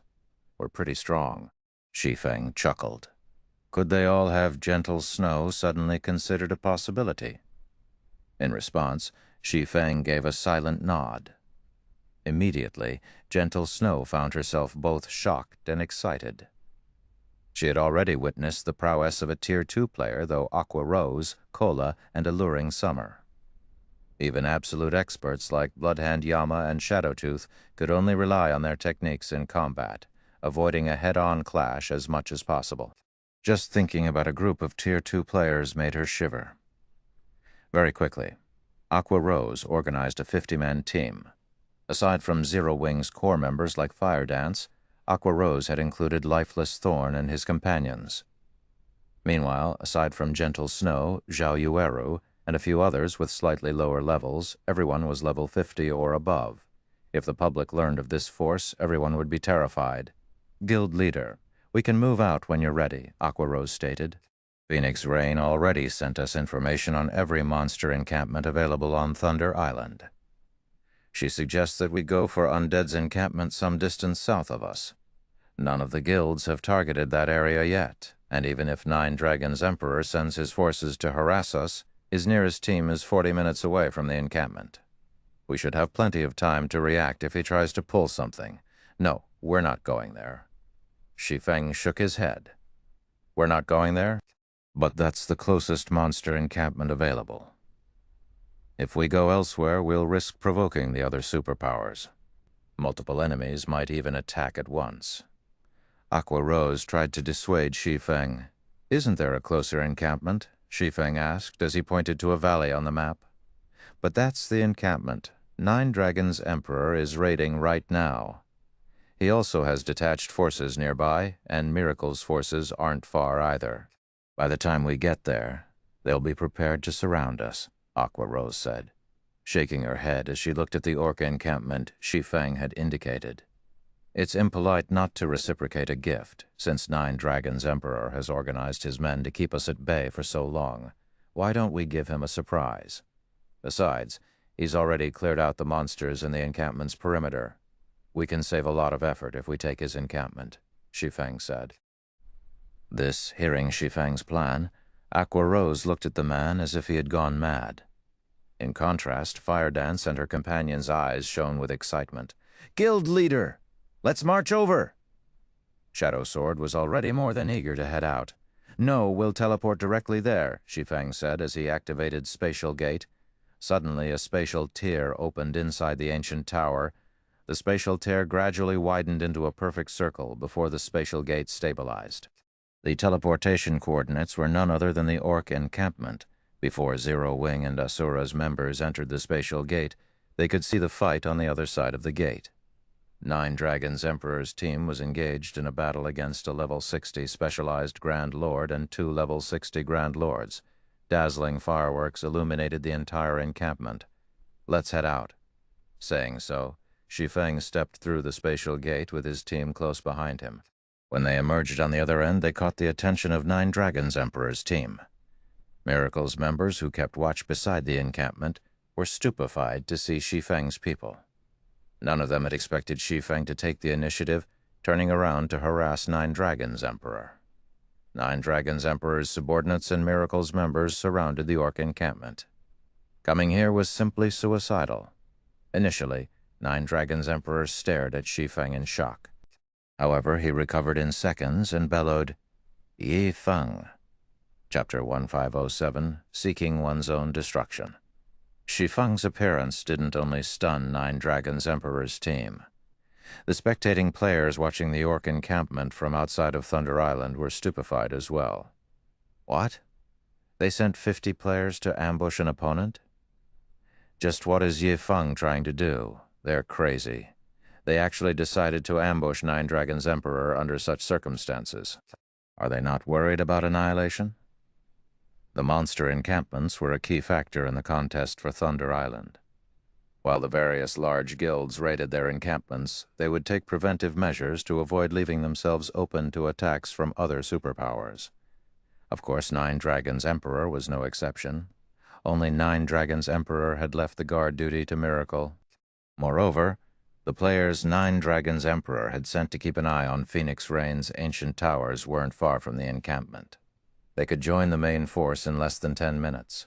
Once Nine Dragons Emperor's forces gathered, Shi Feng and the others would not be trapped even if they sprouted wings. Has Nine Dragons Emperor angered Ye Fent past the point of madness? Phoenix Rain was also stunned when she heard the news. Raiding a monster encampment with a 50-man team was already dangerous enough. Rather, it was impossible. Yet Shi Feng went a step further and intended to steal Nine Dragons Emperor's encampment while he raided it. Sending players to ambush another team during the contest was incredibly foolish. When players left a monster encampment on Thunder Island, the monsters would give up their chase and return to the encampment. If players were ambushed by an enemy team, they could simply retreat from the encampment until they wiped out the attackers before resuming their raid. At worst, players would have to waste a little bit of time. However, if Shi Feng and the others died, their team's overall combat power would plummet. Needless to say, this would affect their ability to raid monster encampments later on. Phoenix Rain couldn't fathom why Shi Feng would do something so thankless. Before anyone could react to their arrival in the Orc encampment, Shi Feng gave the order to attack. Attack as one. Once we chase them out, Kola, Turtledove, and Ye Wumian prepare to tank the bosses. Understood. As soon as Shi Feng finished speaking, his team charged into the Orc encampment, giving their enemies no time to shake off the bosses. Pavilion Master, they're charging towards us. Should we give up on the bosses? Martial Dragon asked, wrath coloring his features as he watched Shi Feng's people charge into the encampment. It had taken them a lot of effort to whittle down the 3 bosses to around 20% HP. If they gave up now, they would have to waste a lot more time to deal with the bosses. Retreat! We'll just fight them again. Recall our teams from Phoenix Rain's towers while you're at it. Tell Miracle's nearby players to gather to our location. Do not let any of these bastards get away. Although Nine Dragons Emperor was reluctant to give up, he knew that they couldn't deal with the bosses and Shi Feng's team at once. However, although Nine Dragons Emperor had given the order to retreat, none of the 3 Orc bosses intended to let his team get away so easily. As a result, Nine Dragons Emperor's team had no choice but to fight the bosses while fleeing from Shi Feng's team. What fast reactions! Shi Feng had never thought that Nine Dragons' Emperor would be decisive enough to give up on the nearly dead bosses. It seems I have no other choice. Shi Feng immediately used Windblade, leaving an afterimage behind as he advanced. In the blink of an eye, he had pulled a great distance away from Kola and the other MTs leading the charge. The Orc encampment was massive. Even at top speed, it would take some time for a player to reach the encampment's perimeter from its core. Nine Dragons' Emperor's team was also relatively close to an exit. By the time they caught up, the enemy team would have escaped. Just as Nine Dragons' Emperor's team was about to leave the encampment, Shi Feng caught up to the 3 Orc bosses. Don't even think of getting away so easily. Shi Feng activated the aura of Fire's flame domain without hesitation.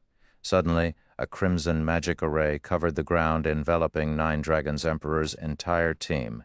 Damn it! It's a large-scale destruction. Spell. Get out of the AoE. Upon seeing the magic array, Nine Dragons' Emperor activated Air Vault, a Tier 1 skill for Rangers. He leaped backward, instantly crossing 20 yards and escaping from the magic array. His experts also activated their life-saving skills to get out of the attack's range. However, Flame Domains was a large AoE. Despite all of these players being experts, some failed to get out of range in time, and the colossal pillar of fire that eventually rose turned some of these players into ash. In just one move, Nine Dragons' Emperor had lost 20 players. A dozen or so players had also died as they fled. After a short moment, the difference between the team's numbers had shrunk.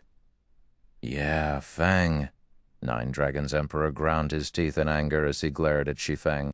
After escaping the encampment, he fired one engraved arrow after another at the swordsman. Reacting quickly, Shi Feng executed Sword's Orbit, striking the arrows down before they came within 5 yards of him. Suddenly, the 3 bosses burst out of Flame Domain's range, bloodlust filling their eyes as they turned towards Shi Feng. Among them, the level 60, specialized Grand Lord ranked Orc Chief raised its battle axe and pounced on the swordsman. As if he had predicted the reaction, Shi Feng adjusted his footwork and effortlessly circled the descending battle axe, arriving before the Orc Chief and swinging Killing Ray. Thundering flash. Immediately, 4 blue lightning snakes tore through the Orc Chief and 2 Orc generals, causing damages of around -20,000 to appear above their heads. Nine Dragons' Emperor and his people were shocked to see the high damage. They had fought tooth and nail against the Orc bosses, fortunate to deal 6,000 damage even with their 5 stacks of the tower buff. Yet Shi Feng, who only had 3, dealt over -20,000 with each hit. After executing Thundering Flash, Shi Feng ignored the bosses, running back to his teammates. Crap! Pavilion Master? We aren't Ye Feng's target. The 3 bosses are. When Martial Dragon saw Shi Feng retreat, he realized that something was amiss. On Thunder Island, if the team holding a boss's aggro left the battle, the boss would return to its non-combat state, resetting its HP and skills, but if another team intercepted the boss and stole its aggro, the boss wouldn't reset. The 3 Orc bosses currently had 20% of their HP remaining. Zero Wing's team could finish them off with much less effort. If Zero Wing's team took down the Orc Chief, the encampment would belong to them. Has this kid lost his mind?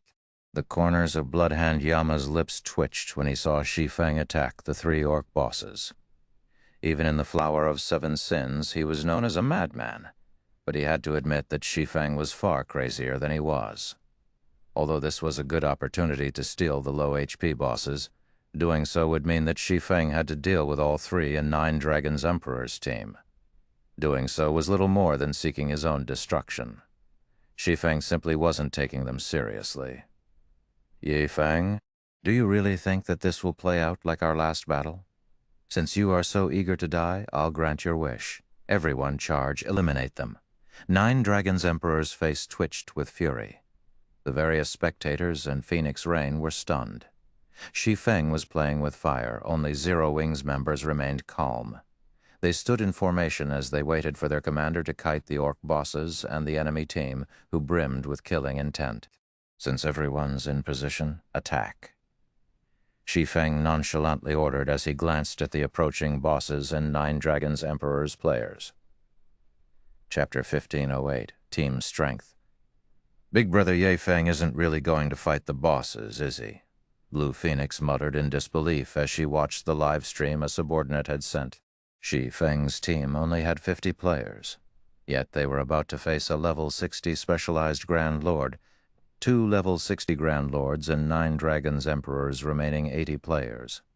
The Zero Wing team stood in a monster encampment, not a captured ancient tower. They didn't have the basic attribute buffs. They had no hope of success. I don't know, but I don't think he's that foolish. He might have a plan in mind, Phoenix Rain said. She didn't understand what he was trying to do either. Shi Feng could have easily captured the undead encampment, yet he wanted to steal the orc encampment from 9 Dragons Emperor. Even if his team fended off 9 Dragons Emperor's remaining team while holding back the orc bosses, the Heavenly Dragon Pavilion Master had plenty of reinforcements on the way. In around 10 minutes, another 300-plus experts would reach the orc encampment. Meanwhile, in the orc encampment, after Shi Feng gave the command, Zero Wings and Asura's members burst into action. Kola, Turtledove, and Yewumian each took one of the 3 orc bosses, with Kola and Turtledove using the Tier 2 skill, Vengeful Judgment, and Yewumian using the Tier 2 skill, War Sanction. Peng, peng, peng.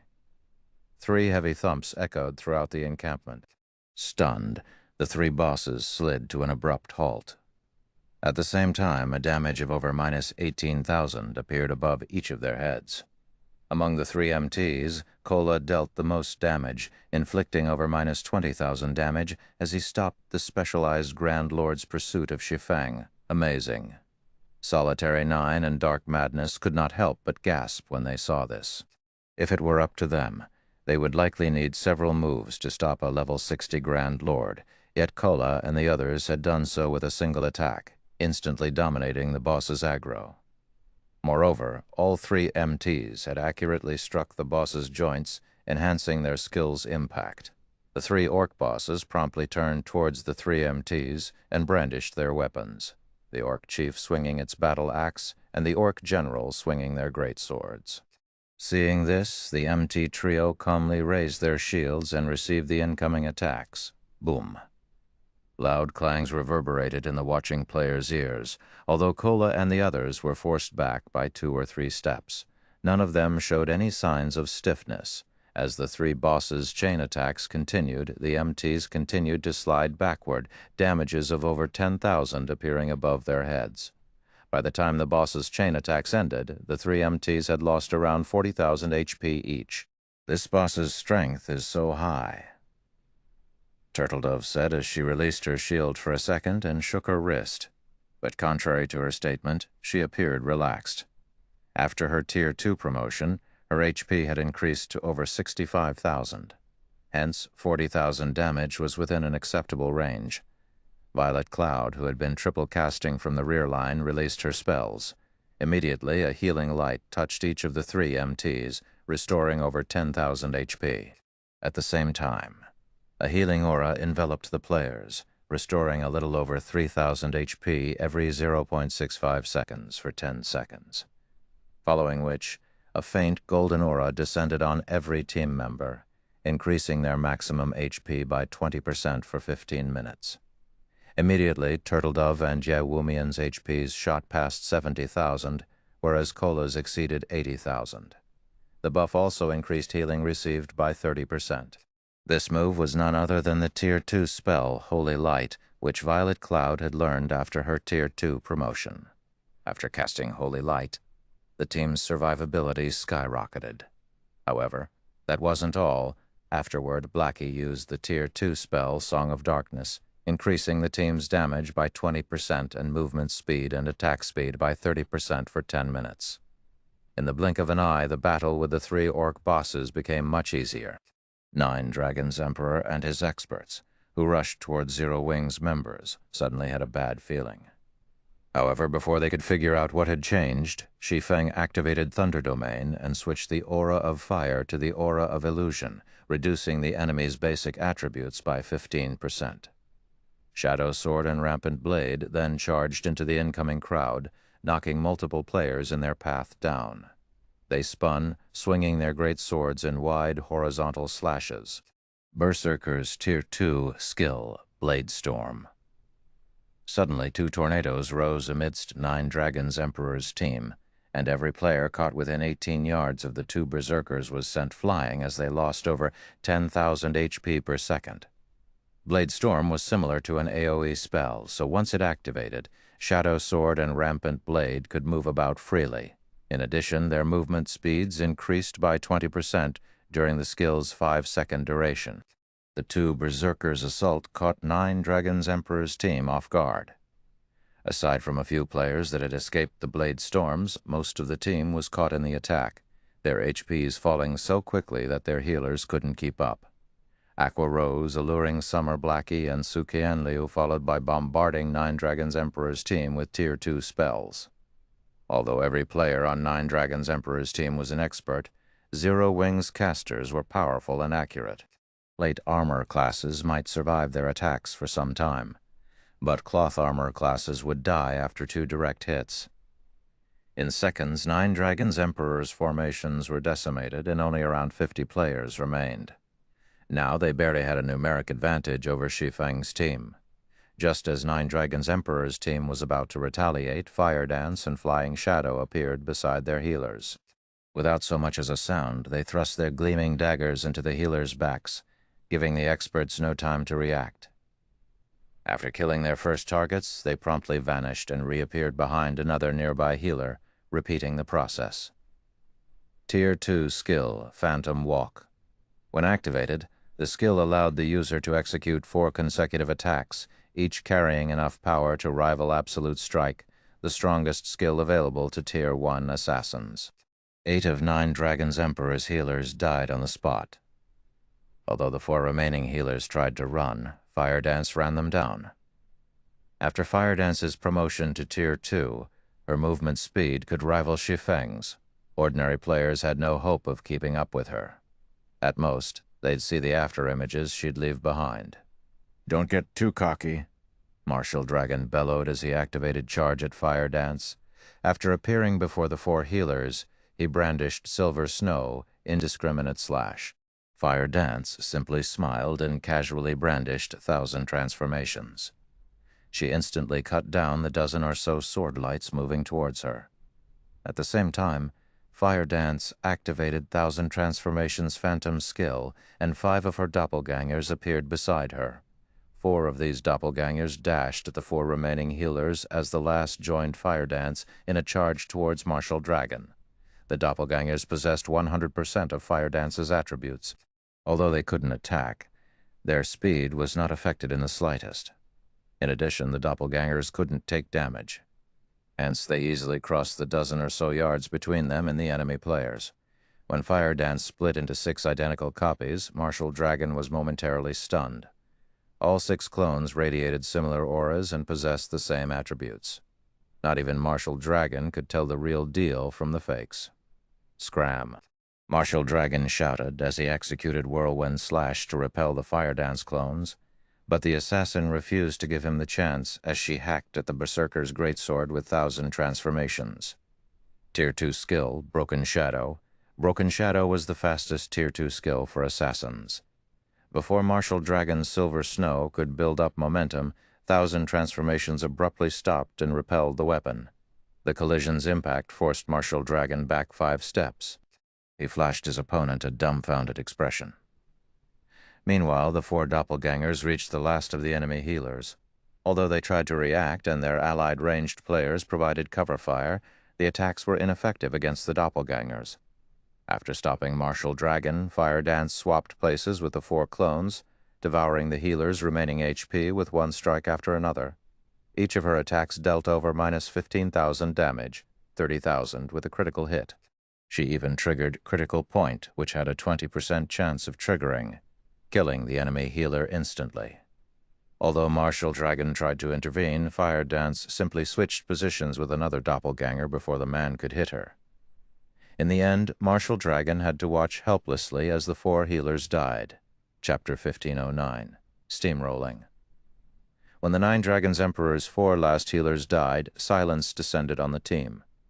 How has she become so strong? Shock overwhelmed Martial Dragon as he stared at the healers' fading bodies. He still had a relatively clear impression of Fire Dance, as he had fought her personally during the assault on Zero Wing's residence. She had been insignificant then, yet after some time she had become powerful enough to suppress him. How does Zero Wing find so many experts? Nine Dragons Emperor's eyes were bloodshot as he watched Fire Dance move across the battlefield unhindered. Although the fight had been brief, it had been enough time to realize that Martial Dragon was no match for the assassin in a head-on confrontation. The skill she had used was particularly troublesome. It was impossible to differentiate Fire Dance's doppelgangers from the real player, and attacks against the clones were ineffective. Yet the doppelgangers seemed more than capable of inflicting damage.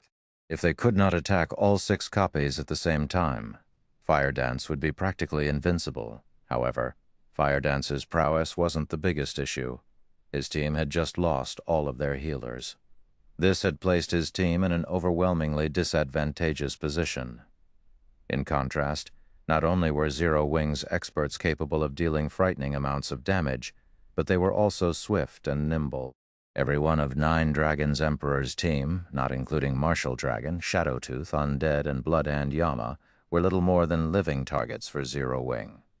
They couldn't even slow the enemy players for a few seconds. Dragon Pavilion Master, we can't let this continue. When will the reinforcements arrive? Undead asked, as he attempted to keep Flying Shadow and Blackie at bay. Because of these 2 experts, he couldn't cast any of his large-scale destruction spells, which had long casting times. He was too preoccupied with dodging and defending himself with instantaneous spells. He was incredibly frustrated. In terms of combat standards, he was leagues ahead of Flying Shadow and Blackie, but the 2 experts from Zero Wing were leaps and bounds above him in basic attributes and reaction speed. Now that the team's healers were dead, it was only a matter of time before Flying Shadow and Blackie whittled him down to nothing. Undead wasn't the only player eagerly awaiting the reinforcements. The rest of the team wanted to know when they'd arrive as well. Without reinforcements, it was only a matter of time before Zero Wing annihilated their team. "We retreat!" Nine Dragons Emperor reluctantly shouted when he noticed that Zero Wing's team remained intact while he continued to lose members. Now, he didn't even have enough players to stop Zero Wing from stealing the Orc bosses, not to mention defeating the enemy players. Nine Dragons Emperor couldn't figure out why there was such a massive difference between their teams.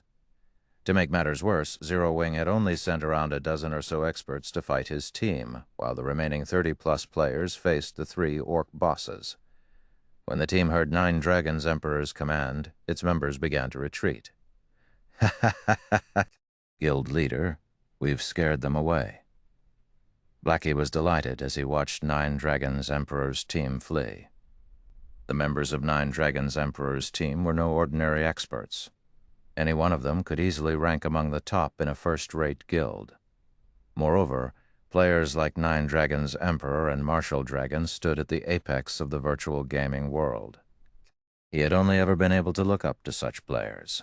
Yet now, he and a few of his teammates forced these apex experts to run with their tails between their legs. "Guild leader, should we give chase?" Unlike Blackie, Fire Dance was unfazed. In fact, a hint of dissatisfaction danced in her eyes. She'd prefer to eliminate these players rather than watch them flee. "No. Our goal is to take this encampment. If we take too long, their reinforcements will arrive," Shi Feng said, shaking his head.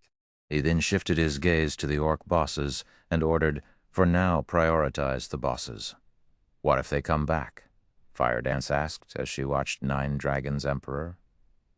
Based on the Ranger's expression, he wasn't happy about the retreat.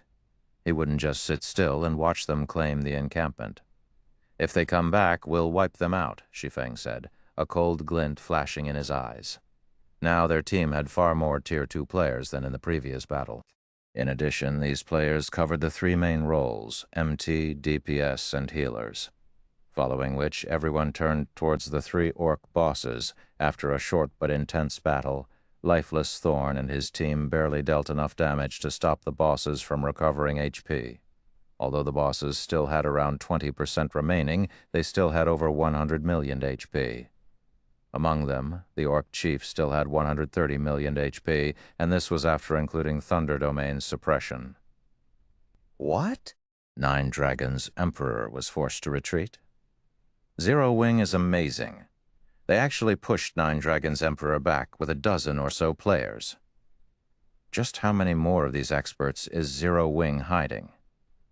The various spectating superpowers were shocked by Zero Wing's combat power. This situation also forced these superpowers, who had thus far paid little attention to the guild, to take Zero Wing seriously. Before this display, they could have afforded to ignore the fact that Zero Wing had an expert like Shi Feng, after all. No guild could rely on a single player to grow stronger. This was especially true when raiding large-scale team dungeons. One player wasn't enough to clear these dungeons, but things had changed with the appearance of Aqua Rose, Fire Dance, Gentle Snow, Cola, Yewumian, Shadow Sword, Flying Shadow, Alluring Summer, and others. Big Sis Rain, he did it. Big Brother Shi Feng actually did it. Blue Phoenix could not help but cry out when she saw Nine Dragons' Emperor's team flee from the Orc encampment. Zero Wing is a truly unfathomable guild.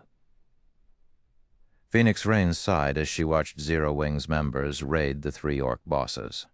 She had to admit that the decision to ally with Zero Wing early on had been a wise one. Had she become the guild's enemy, she would have likely suffered the same fate as Nine Dragons' Emperor.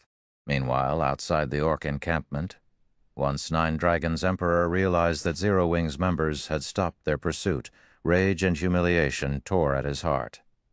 If some super guild had decimated his team, he could have accepted it, but he couldn't accept losing to a guild like Zero Wing. The most infuriating part was that Zero Wing was using him as a stepping stone to build its fame. If he did not pay back this insult, how was he supposed to survive in the virtual gaming world in the future? Marshal, contact Miracle, and have them send over a 100-man team, Nine Dragons' Emperor commanded coldly.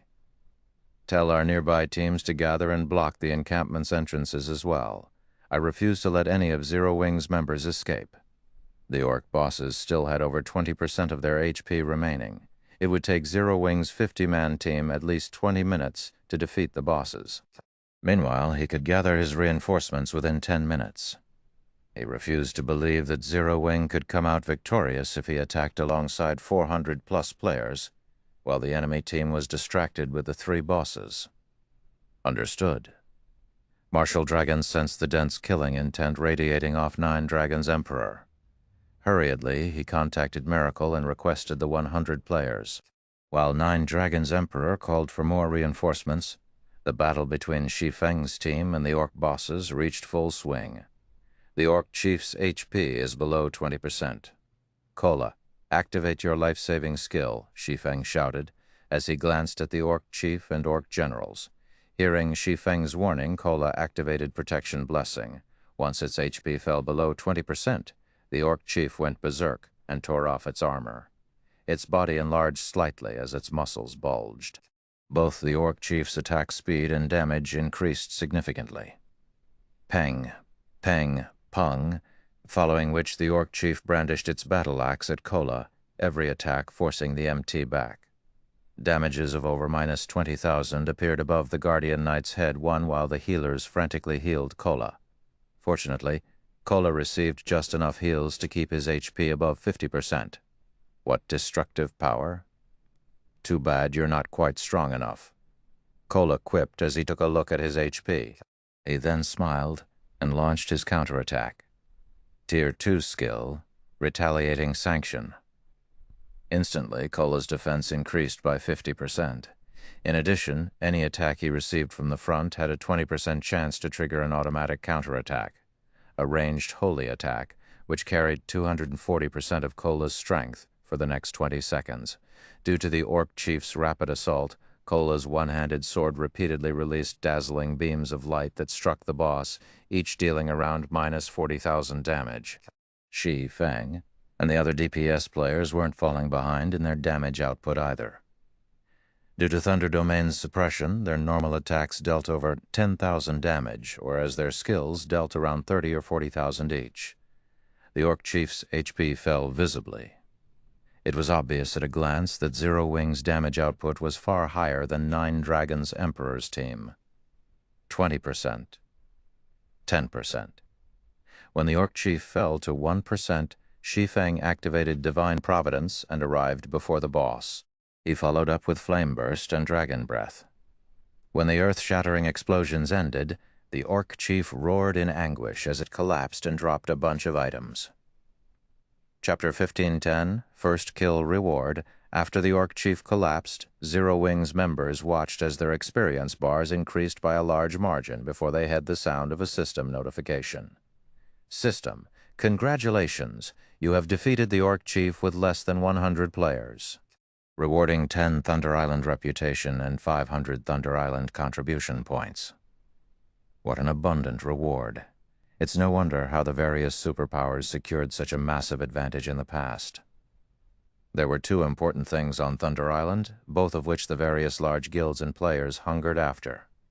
The first was Thunder Island reputation, while the second was Thunder Island contribution points. A player's reputation determined their authority and status on Thunder Island, like the Sea God's Temple. Players could use contribution points to purchase unique items on Thunder Island, such as the Thunder Potion. For players on the main continent, the Thunder Potion was utterly useless. To players exploring the Sea of Death, however, it was a godly potion. The Thunder Potion did not provide additional basic attributes, but it did give players the power of Thunder Buff. With this buff, not only could players deal 20% more damage to sea monsters or monsters on islands, but it was also a deterrent, causing monsters to avoid them and reducing their chances of encountering an ambush. The potion also weakened monsters' perception of players. When teams had recruited members to explore the Sea of Death in the past, they had almost never accepted players without Thunder Potions. There might not be many sea and island monsters in the Sea of Death's outer region, but the number of monsters increased exponentially in the inner region of the sea zone. If one weren't careful, they could be surrounded and killed. The Sea of Death's inner region also contained most of the opportunities and treasures in the sea zone. Hence, if players wanted to reap a bountiful harvest from the Sea of Death, they'd have no choice but to venture to its inner region. Meanwhile, not only could the Thunder Potion allow safer passage in the inner region, but it also increased players' combat power, which was why the potion was a must-have item at sea. Players could only purchase the Thunder Potion with Thunder Island's contribution points, but they were considerably difficult to earn. Generally, players could only obtain a small number of CPs from completing the island's local quests. Unfortunately, as fate would have it, there weren't many of these quests. Not everyone could get their hands on one. Players would only receive high-ranking quests once they reached a certain status on Thunder Island. These high-ranking quests awarded more CPs than the daily quests, each granting around 10 to 20 CPs. Meanwhile, each Thunder Potion cost 10 CPs, and each potion had a 10-hour duration. It also lacked a cooldown. Players could even consume 2 Thunder Potions at once, gaining 2 stacks of Power of Thunder and increasing their damage by 30% while lowering their chances of being detected for 15 hours. Now, Zero Wing's team members had obtained 500 CPs after killing an encampment's guardian boss. The 10 Thunder Island reputation points they had earned were also precious. After obtaining 100 reputation points, players could accept more daily quests and a few high-ranking hidden quests, increasing the amount of reputation they could earn each day. Unfortunately, aside from Shi Feng, the team members were likely more interested in the Orc Chief's loot than the system's rewards. However, no one dared to focus on the items since the 2 Orc generals were still alive, though after the Orc Chief died, Phoenix Rain's team officially took control of the Orc encampment. As proof of the team's successful occupation, a magic barrier enveloped the encampment after the main boss's death. The surrounding mana gathered inside the barrier, increasing the encampment's mana density. As a result, the 2 Orc generals' basic attributes plummeted. It was clear that the barrier was suppressing the Orcs. At the same time, a teleportation channel also opened inside the encampment. Level 60 NPCs began to emerge from the channel. In total, 100 NPC guards had teleported to the encampment. 10 of them at Tier 2, and the rest were Tier 1. The first thing these NPCs did after their arrival was turn to attack the 2 orc generals. NPCs dealt far more damage than players. Needless to say, they finished off the orc generals in a brief moment. Meanwhile, every watching superpower on Thunder Island was dumbfounded by the battle's outcome. None of them had thought that Zero Wing would actually take down an encampment with only 50 players.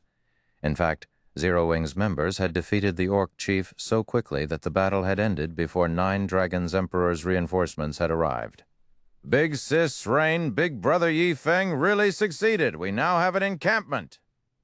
Blue Phoenix cheered as she watched the orc encampment on the screen before her. Phoenix Rain couldn't help her building excitement either. A miracle. She had to admit that Shi Feng was a miracle worker. With a small team of 50 players, he had defeated 9 Dragons Emperor's 120-man team and occupied the orc encampment before the enemy reinforcements arrived. This spectacular feat would go down in Thunder Island's history. Now that Shi Feng occupied the orc encampment, other players would have a very difficult time trying to steal it from him. Not only would the encampment's magic array suppress enemy players, but the defending players would also have the aid of the NPCs in battle. A few hundred players simply weren't enough to steal an encampment. They were almost guaranteed to hold an encampment throughout the contest. With a monster encampment, they would obtain 2 temporary teleportation arrays on Thunder Island. They would also qualify to compete with the other superpowers during the next contest. In addition, they now qualified to negotiate with super guilds like the Sacred Temple and Battle Wolves. Meanwhile, 9 Dragons Emperor's team and the players from Miracle stared at the magic barrier around the orc encampment in silence. "Pavilion Master, what should we do now?" Marshal Dragon asked. "We retreat." 9 Dragons Emperor stated, clearly livid. For a moment he even looked as if he would faint from anger. Shi Feng had taken the orc encampment. He had spent hours clearing in 10 short minutes. He'd like nothing more than to eat Shi Feng's heart raw. However, he knew that he couldn't take the encampment back even if he had 400-plus players on his side. Aside from the fact that Shi Feng could transport reinforcements to the encampment, the current 50 players in the barrier were a massive threat. Furthermore, if his team members entered the encampment, their basic attributes would plummet. After considering the Tier 1 and Tier 2 NPC guards, his team had no hope of taking back the encampment.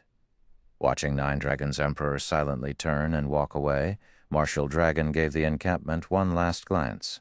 This was the first time he had met someone who could push 9 Dragons Emperor this far. Not even the various super guilds had ever done so, yet Shi Feng had. Moreover, Shi Feng had rendered 9 Dragons Emperor powerless to retaliate. Back inside the orc encampment, everyone's experience bars rose by a significant chunk as the orc generals died. However, unlike the orc chief, the 2 orc generals hadn't dropped a single item. Blackie and the others were confused, but Shi Feng remained unfazed. On Thunder Island, only the Guardian bosses dropped any loot. After finishing off the 2 orc generals, Shi Feng made his way towards the pile of items the orc chief had dropped.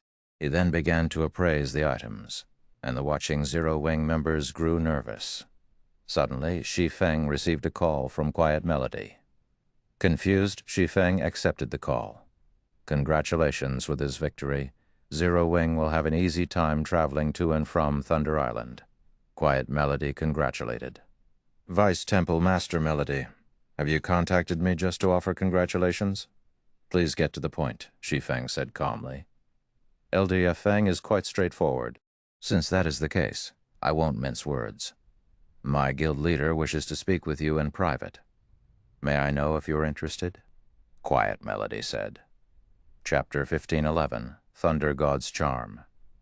Translator, Exodus Tales. Editor, Exodus Tales, speak with me privately. Shi Feng's confusion grew. He had never expected Eternal Dead to seek a private conversation. The Sacred Temple was a bona fide super guild. It was in a completely different league than the Dragon Phoenix Pavilion. Not even the super first-rate guild, Miracle, could stand up against the Sacred Temple. This was why Phoenix Rain had wanted to work with the Sacred Temple and Battle Wolves. Had she gained the 2 super guilds' cooperation, she could have easily suppressed 9 Dragons Emperor and Miracle. That's right. My guild leader is very interested in Zero Wing. Quiet Melody nodded. In truth, Quiet Melody was also confused as to why Eternal Dead wanted to speak with Shi Feng. Not even Phoenix Rain had elicited such a reaction from her guild leader as he usually sent a vice temple master for such discussions.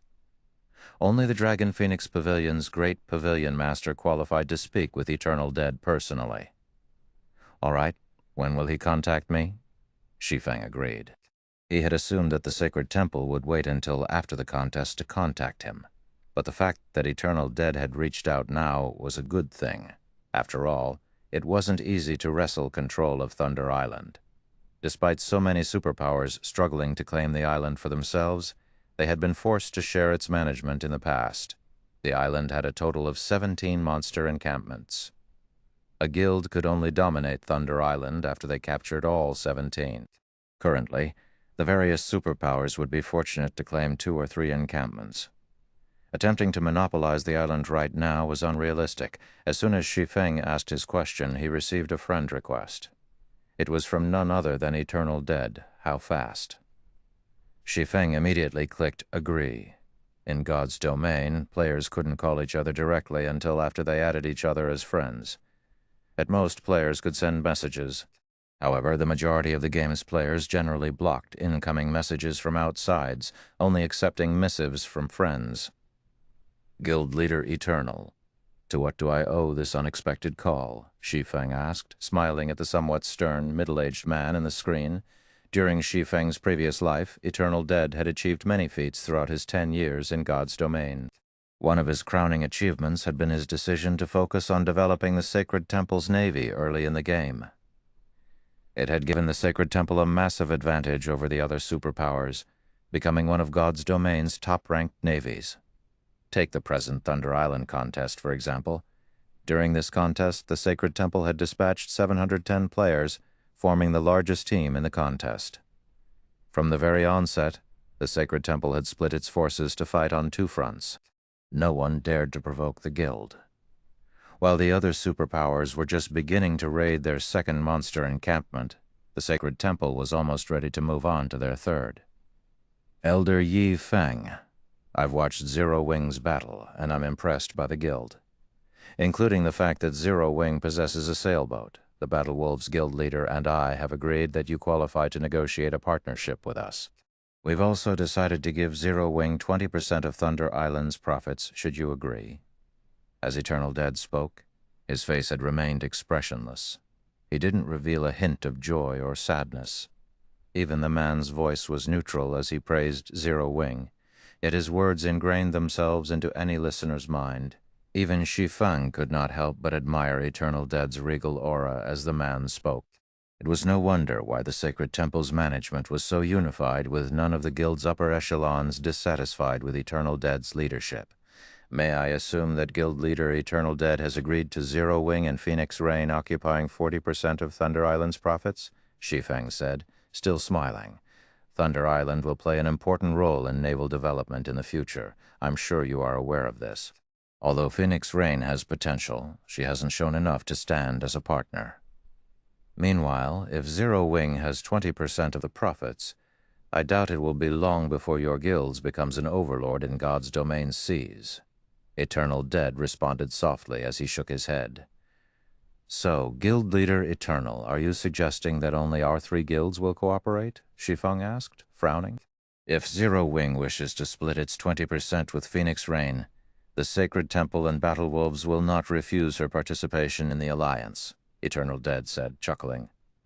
I see realization dawned on Shi Feng.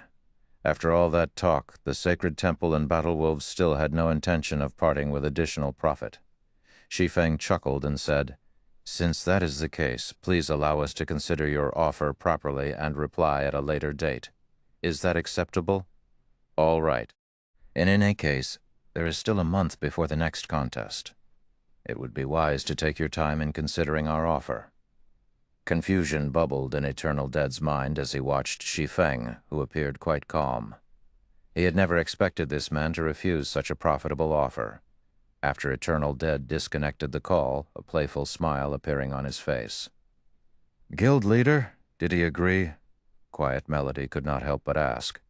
No, he rejected it.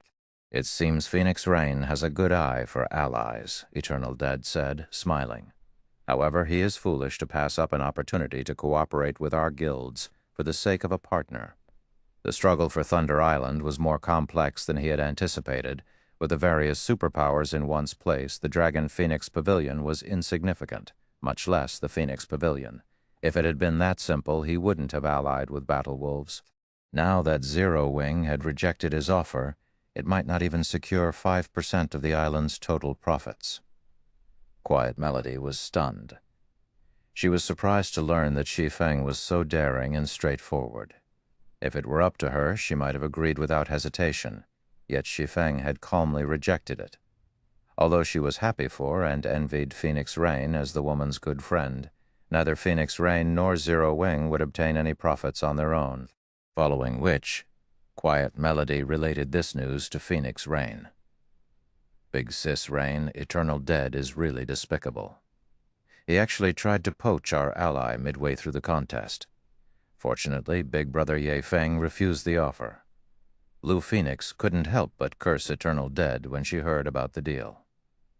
Although Eternal Dead's offer was underhanded, he wasn't wrong about us lacking naval strength. Phoenix Rain smiled bitterly. At the same time, she also felt lucky and touched. If not for Zero Wing, she would have been eliminated from this contest. Meanwhile, in the Orc encampment, Shi Feng didn't react to the previous conversation with Eternal Dead, continuing to appraise the Orc chief's loot. It's no wonder why the various superpowers had been so eager to obtain the Guardian boss's loot in the past. They dropped quite an abundance of good items. Shi Feng excitedly gazed at the items in his bag. The Orc chief had dropped 32 items, 20 of which were various rare materials. 7 of the remaining 12 were level 55 and 60 weapons and pieces of equipment, and the weakest of which was fine gold rank. The Orc chief had also dropped the Tier 2 skill book, Holy Prayer, a skill for healers. Holy Prayer was one of the rare Tier 2 AoE healing spells. It could easily go for several thousand gold on the market. The loot also included a bronze speedboat and 2 dark gold ranked tools, the Magic Rain Gun and Thunder Beast skin. The Magic Rain Gun could replace a speedboat's weapon and would display the power of a peak Tier 2 attack. The gun's attack speed was very high, and its attacks would inflict the poison debuff, causing targets to lose HP over time and reducing movement speed. As for the Thunder Beast skin, it was similar to the Magic Whale skin when used on a ship. The Thunder Beast skin increased the ship's magic resistance by 10%, movement speed by 4%, and durability by 10 points. These items were all worth a fortune. However, even added together, they weren't worth as much as the simple necklace the Guardian boss had dropped. The Thunder God's Charm. Chapter 15:12. Strategic Tool, Translator, Exodus Tales, Editor, Exodus Tales, Guild Leader. What did the boss drop? When Aqua Rose and the others saw Shi Feng's joy, they knew that something amazing had dropped. The loot consists mainly of materials and equipment, but we also got lucky enough to obtain a bronze speedboat and a skill book for the Tier 2 healing spell, Holy Prayer, Shi Feng said, smiling. On top of that, the boss dropped something that will help us take another monster encampment. Everyone gasped when they heard Shi Feng's reply. They could not believe that the loot would be so frightening. Even the various superpowers had only obtained a limited number of bronze speedboats thus far. If this matter went public, the other guilds would die with envy. As for the Tier 2 Holy Prayer, it could rival a dozen or so healing spells when used in a team. It could easily sell for several thousand gold on the market. But none of these items were worth the attention compared to an item that could help them secure another encampment. Although they were confident of claiming another encampment with their 50-man team, that was assuming they had enough time. With less than half of the contest's duration remaining, it would be very difficult for them to finish another raid in time. This was because their opponents wouldn't be limited to monsters, but players as well. The various superpowers had already begun to raid their second encampments. Meanwhile, Thunder Island only had 17 monster encampments available. This limited how many they could raid. Moreover, as time passed, The superpowers that successfully secured a second monster encampment would try for a third. If their team could not clear out an encampment fast enough, the other teams on the island would target them. They'd face far more powerful opponents than Nine Dragons' Emperor. Yet despite knowing this, Shi Feng had determined that they could secure another encampment with the help of a particular item. One could just imagine how valuable this item was. All right, we've had enough rest. Aqua, contact Phoenix Rain and tell her to send 50 players to defend the Orc encampment. We'll prepare to secure another encampment in the meantime, Shi Feng hurriedly instructed. He had no intentions of explaining the Thunder God's charm in detail. The Thunder God's charm was an extraordinary item. Shi Feng didn't expect them to be lucky enough to obtain it from their first guardian boss, Kill. Even after raiding the encampments numerous times, only a few superpowers had secured a Thunder God's charm in the past. Meanwhile, the superpowers that had Thunder God's charms had banded together and monopolized Thunder Island. After which, only superpowers with Thunder God's charms qualified to join the island's co-managers. Unlike the Thunder Emblem, the Thunder God's charm would not suppress enemies' basic attributes. In fact, it was a dark gold necklace without any basic attribute bonuses. The necklace only had one skill, Thunder God's Blessing. When activated, Thunder God's Blessing would give all allies within a 30-yard radius the Thunder God's power buff, allowing everyone's attacks to deal 100% lightning damage to the island's monsters.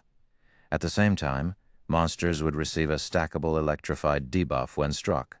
Each debuff stack would reduce monsters' reaction speed, attack speed, and defense by 3% for 6 seconds, stacking a maximum of 10 times.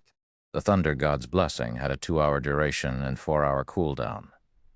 With the Thunder God's charm, a team's overall combat power would rise to a whole new level when raiding monster encampments. This was also why the superpowers with Thunder God's charms had an absolute advantage over those who did not. Now, Shi Feng had both the Thunder Emblem and the Thunder God's charm. Even if he had a small team and had wasted a lot of time earlier, he could secure another encampment with these 2 items. You still want to raid another monster encampment? Phoenix Rain was stunned when Aqua Rose contacted her. For a moment, she did not even know how to react. There are only 2 monster encampments left, but they're pretty far away from your location. Those monsters are also the most difficult of any of the island's encampments. Are you really intending to raid one of them? In her opinion, Shi Feng's successful procurement of one encampment was already a miracle. She was satisfied with the result. As for securing another encampment, she didn't even dare to consider the option. Phoenix Pavilion Master, please tell your players to hurry. If we wait any longer, other guilds might try to raid those 2 encampments, Aqua Rose said, nodding. She then disconnected the call. Big Sis Rain, isn't this a little too risky? Ignoring the fact that they'll disrupt the other guilds. Those 2 encampments' guardian bosses are level 60 Grand Lord ranked archaic species. They're impossible to raid. In addition, each of the guardian bosses has the protection of 2 specialized Grand Lords, with a 50-man team, Blue Phoenix said worriedly. The difficulty of dealing with those 2 encampments' guardian bosses was precisely the reason that the other superpowers, even those who had spawned close to the encampments, had decided to save them for last. It was one thing if Shi Feng's team wasted a lot of their time trying to raid the encampments, but there would be consequences if they gave the other superpowers an advantage. I don't know, but there isn't much we can do since Zero Wing had made its decision. Let's just send some people over for now. The more time we waste, the more difficult their raid will be, Phoenix Rain said, shaking her head. She simply could not understand why Shi Feng tried so desperately. Immediately, Phoenix Rain led 50 of the Phoenix Pavilion's core combatants to the Orc encampment. After the 10 minutes or so it took Phoenix Rain's group to arrive, Shi Feng opened a spatial gate and transported his team to the Rock Giant encampment. Among the various monster races on Thunder Island, the Rock Giants had the highest defense. The various guilds' scouts outside of Thunder Island quickly detected the movement and related the news to their superiors. Zero Wing's members are wildly arrogant. Just because they defeated Nine Dragons' Emperor, they think they can raid an encampment that the superpowers have hesitated to challenge. They want to take on the rock giant encampment with only 50 players? Do they really expect the raid to be so easy? Once we secure our second encampment, we'll teach Zero Wing a lesson. The various superpowers merely laughed at Zero Wing's attempt to raid the rock giant encampment. A level 60 Grand Lord-ranked archaic species was no laughing matter. Even with the 5 ancient tower buffs, it was impossible to raid the Guardian boss without a 200-man team. Furthermore, 2 specialized Grand Lords protected the Guardian boss. In other words, raiding the rock giant encampment would require at least 300 players. Rock giants possessed immense strength, HP, and defense. If one wished to raid the encampment safely and swiftly, they'd require a minimum of 400 players. This was also why the various superpowers had left this encampment for last. The various superpowers welcomed the news of Zero Wing attempting to clear out the monsters around the Guardian boss. It would save them a lot of time. Meanwhile, when Eternal Dead received the news, he could not help his sneer. As far as he was concerned, Shi Feng was simply trying to prove Zero Wing's strength to their super guilds in hopes that they'd change their minds. This was undoubtedly a childish move. It was a joke to think that Zero Wing could raid an encampment that even the various superpowers found challenging with only 50 players. Meanwhile, inside the rock giant encampment, Shi Feng activated the Thunder Domain upon arriving. He then equipped the Thunder God's charm and activated Thunder God's blessing. Suddenly, a dark blue magic array formed beneath everyone's feet. The Thunder God's power then infused every player in range, arcs of blue electricity flicking around their bodies. Kola, Turtledove, Yi Wumian, you 3 will lure everything except the 3 bosses. We'll finish them all in one go, Shi Feng ordered after glancing at the time. Chapter 1513, Godspeed Clearing. Everything. When the team heard Shi Feng's strategy, they stared at the monster encampment before them.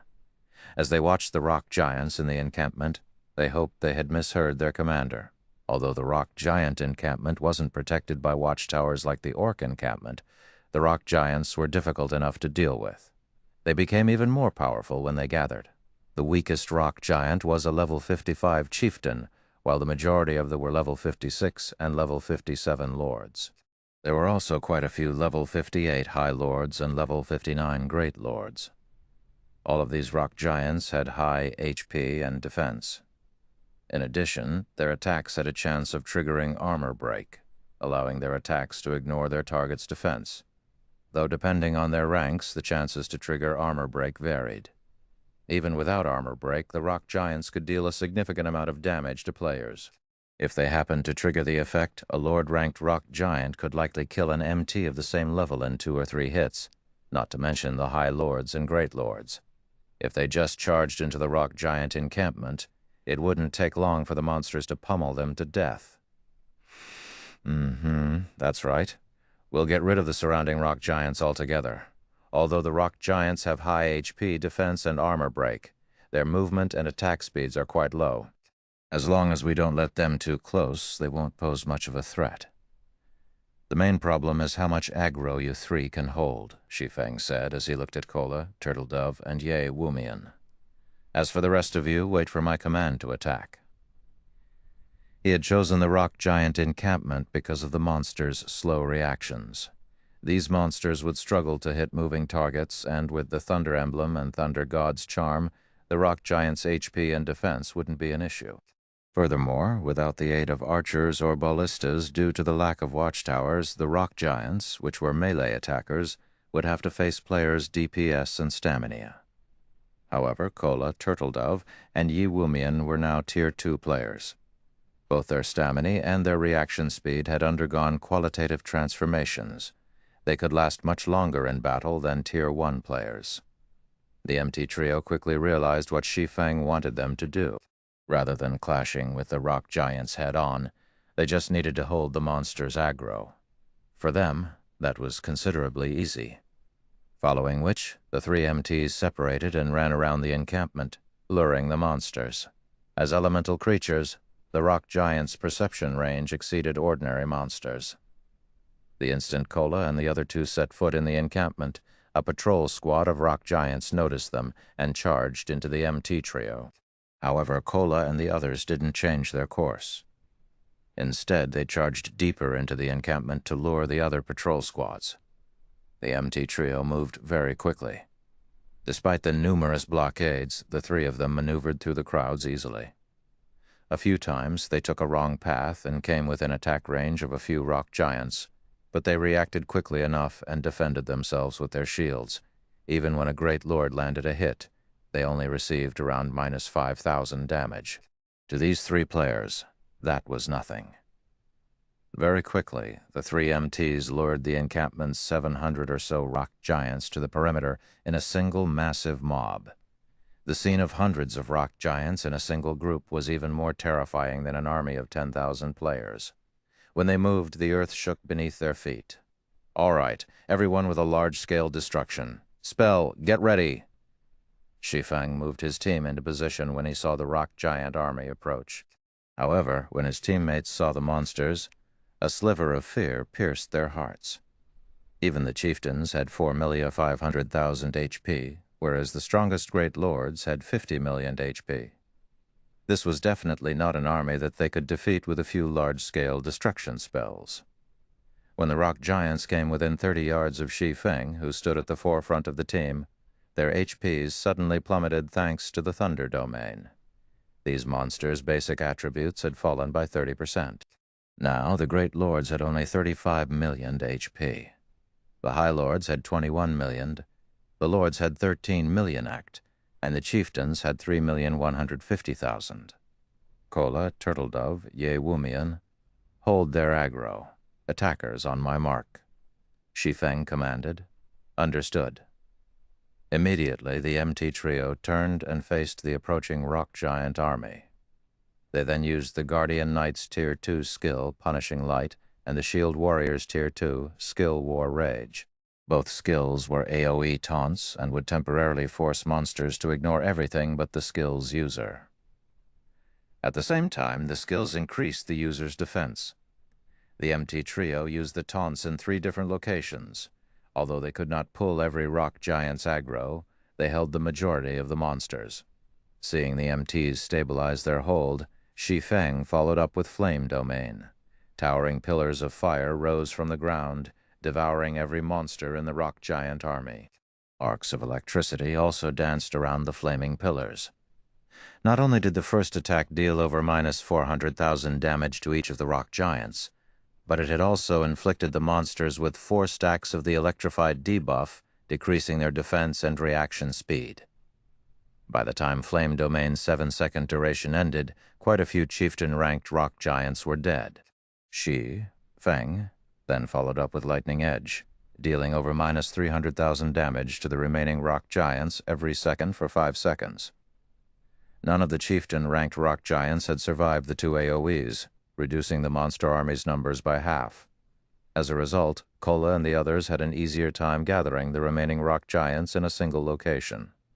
"Good DPS attack," Shi Feng commanded. Zhao Yueru, Blackie, Aqua Rose, Alluring Summer, and Violet Cloud immediately released their large-scale destruction spells. Although none of their attacks did as much damage as Shi Feng's when combined, the damage was astounding. Moreover, the rock giants now had 10 stacks of the electrified debuff, which eased the burden on Kola and his fellow MTs. After the wave of large-scale destruction spells, the battlefield was void of Lord-ranked rock giants. Now, only 40-plus half-HP High Lords and 6 Great Lords with 2/3 of their HPs remained. With this, the impossible task of clearing the encampment became a reachable goal. Everyone prioritized the High Lords, all MTs. Separate them, kite them, and don't let them near you, Shi Feng commanded. With 10 stacks of the electrified debuff, even Tier 1 MTs could easily evade the Great Lord's attacks. As long as they maintained the 10 stacks, they could kite the monsters without issue. Solitary 9 and Dark Madness dashed forward and pulled some of the rock giants' aggro, which was currently chaotic due to the previous bombardment. They then kited their monsters around the team, allowing the ranged players to attack Zero Wing and Asura's members were treating the rock giants, which other teams had deemed impossible to defeat, like target practice. After suppressing the rock giants' defense, they were no more difficult than orcs of the same level. In addition, with Aqua Rose and the others' Tier 2 skills, the team took less than 30 seconds to finish off a half HP High Lord. Time passed quickly. Every 5 minutes, Shi Feng would cast Flame Domain. Every 10 minutes, Shi Feng executed Lightning Edge, and the others used large-scale destruction spells like Frost Flame Hell in less than 30 minutes after the battle had begun. The rock giants in the encampment's perimeter had been annihilated, feeding the team members EXP bars. Tier 1 players like Gentle Snow and Zhao Yuuru had even gained a full level from the abundant EXP. Meanwhile, the various superpowers who were raiding their second encampment finally eliminated the monsters in their encampment's perimeters. Chapter 1514, Powerful Combination Translator, Exodus Tales, Editor, Exodus Tales. After Zero Wing's team swiftly cleared out the rock giant encampment's outer area, news of its success soon reached the various superpowers. They took out the outer area's rock giants in less than half an hour? How is that possible? They kited everything in the perimeter at once. Aren't they just a 50-man team? How is their DPS so high? I've really underestimated Zero Wing's members. They might actually capture the rock giant encampment. The various superpowers were shocked. These superpowers had unanimously agreed that the rock giant encampment would be the most difficult to deal with. The rock giant's armor break ability, in particular, posed a huge threat. If MTs tried to tank the monsters, they'd likely die. Hence, when fighting these monsters, the players would need to dodge as many attacks as possible. However, the rock giants were massive, which gave them a larger attack range than ordinary monsters. This made it very difficult for MTs to dodge the rock giant's attacks. Even if a player were a refinement realm expert, constant evasive maneuvers would tax their bodies. Yet if one relied on small evasive maneuvers, they'd fail to escape the monster's attack range.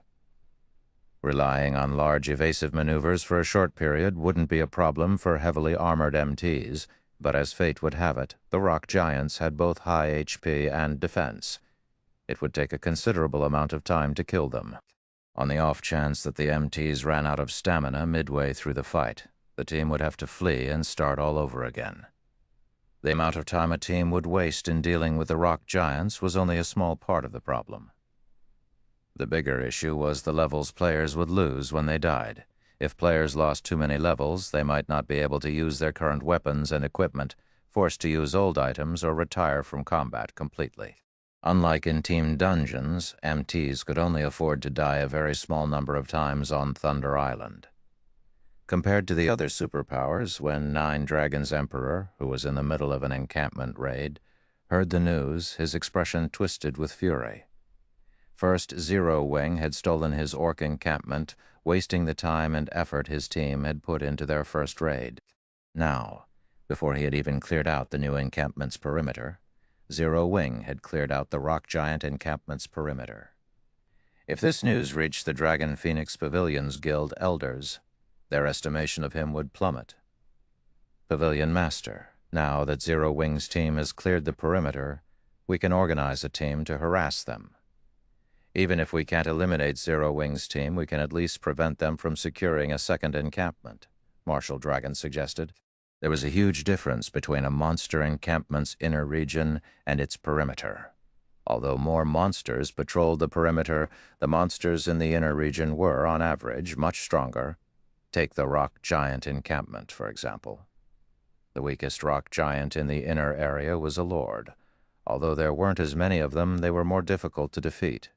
If they sent a force to the rock giant encampment now, it'd arrive within 30 or so minutes. It was highly unlikely that Zero Wing would reach the Guardian boss before the force got there. They definitely had a chance of disrupting the troublesome guild's raid. No, we can't afford the risk. Don't forget that they still have a teleportation gate that allows them to travel across the island instantly. If we split our forces, they might come to steal our encampment again. Besides, do you really think that the rock giant encampment is that easy to raid? Don't forget that the Guardian boss is a Grand Lord ranked archaic species. Although Nine Dragons' Emperor hated to admit it, his current team could not afford to provoke Zero Wing. For now, tell all of our available forces to gather here. We'll use everything we have to raid this encampment. Understood. I'll notify them right away. As Marshal Dragon listened to his commander's reasoning, he remembered Zero Wing's trump card. It was precisely because of that trump card that their team had suffered one defeat after another, and had yet to capture a single encampment. Nearby, Lonely Heaven, Firmament's guild leader, wore a solemn expression when he heard of Zero Wing's success. How can this be? When Lonely Heaven heard that Zero Wing had begun to raid the rock giant encampment's inner region, regret gripped his heart. He had been displeased with Phoenix Rain's actions. After all, Firmament was a bona fide first-rate guild that had focused on developing its navy. Yet Phoenix Rain considered Zero Wing more important, even providing the guild with various benefits and a ton of credits. By doing so, Phoenix Rain had silently expressed her opinion that Firmament couldn't compare to a guild like Zero Wing. Hence, he had decided to join Nine Dragons' Emperor's side instead. By doing so, not only would Firmament secure a temporary teleportation array on Thunder Island, but Nine Dragons' Emperor would invest in the guild, allowing Firmament to develop far more quickly. Yet, his decision had backfired. Even if Nine Dragons secured a monster encampment, Firmament wouldn't get a temporary teleportation array. On the other hand, Zero Wing, whom he had assumed was unfoundedly arrogant when the guild had promised Phoenix Rain 2 monster encampments, was close to fulfilling that promise. Without the temporary teleportation array on Thunder Island, Firmament would not have the foundation to develop in the Sea of Death. As Lonely Castle regretted his decision to betray Phoenix Rain, Shi Feng's team rapidly cleared out the rock giant encampment's inner region. Shi Feng was more careful in the inner area than he had been in the perimeter. He had Kola, Turtle Dove, and Ye Wumian only lure 3 or 4 patrol squads as each was led by a great lord. While Kola's group kited the rock giants, Solitary 9 and Dark Madness pulled the stragglers aggro. Like so, the team steadily reduced the number of patrol squads around the Guardian boss. As the team faced fewer monsters, they had a much easier time killing the rock giants. Each wave only took around 10 minutes or so to finish off. After fighting for around an hour, they had dealt with all 200-plus rock giants in the encampment's core. The only monsters remaining were the level 60 Rock King and 2 level 60 Rock Guards in the center of the encampment. Rock King, elemental creature, archaic species, Grand Lord, level 60, HP 200 million. 200 million Rock Guard, elemental creature, specialized Grand Lord, level 60, HP 150 million. Zero Wing and Asura's members shuddered when they saw the 3 bosses' HPs. Each Rock Guard had 3 HP bars. Meanwhile, the Rock King had 5. Players' HP bars were an indicator of how much HP they had at any time. HP bars had a different meaning for monsters. Each HP bar a monster possessed signified their combat standards. A monster with more than one had higher combat standards than a monster of the same rank and level with a single bar.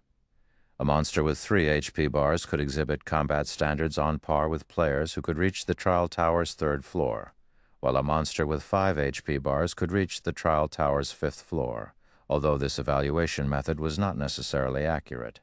It was not that far off the actual numbers. Reaching the Trial Tower's 5th floor meant that one had the standards of an expert. No matter how they looked at it, fighting an expert with 200,000 HP was suicidal. Besides which, their team only had 50 players. Guild leader, how should we fight it? Aqua Rose asked as she watched the Rock King. She had no idea how they should raid this Guardian boss. Kola, Ye Wumian, and Solitary switch shields with each other. Kola will use Solitaries, Ye Wumian will use Kolas, and Solitary will use Ye Wumians. Kola will tank the Rock King, and I'll support you from the sides. Turtle Dove and Ye Wumian will tank the 2 specialized bosses with Solitary and Dark's support. When the fight begins, lure the 2 specialized bosses away. Everyone else, focus your attacks on the Rock King. If no one has an issue with that plan, let's begin. Although Shi Feng had never raided any of the monster encampments on Thunder Island during his previous life, he had watched plenty of raid videos. Hence, he more or less knew how to raid the Rock King. However, at the end of the day, the Rock King was an archaic species. For safety's sake, it would be best if Kola used the Titan Guard. Switch shields? Kola was confused. He currently had the epic-ranked Dragon Scale shield equipped, yet Shi Feng wanted him to use Solitary 9's shield. Chapter 1515, Oppressing an Archaic Species. When Gentle Snow and the other Zero-Wing upper echelons heard Shi Feng's command, they gave him confused looks. Since Kola would tank the Rock King, he should use the best items they had, yet Shi Feng didn't want him to use the Dragon Scale shield. This would undoubtedly make raiding the Rock King even more difficult. Moreover, they were more surprised to hear that Shi Feng would support Kola. Aside from high HP and defense, the Guardian Knight and Shield Warrior classes also had passive skills that reduced the damage and paralysis effect they suffered from attacks. The Swordsman class did not possess such skills. Meanwhile, the more powerful a boss was, the longer a player would be paralyzed after receiving one of its attacks. If the paralysis remained for too long, the MT could fail to keep up their defensive cycle and die. Teams rarely relied on non-MT plate armor classes to support lead MTs, generally relying on Shield Warriors and Guardian Knights. However, after Kola received the Titan Guard and checked the shield's attributes, his jaw dropped. For a moment he even wondered if his eyes were playing a trick. What amazing attributes! Kola stared at the Titan Guard with wide eyes. Originally, he had been somewhat reluctant to part with the Dragon Scale shield, but he fell in love with the Titan Guard at first sight. Fragmented legendary items were practically myths in God's domain. Although the Titan Guard was an epic item right now, he could upgrade it to fragmented legendary rank once he gathered 100,000 magic crystals. He'd even dare to provoke a mythic monster with the shield equipped, not to mention a Grand Lord-ranked archaic species. Furthermore, even at epic rank, Titan Guard's attributes and skills were far more impressive than the Dragon Scale shields. A moment later, everyone moved into position and prepared to deal with the Rock King and its Rock Guards. Even from over 100 yards away, the team members could feel the Rock King's terrifying aura. Their breath quickened. This was especially true for the melee players. The Rock King's massive frame, 30 meters tall, loomed like a tall building.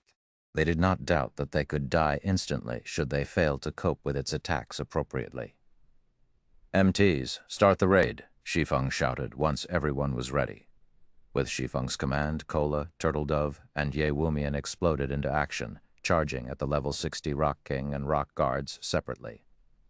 The moment the MTs were within the monster's 100-yard perception range, the three bosses, which stood at the altar in the center of the encampment, opened their crimson eyes.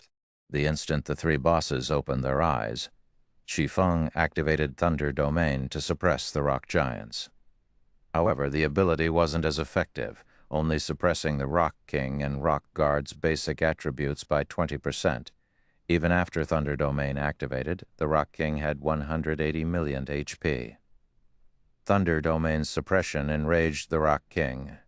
The Guardian boss bellowed and flexed its arms. It then slammed its fists against the ground. Boom. Upon impact, the ground shattered and a powerful shockwave radiated away from the Rock King, like a tidal wave. The ground around the Rock King rose over 10 meters high as it surged towards Kola and the others. The Earth Tsunami's length was impossible to avoid. Tier 3, Spell, Earth Pulsation. Seeing this, the MT trio did not dare to be careless as they immediately activated their life-saving skills, Protection Blessing, Shield Wall. The healers on the rear line instantly began to cast magic shields and Hote, Heal Over Time, spells on the three MTs. Upon colliding with the Rock King's Earth Pulsation, the magic shields protecting Kola and the others shattered, and the three MTs were thrown over a dozen yards backward. When their bodies slammed into the ground, their HPs began to decrease rapidly. Only after falling past the 50% threshold did their HPs stop. Seeing this, Gentle Snow and the others gasped. Single hit had devoured over half of their three MTs' HP. Moreover, this was after they had activated their life-saving skills. Without their life-saving skills, the MT trio would have died. Fortunately, Shi Feng had only sent these three first. MTs, secure aggro healers, use everything you have on the MTs. Everyone else only attack after the MTs have the aggro. Shi Feng remained unfazed. After all, this was merely the Rock King's opening attack. Although he had never raided the Rock King personally, he had watched recordings of numerous Thunder Island contests. He was very familiar with the island's guardian bosses. He knew all of their skills and weaknesses. Two factors made the Rock King a particularly challenging foe: meteor bombardment and life division. Both were powerful team-wipe moves. If these not dealt with appropriately, these skills would annihilate a team. Players would not even have a chance to escape. Compared to those two moves, the Tier 3 Earth Pulsation was child's play. Otherwise, the Rock King would not have been publicly acknowledged as one of the 3 strongest bosses on Thunder Island. Hearing Shi Feng's command, everyone went into action. Kola secured his aggro on the Rock King and started to kite the Guardian boss in circles, while Turtledove and Ye Wumian lured the 2 rock guards far away from the Guardian boss. Meanwhile, Solitary 9 and Dark Madness assisted Turtledove and Ye Wumian in kiting the rock guards. However, a Grand Lord was still a Grand Lord at the end of the day. Even if Thunder Domain weakened the Rock King and Rock Guards, their movement speeds and attack speeds were still superior to the Great Lord-ranked rock giants. When the 3 bosses attacked the MTs with their palms, it looked as if they were swatting flies. Each of their palms was easily 8 yards across.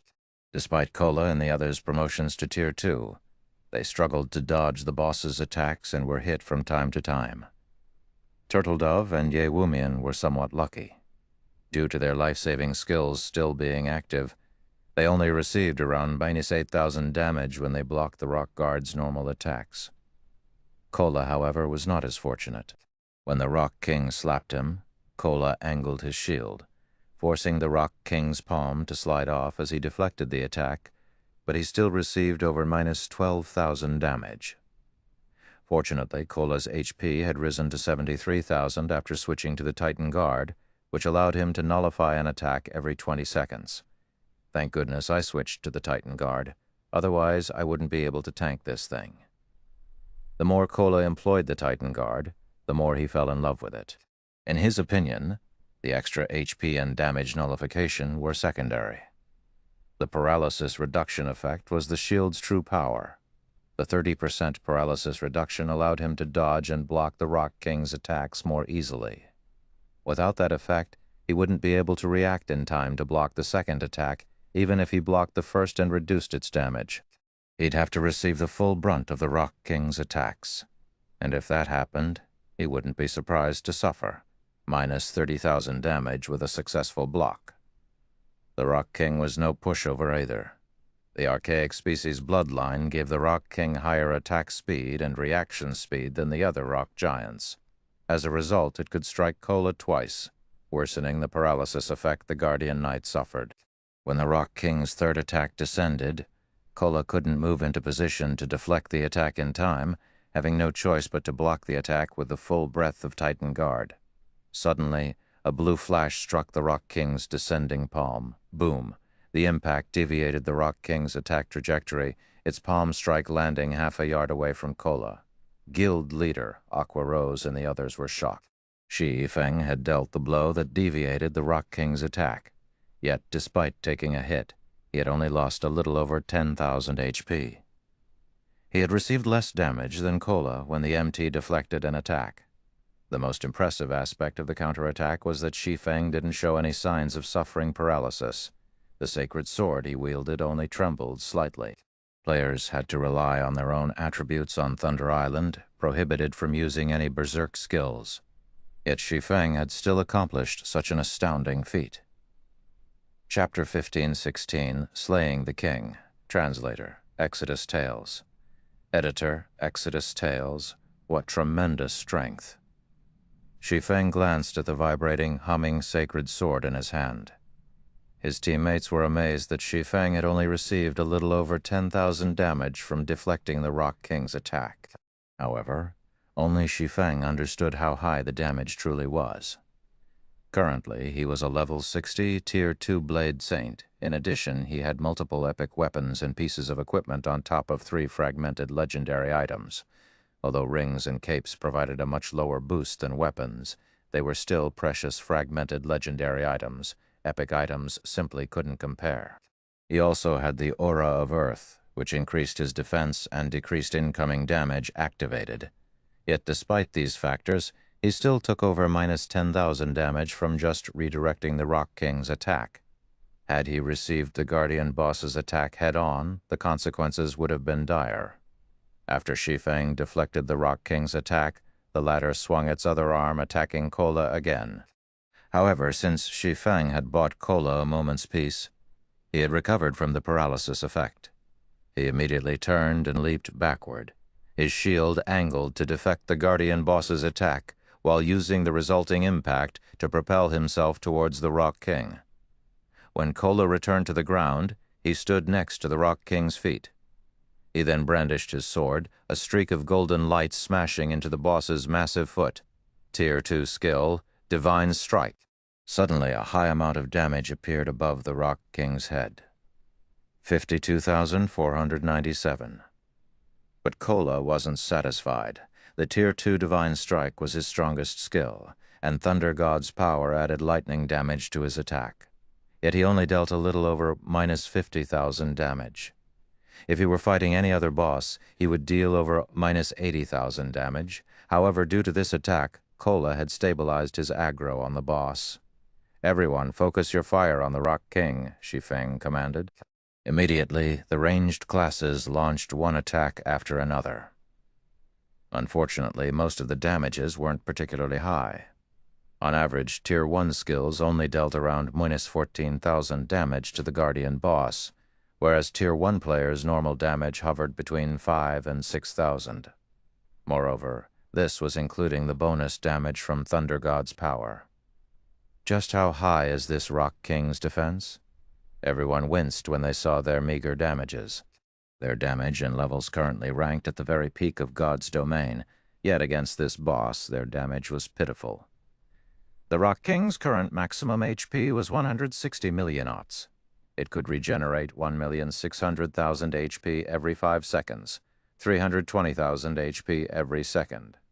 Meanwhile, their team only included 35 DPS players. If everyone only dealt an average of 10,000 damage per second, they'd barely do any actual damage to the Guardian boss.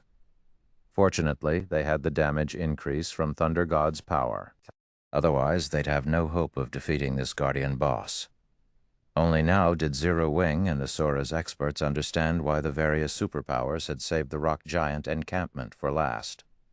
It wasn't just because of how challenging the ordinary Rock Giants were to clear out, but because of the difficulty of raiding the Rock King. However, when Aqua Rose and the other Tier 2 ranged players made their move, damages over minus 20,000 began to appear above the monster's head.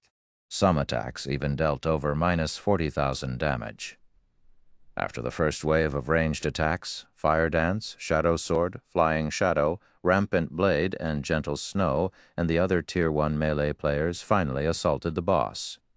Tier 2 skill, Successive Shadow Steps.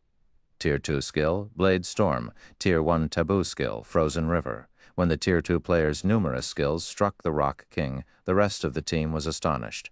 56,487, 124,678, 5837, 42,054, 31, 675. Massive amounts of damage appeared above the Rock King's head, one after another, swiftly reducing the Guardian boss's HP. Fire Dance's attacks, in particular, were absurdly strong. Her normal attacks alone dealt over minus 13,000 damage each, nearly minus 30,000 damage with a critical hit. When she used her skills, she could easily deal over minus 50,000 damage, over minus 100,000 damage if she achieved a critical hit. Fire Dance alone dealt more damage than 5 Tier 1 melee players combined. Big Sis Fire really is too fierce.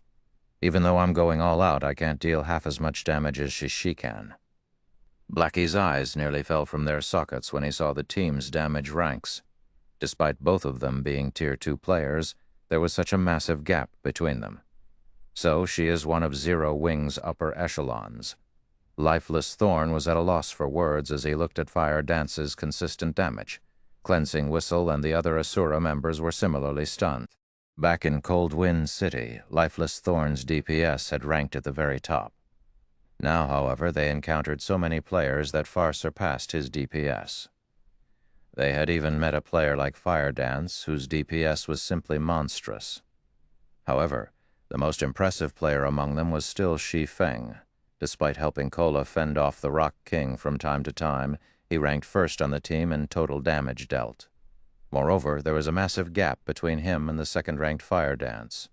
With a casual swing of his sword, Shi Feng dealt over Mighton's 20,000 damage to the Rock King, over Mighton's 50,000 with a critical hit. When he used the Tier 2 skill, Shadow Blade, each of the 9 shadows dealt over 60,000 damage. When he used Flame Burst, each of the 15 attacks dealt over Mighton's 200,000 damage. In addition, Shi Feng had the doppelganger he summoned with Phantom Kill. Although the doppelganger only wielded 90% of Shi Feng's attributes, it still dealt about the same amount of damage as Fire Dance. The team continued to chip away at the Rock King's HP. Even after Kala's protection blessing ran out, and the Guardian Knight began to take around minus 26,000 damage when deflecting the Rock King's attacks, he was able to keep his HP above a safe threshold with Shi Feng's timely help in deflecting attacks. Time passed quickly. When the Rock King's HP fell to 50%, its body abruptly curled. A magic array with a 500-yard radius appeared beneath its feet, and the surge of mana moving towards the array gave everyone a moment of discomfort. A second later, crimson meteors began to rain from the sky. This move was none other than the Rock King's team wipe move, Meteor Bombardment. "Everyone gather to me," Shi Feng shouted when he saw the descending meteors. Although none of them knew what Shi Feng intended to do, they did as they were told.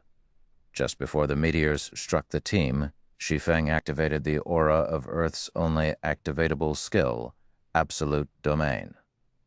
When activated, the skill gave Shi Feng immunity to all damage for 10 seconds and his allies within 50 yards immunity for 5 seconds. Suddenly, a golden glow enveloped the team. Even when the 2 rock guards bombarded Turtledove and Ye Wumian with attacks, the MTs took no damage. As the first wave of flaming meteors crashed into the ground, towering mushroom clouds rose up around the Rock King. The ground shook as if Armageddon had come. Not even the rock guards were spared as a meteor struck each of them, shattering their bodies into countless fragments. Unfortunately, the rock guards were elemental creatures. Even after they had shattered, they quickly gathered the broken pieces and reconstructed themselves. Only, as soon as they reformed, another wave of meteors crashed into them, shattering them once again. Each meteor wave dealt millions of damage to the 2 Grand Lords. In the end, the Rock Guards' bodies had been destroyed 9 times throughout Meteor Bombardment's 4-second duration. When the smoke and dust settled, it revealed the utter disaster the Rock Giant encampment had become. Massive craters littered the encampment. Meanwhile, the Rock King had lost over 10 million HP in its own attack. Seeing this, the players nearly lost their footing. Fortunately, they had been protected by Shi Feng's absolute domain, otherwise they would have all died. Good. The meteors have forced the boss into a weakened state. Attack with everything you've got, Shi Feng commanded when he saw the Rock King, who remained immobile after its spell had ended. Hearing Shi Feng's command, everyone quickly resumed with their assault, bombarding the Rock King with every skill and spell they had. The weakened Rock King's defense was at an all-time low, doubling everyone's damage. Since the Rock King was immobile, they didn't need to worry about it blocking their attacks either. A series of damages appeared above the Rock King's head, draining its HP like flowing water. In less than a minute, the Rock King's HP fell to 20%, at which point the Guardian boss stood and bellowed in rage. Cracks formed across its body before numerous fragments began to fall off. These fragments then formed Lord-ranked rock giants, the exact same number as the team's players, minus 50. This sudden change also decreased the Rock King's HP to 10%, but it had entered a defensive state, significantly increasing its defense. Now the team members' attacks dealt less than 20% of what they did originally. This was the Rock King's other team wipe move, Life Division. If players couldn't defeat the Lord-ranked rock giants in time, These rock giants would be reabsorbed and restore the Rock King's HP, each rock giant healing the Guardian boss for 1% of its HP. Meanwhile, if the Rock King's HP recovered to 50%, it would use meteor bombardment again. The team nearly succumbed to despair at this turn of events.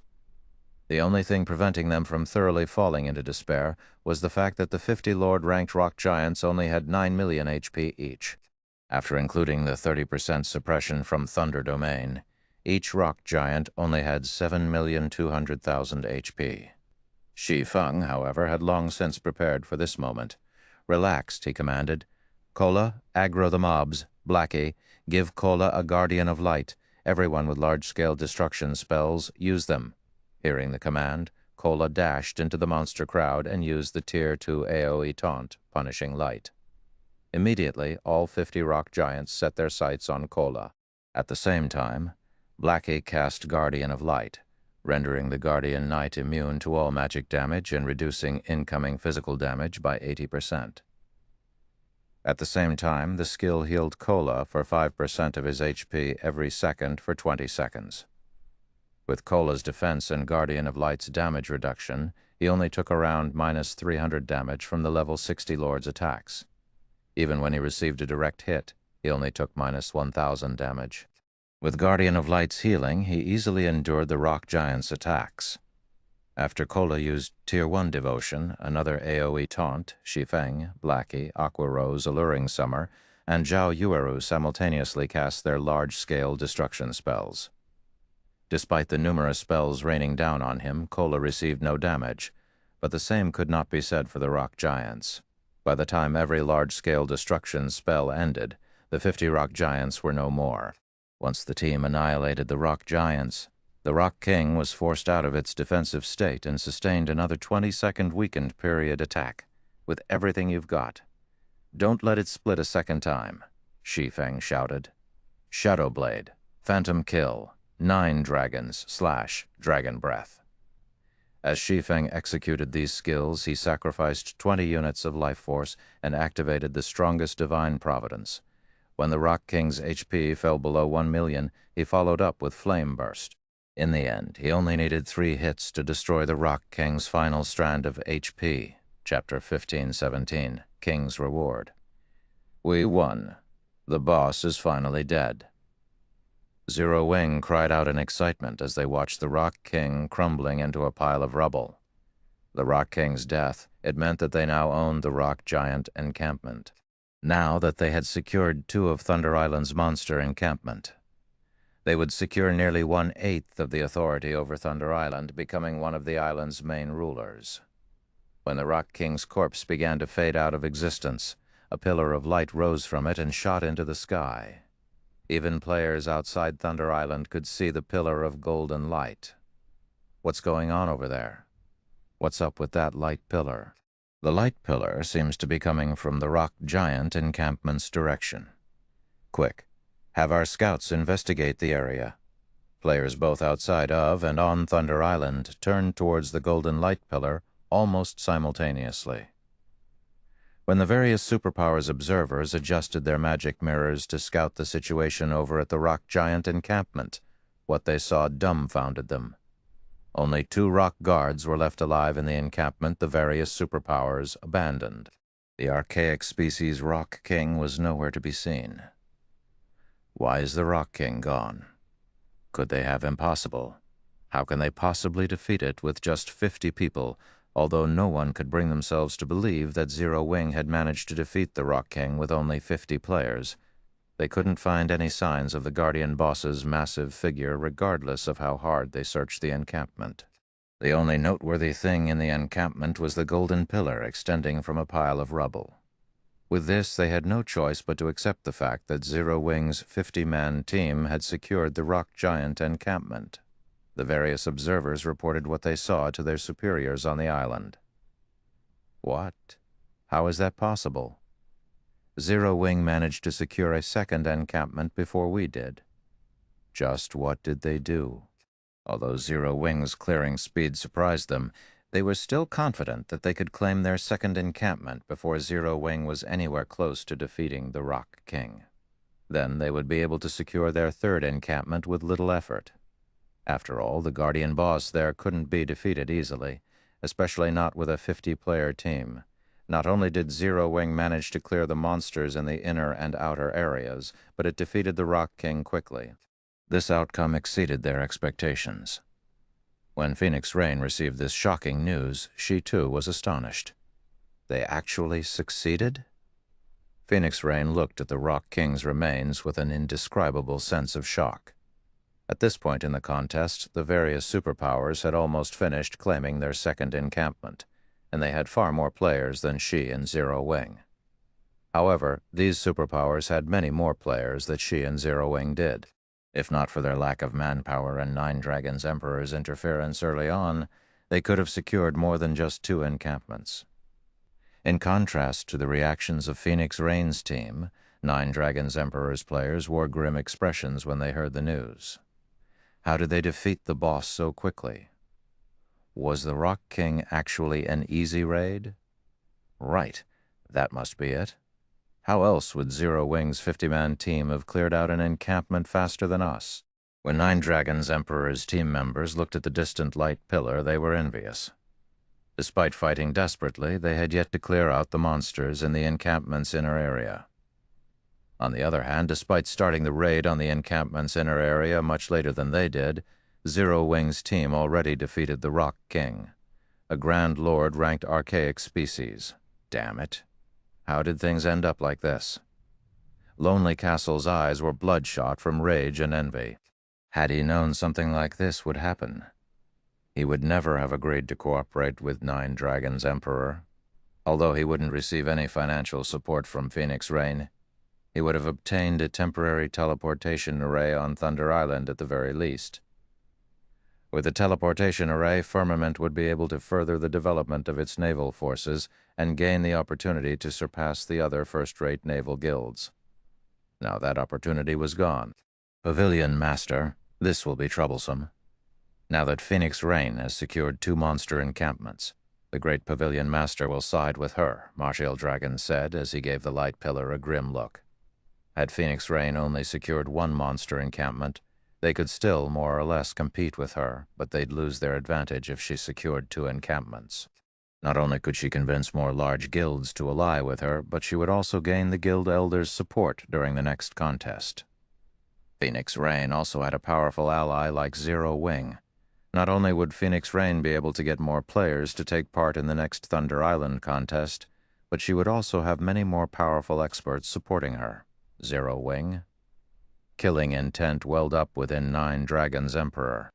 Immediately, he commanded, after the battle, notify Beast Emperor that I'll support him fully. But I have one condition. I want Zero Wing eliminated from God's domain. The guild elders will likely voice their opinions about this matter. After all, Zero Wing is in the same boat as Phoenix Rain. If we use the Dragon Phoenix Pavilion's strength to deal with Zero Wing publicly, Martial Dragon said worriedly when he heard Nine Dragons Emperor's chilling tone, let them. As long as Phoenix Rain loses Zero Wing's support, we'll have a chance to struggle onward. Nine Dragons Emperor stated, determined. His voice radiated killing intent. He had always treated Zero Wing as one of Phoenix Rain's chess pieces and had never placed any importance on the guild. Now he fully understood that Zero Wing was no mere chess piece. Instead, it was Phoenix Rain's lifesaver. He would be eliminated from the competition for the great Pavilion Master's position, sooner or later if he didn't disregard his reputation and destroy Zero Wing while it was still developing. Even if he had to earn the great Pavilion Master's displeasure, he was determined to destroy Zero Wing thoroughly.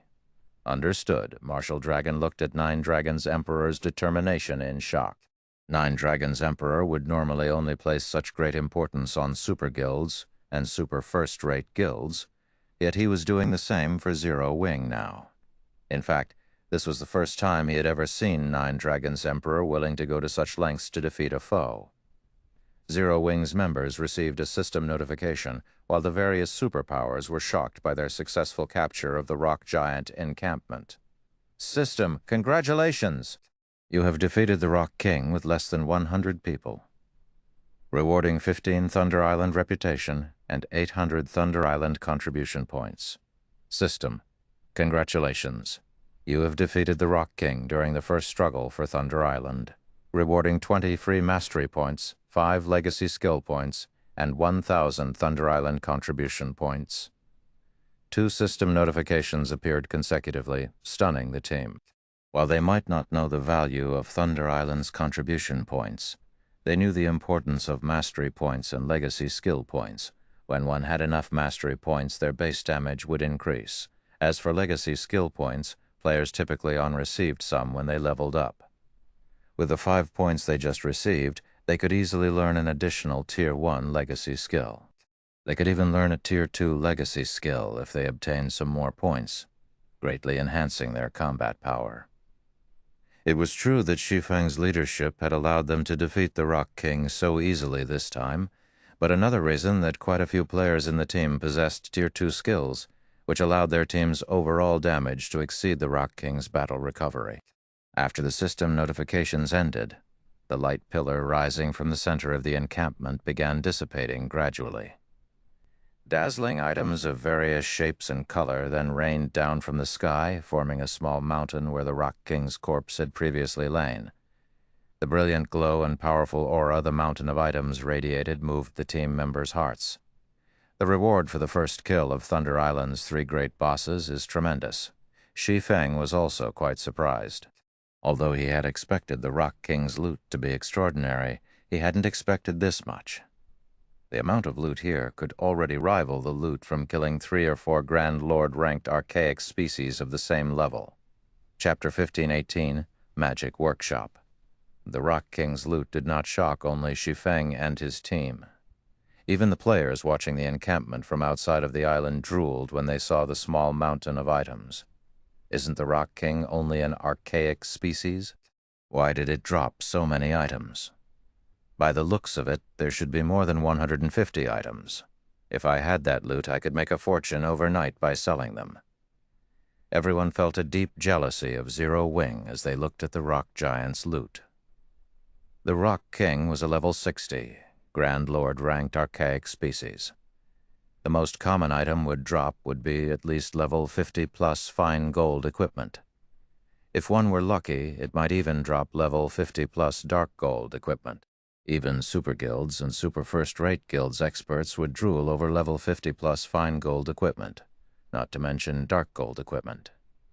Epic items were simply too rare. Not even superpowers peak experts necessarily had one. At a glance, they could spot over 30 weapons and pieces of equipment among the loot. One could just imagine how valuable that miniature mountain was. The various superpowers experts were very close to level 50, and urgently trying to collect level 50 top-tier equipment for the level 50 large-scale team dungeons. Now that Zero Wing had all of these weapons and pieces of equipment, it would gain a definite advantage over other guilds when raiding large-scale team dungeons.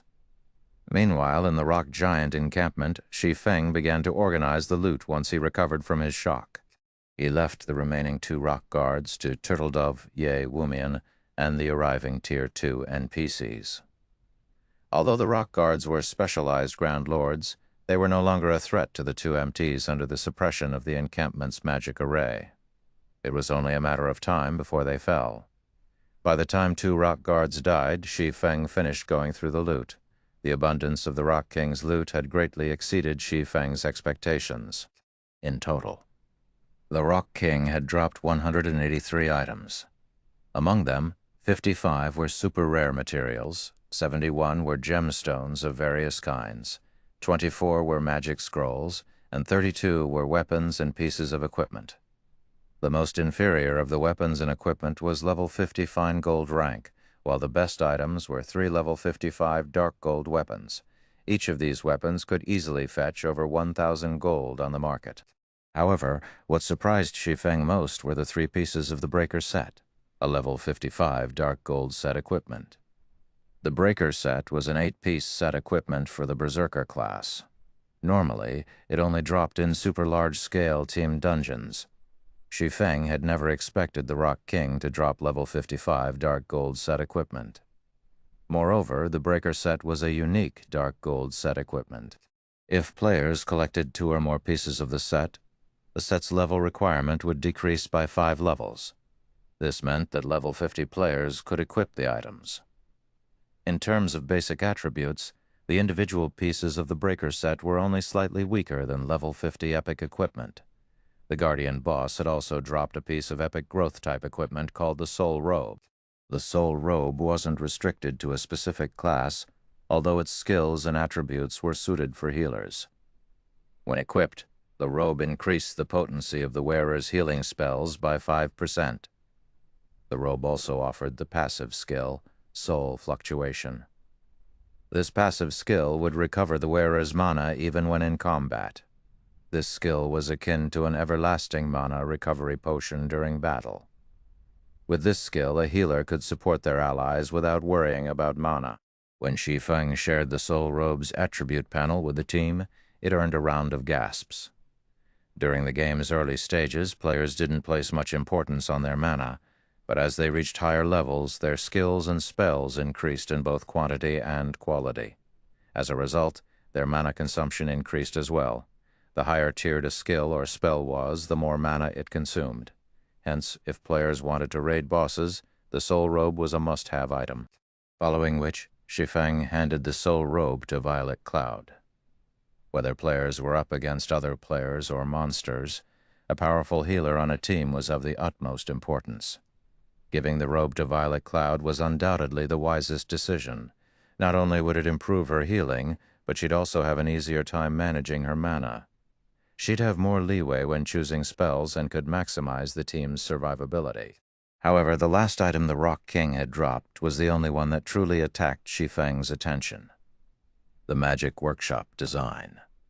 For a moment, Shi Feng even wondered if he were hallucinating as he gazed at the thick, dusty tome in his hands.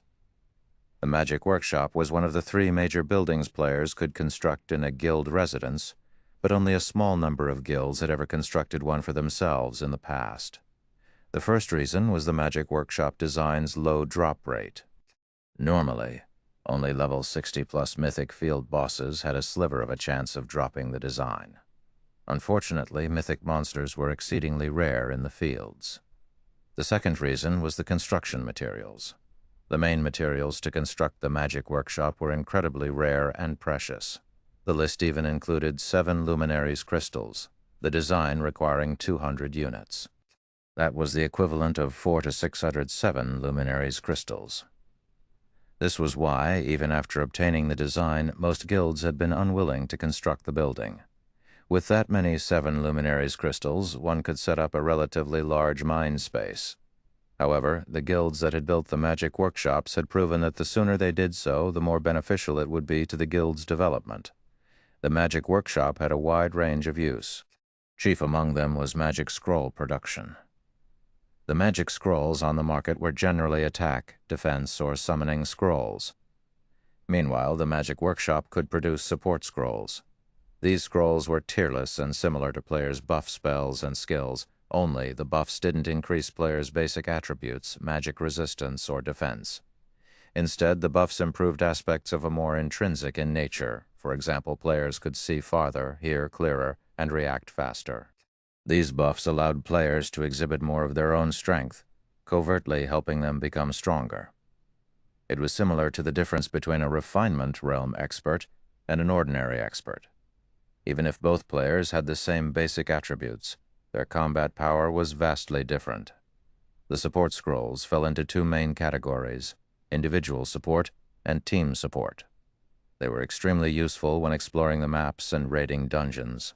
Unfortunately, players needed to gather the required materials before paying the Magic Workshop's NPCs to produce the scrolls for them.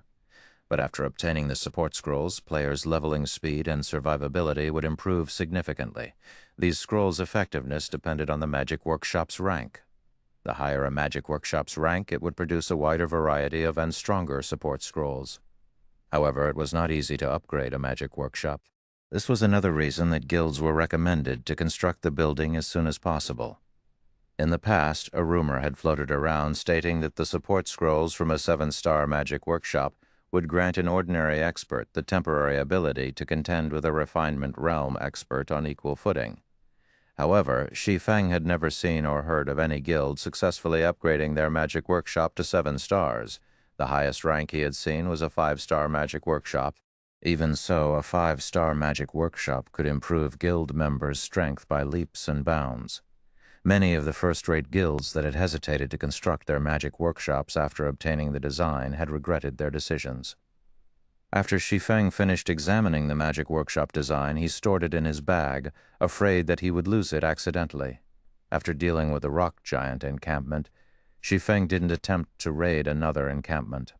He simply guarded the rock giant encampment while waiting for the contest to end. They simply didn't have enough time to raid another encampment, and Thunder God's power was still on cooldown.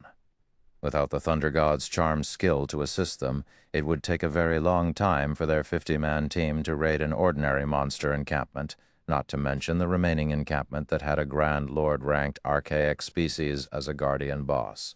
Meanwhile, the Sacred Temple, which raided its 3rd encampment, encountered an unexpected problem. Halfway through the raid, Miracle attacked the Sacred Temple and stole the encampment, becoming one of the only 2 guilds on Thunder Island to secure 3 monster encampments. Ha ha ha ha ha ha! Despite their arrogance, the bastards from the Sacred Temple ended up with only 2 encampments, just like us. Blackie could not help but laugh when he heard this news. The rest of the team nodded and expressed their agreement. The Sacred Temple had looked down on Zero Wing and displayed zero sincerity in their negotiations. It would be a lie to say that they hadn't been insulted, although the Sacred Temple wasn't an enemy. They were still delighted over the Super Guild's setback. While Zero Wing's members chatted, the system eventually notified players that the contest on Thunder Island had come to an end. At the same time, the magic barrier around Thunder Island disappeared. Everyone on the island was then teleported out of the contest area to Thundertown. Yet even after arriving in Thundertown, no one showed any signs of relaxing. Instead, they shifted their gazes towards the large stone monument erected in the center of the town plaza. After the Thunder Island contest ended, the system would rank the various participants by their performances. The ranks would then determine each power's status and authority on the island. Hence, all of the involved upper echelons were incredibly nervous. Quick, look. The system is releasing the ranks. Slowly, words began to appear on the stone monument. Chapter 1519, Thunder Island Rankings. Translator, Exodus Tales. Editor, Exodus Tales. I wonder who will get first place. I've heard that first place gets to control the only large shipyard on Thunder Island. Whoever gets that shipyard will definitely have an easier time developing in the Sea of Death. That's right. I've heard that the large shipyard on Thunder Island can produce unique speedboats and cargo ships. Anyone that gets the shipyard will easily be able to expand their naval forces. All of the rewards for the top 5 ranks are pretty good. The top 5 guilds will share authority over a large repair yard, giving them easy access to ship repairs. As words began to appear on the stone monument, players in the plaza and waiting outside of Thunder Island watched with building excitement. Even players who didn't belong to the various superpowers were paying close attention to the ranking because the powers on the list would be in control of Thunder Island for some time. If one had a rocky relationship with the ruling superpowers, they'd likely have to avoid Thunder Island and the Sea of Death until the next contest. It was incredibly difficult to avoid damage to a ship in naval combat, and as ships' durability decreased, players would need to repair them. If one were an enemy of the powers controlling Thunder Island's shipyards or repair yards, this contest's results could deal a devastating blow to their naval development. Thunder Island was the only location that offered repairs in the Sea of Death, and traveling to and from this zone was troublesome and time-consuming. As for obtaining a temporary teleportation array, that was impossible. There weren't even enough teleportation arrays for all of the participating superpowers. All minor characters like themselves could do was stand by and watch from the sidelines. As players quietly chatted, the first-place guild's name appeared on the monument. Miracle? How is it, Miracle? Didn't the Battle Wolves secure 3 encampments as well? It should be because of the impromptu merge between Nine Dragons Emperor and Miracle's teams. Don't forget, Nine Dragons Emperor's side also secured an encampment. With this, Miracle technically has 4 encampments under its control. Naturally, it secured first place. Wow. Nine Dragons Emperor really did that? Won't he lose all authority over Thunder Island by merging with another team? It can't be helped. Nine Dragons Emperor dug his own grave by starting a fight with Phoenix Rain. Had he not done so, he could have easily gained a share of authority over Thunder Island. While the watching teams were slightly surprised by Miracle's success, they also sympathized with Nine Dragons Emperor. There was a massive difference between those who had authority over the island and those who did not. With this authority, even controlling a fraction of the island allowed these powers to decide Thunder Island's development model. At the same time, they would have control of a repair yard. Had Nine Dragons Emperor secured a monster encampment under his own name, although he wouldn't have obtained a large repair yard, he could have obtained a smaller repair yard. He wouldn't have to borrow one from another power. With the advent of the first place, the name of the second-place guild soon followed. Unsurprisingly, the Battle Wolves secured second place. It was the only other guild that had occupied more than 2 monster encampments. By coming in second place, the Battle Wolves had gained complete control over a medium shipyard, 25% of the shares of a large repair yard, and full control of a small repair yard. The various superpowers were jealous. Like the large shipyard, Thunder Island only had 1 large repair yard. In addition to the large shipyard, first place only received 30% of the large repair yard's shares and a small repair yard. I wonder which guild will come in third. It should be either the Sacred Temple or Nine Heavens Pavilion. After all, both super guilds had occupied quite a number of ancient towers. Even the reward for third place is amazing. Not only will they obtain a small shipyard, but they will also enjoy 20% of the large repair yard's shares and a small repair yard. Only the top 3 ranks won't have to share a small repair yard. While the waiting players discussed the situation, the system finally finished calculating the results and displayed the third-ranked team. Dragon Phoenix Pavilion. When the black stone monument displayed these 3 words, the plaza fell silent. Everyone was speechless as they stared at the name. Players only commented after a long pause. What's going on? How is it the Dragon Phoenix Pavilion? How is the system calculating these results? Although the Dragon Phoenix Pavilion secured 2 encampments, it didn't capture nearly as many towers as the Sacred Temple and Nine Heavens Pavilion. How could it rank third? The system must have miscalculated. The various superpowers weren't pleased with the rank. The Sacred Temple and Nine Heavens Pavilion's members, in particular, were furious about the result. Both of their guilds had surpassed Phoenix Rain's team in terms of member count and captured ancient towers. No matter how they looked at it, Phoenix Rain's team should not have secured third place. In fact, it should have been a miracle if her team even ranked 5th. Big sis Rain. Look, we actually got third place, Blue Phoenix shouted excitedly when she saw their rank on the stone monument. She paid 0 attention to the other superpowers' grumbling and voices of dissent.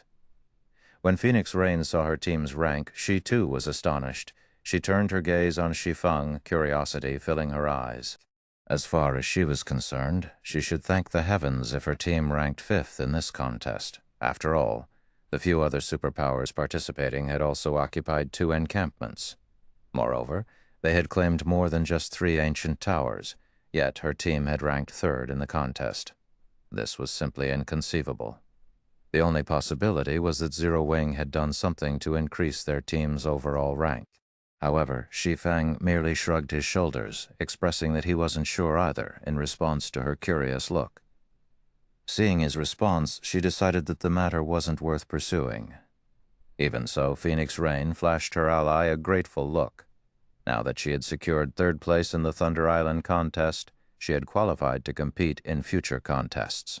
Even if she had lost from immense naval support with a small shipyard and a small repair yard on Thunder Island, she could develop a considerably powerful fleet of her own in 1 month. Guild leader, you really don't know anything about this? Aqua Rose quietly asked.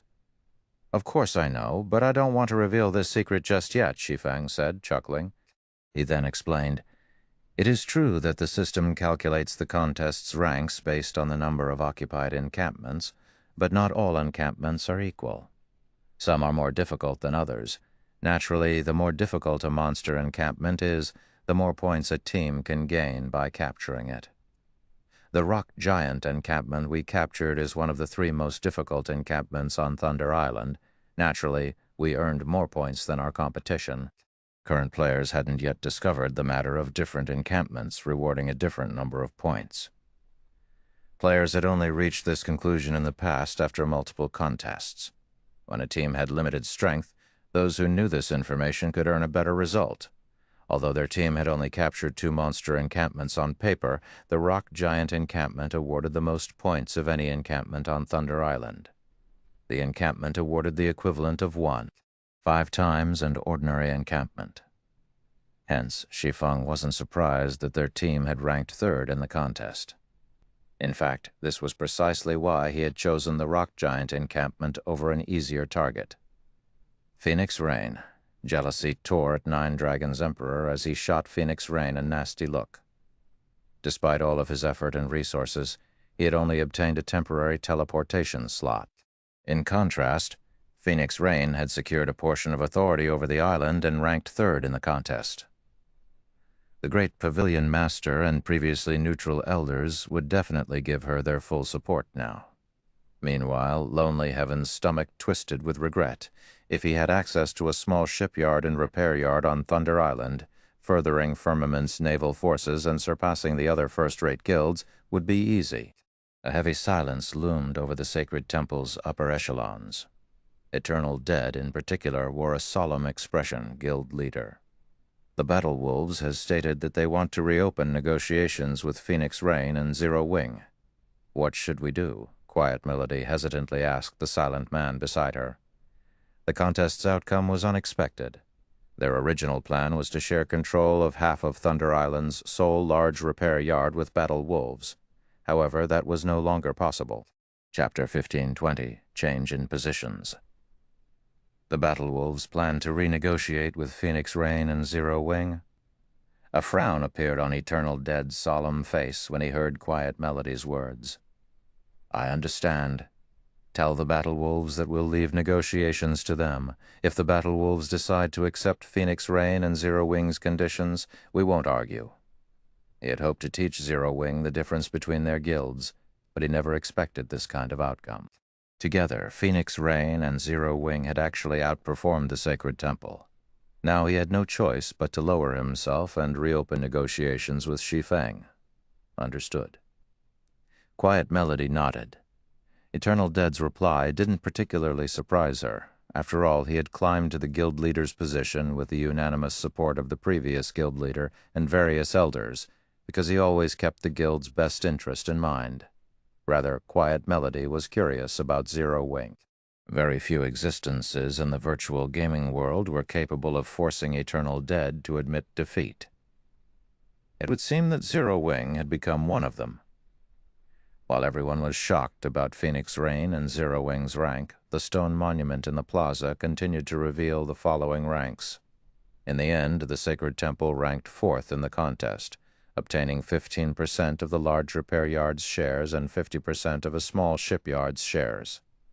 The Nine Heavens Pavilion came in 5th. At 5th place, the Super Guild acquired the final 10% of the large repair yard's shares and 50% of a small shipyard. The crowd paid little attention to the remaining ranks since 6th place and below hadn't earned any shares of Thunder Island's large repair yard. In fact, they weren't even granted any control of a small shipyard. They only gained the right to vote for Thunder Island's development path and temporary teleportation arrays. Meanwhile, after the ranks were announced, news quickly reached the ears of the various naval forces outside of Thunder Island. What? The Phoenix Pavilion was the dark horse in the competition, and even surpassed the Sacred Temple and Nine Heavens Pavilion. I recall that Phoenix Rain had secured 2 monster encampments. She should have 4 temporary teleportation arrays now, since Firmament betrayed her, and Zero Wing only needs 1. She should have 2 teleportation arrays to spare. If we ally ourselves with Phoenix Rain, we might have a chance of obtaining one of them. Thank goodness we didn't agree to work with Nine Dragons' Emperor. We would have lost any hope of befriending Phoenix Rain. The various first- and second-rate naval guilds quickly took note of Phoenix Rain's remaining teleportation arrays. Unlike Phoenix Rain, the other superpowers had already reserved their extra temporary teleportation arrays for their allies. Some superpowers had even failed to meet their original goals and acquire enough teleportation arrays. On the other hand, one of Phoenix Rain's partners had betrayed her, so it was entirely possible to ally with her team and obtain one of the arrays. Big Sis Rain, several large guilds with relatively powerful navies have contacted us, stating that they're willing to work under you. However, they have requested a temporary teleportation array in return, Blue Phoenix excitedly announced. In addition, several superpowers have congratulated us, stating that they would find time to negotiate cooperation in the future. The Battle Wolves have also sent a representative to reopen negotiations regarding cooperation on Thunder Island. Although the Dragon Phoenix Pavilion was a super first-rate guild, Phoenix Rain could only mobilize a small portion of the guild's power. Hence, before today, very few naval forces had been willing to ally with her. The various superpowers were of a similar opinion. Now, however, first- and second-rate naval guilds and superpowers began to pay attention to Phoenix Rain. Even the Battle Wolves wanted to reopen negotiations. Blue Phoenix had never imagined this outcome. Shi Feng, the Battle Wolves have sent an invitation? What is your opinion on the matter, Phoenix Rain? Asked Shi Feng softly, who stood beside her. She was fully aware that Zero Wing was the only reason she enjoyed such treatment. Furthermore, their relationship had long since grown past that of an employer and employee to a partnership. Since the Battle Wolves had taken the initiative to reopen negotiations, she had to seek his opinion on the matter. Let them wait for a bit. We're not in a hurry, Shi Feng said, smiling. He was not particularly surprised by the situation. Instead, we should focus on recruiting strong naval forces. Only by doing so can we increase our overall strength quickly. Cooperating with the various superpowers would only benefit them on Thunder Island. On the other hand, by recruiting the naval forces that needed a temporary teleportation array, they could bolster the ships sailing under their banner. With this, grinding for Thunder Passes would become much easier. Let the Battle Wolves wait. Phoenix Rain was taken aback when she saw Shi Feng's serene expression. The Battle Wolves was a bona fide super guild. It had also occupied 3 monster encampments during this contest. Many large guilds would die for the opportunity to cooperate with the Battle Wolves, yet Shi Feng wanted to reject the super guild's offer. Once we begin operating our small shipyard, we'll have a greater advantage in the negotiations, Shi Feng said, nodding. All right, then. I'll let them know. Phoenix Rain agreed. Finding no flaws in Shi Feng's reasoning, to forge iron, one needed a sturdy hammer. Even if they proposed the conditions they deserved, the Battle Wolves wouldn't necessarily agree. Once they were sufficiently powerful, the Battle Wolves in Sacred Temple would offer the appropriate conditions. What? She rejected the offer? She's even told the Battle Wolves to wait for her answer. What is she trying to do? When he read the report containing Phoenix Rain's reply, Eternal Dead was confused. Has she lost her mind? In his opinion, the fact that he and the Battle Wolves had even agreed to reopen negotiations was incredibly generous, yet Phoenix Rain and Zero Wing had rejected the offer. Guild leader, what should we do? Quiet Melody asked. We wait. If they don't come looking for us, we won't seek them out either. I refuse to believe that Phoenix Rain and Zero Wing will sit by and do nothing, Eternal Dead replied seriously. While the various powers chatted about the contest, Phoenix Rain and Shi Feng's group ventured to Thunder Island's town hall and selected their small shipyard and small repair yard. They also registered their guilds for the respective temporary teleportation arrays. Guilds that had registered their teleportation arrays could teleport members between Thunder Island and their guild residences for a small fee. They wouldn't have to waste the time traveling by ship. In addition, although the small shipyard and small repair yard were not as effective as their large counterparts, they were more than enough for current players. Once they finished dealing with those issues, Shi Feng used a return scroll, leaving Thunder Island. The most important thing he needed to deal with was the Magic Workshop's construction. Although constructing the Magic Workshop would put a dent in the guild's coffers, the building would quickly pay for itself. Moreover, the Magic Workshop's value to the guild would grow as the game progressed. Now that he had the design for the building, he had to erect it as soon as possible. While Phoenix Rain and Shi Feng had completed the necessary procedures, Nine Dragons' Emperor had watched from a short distance away, glaring daggers at the two players. After Shi Feng's group left from the town hall, Nine Dragons' Emperor opened his mouth and asked, "Marshal, have you made contact with Beast Emperor yet?" "Rest assured, Pavilion Master.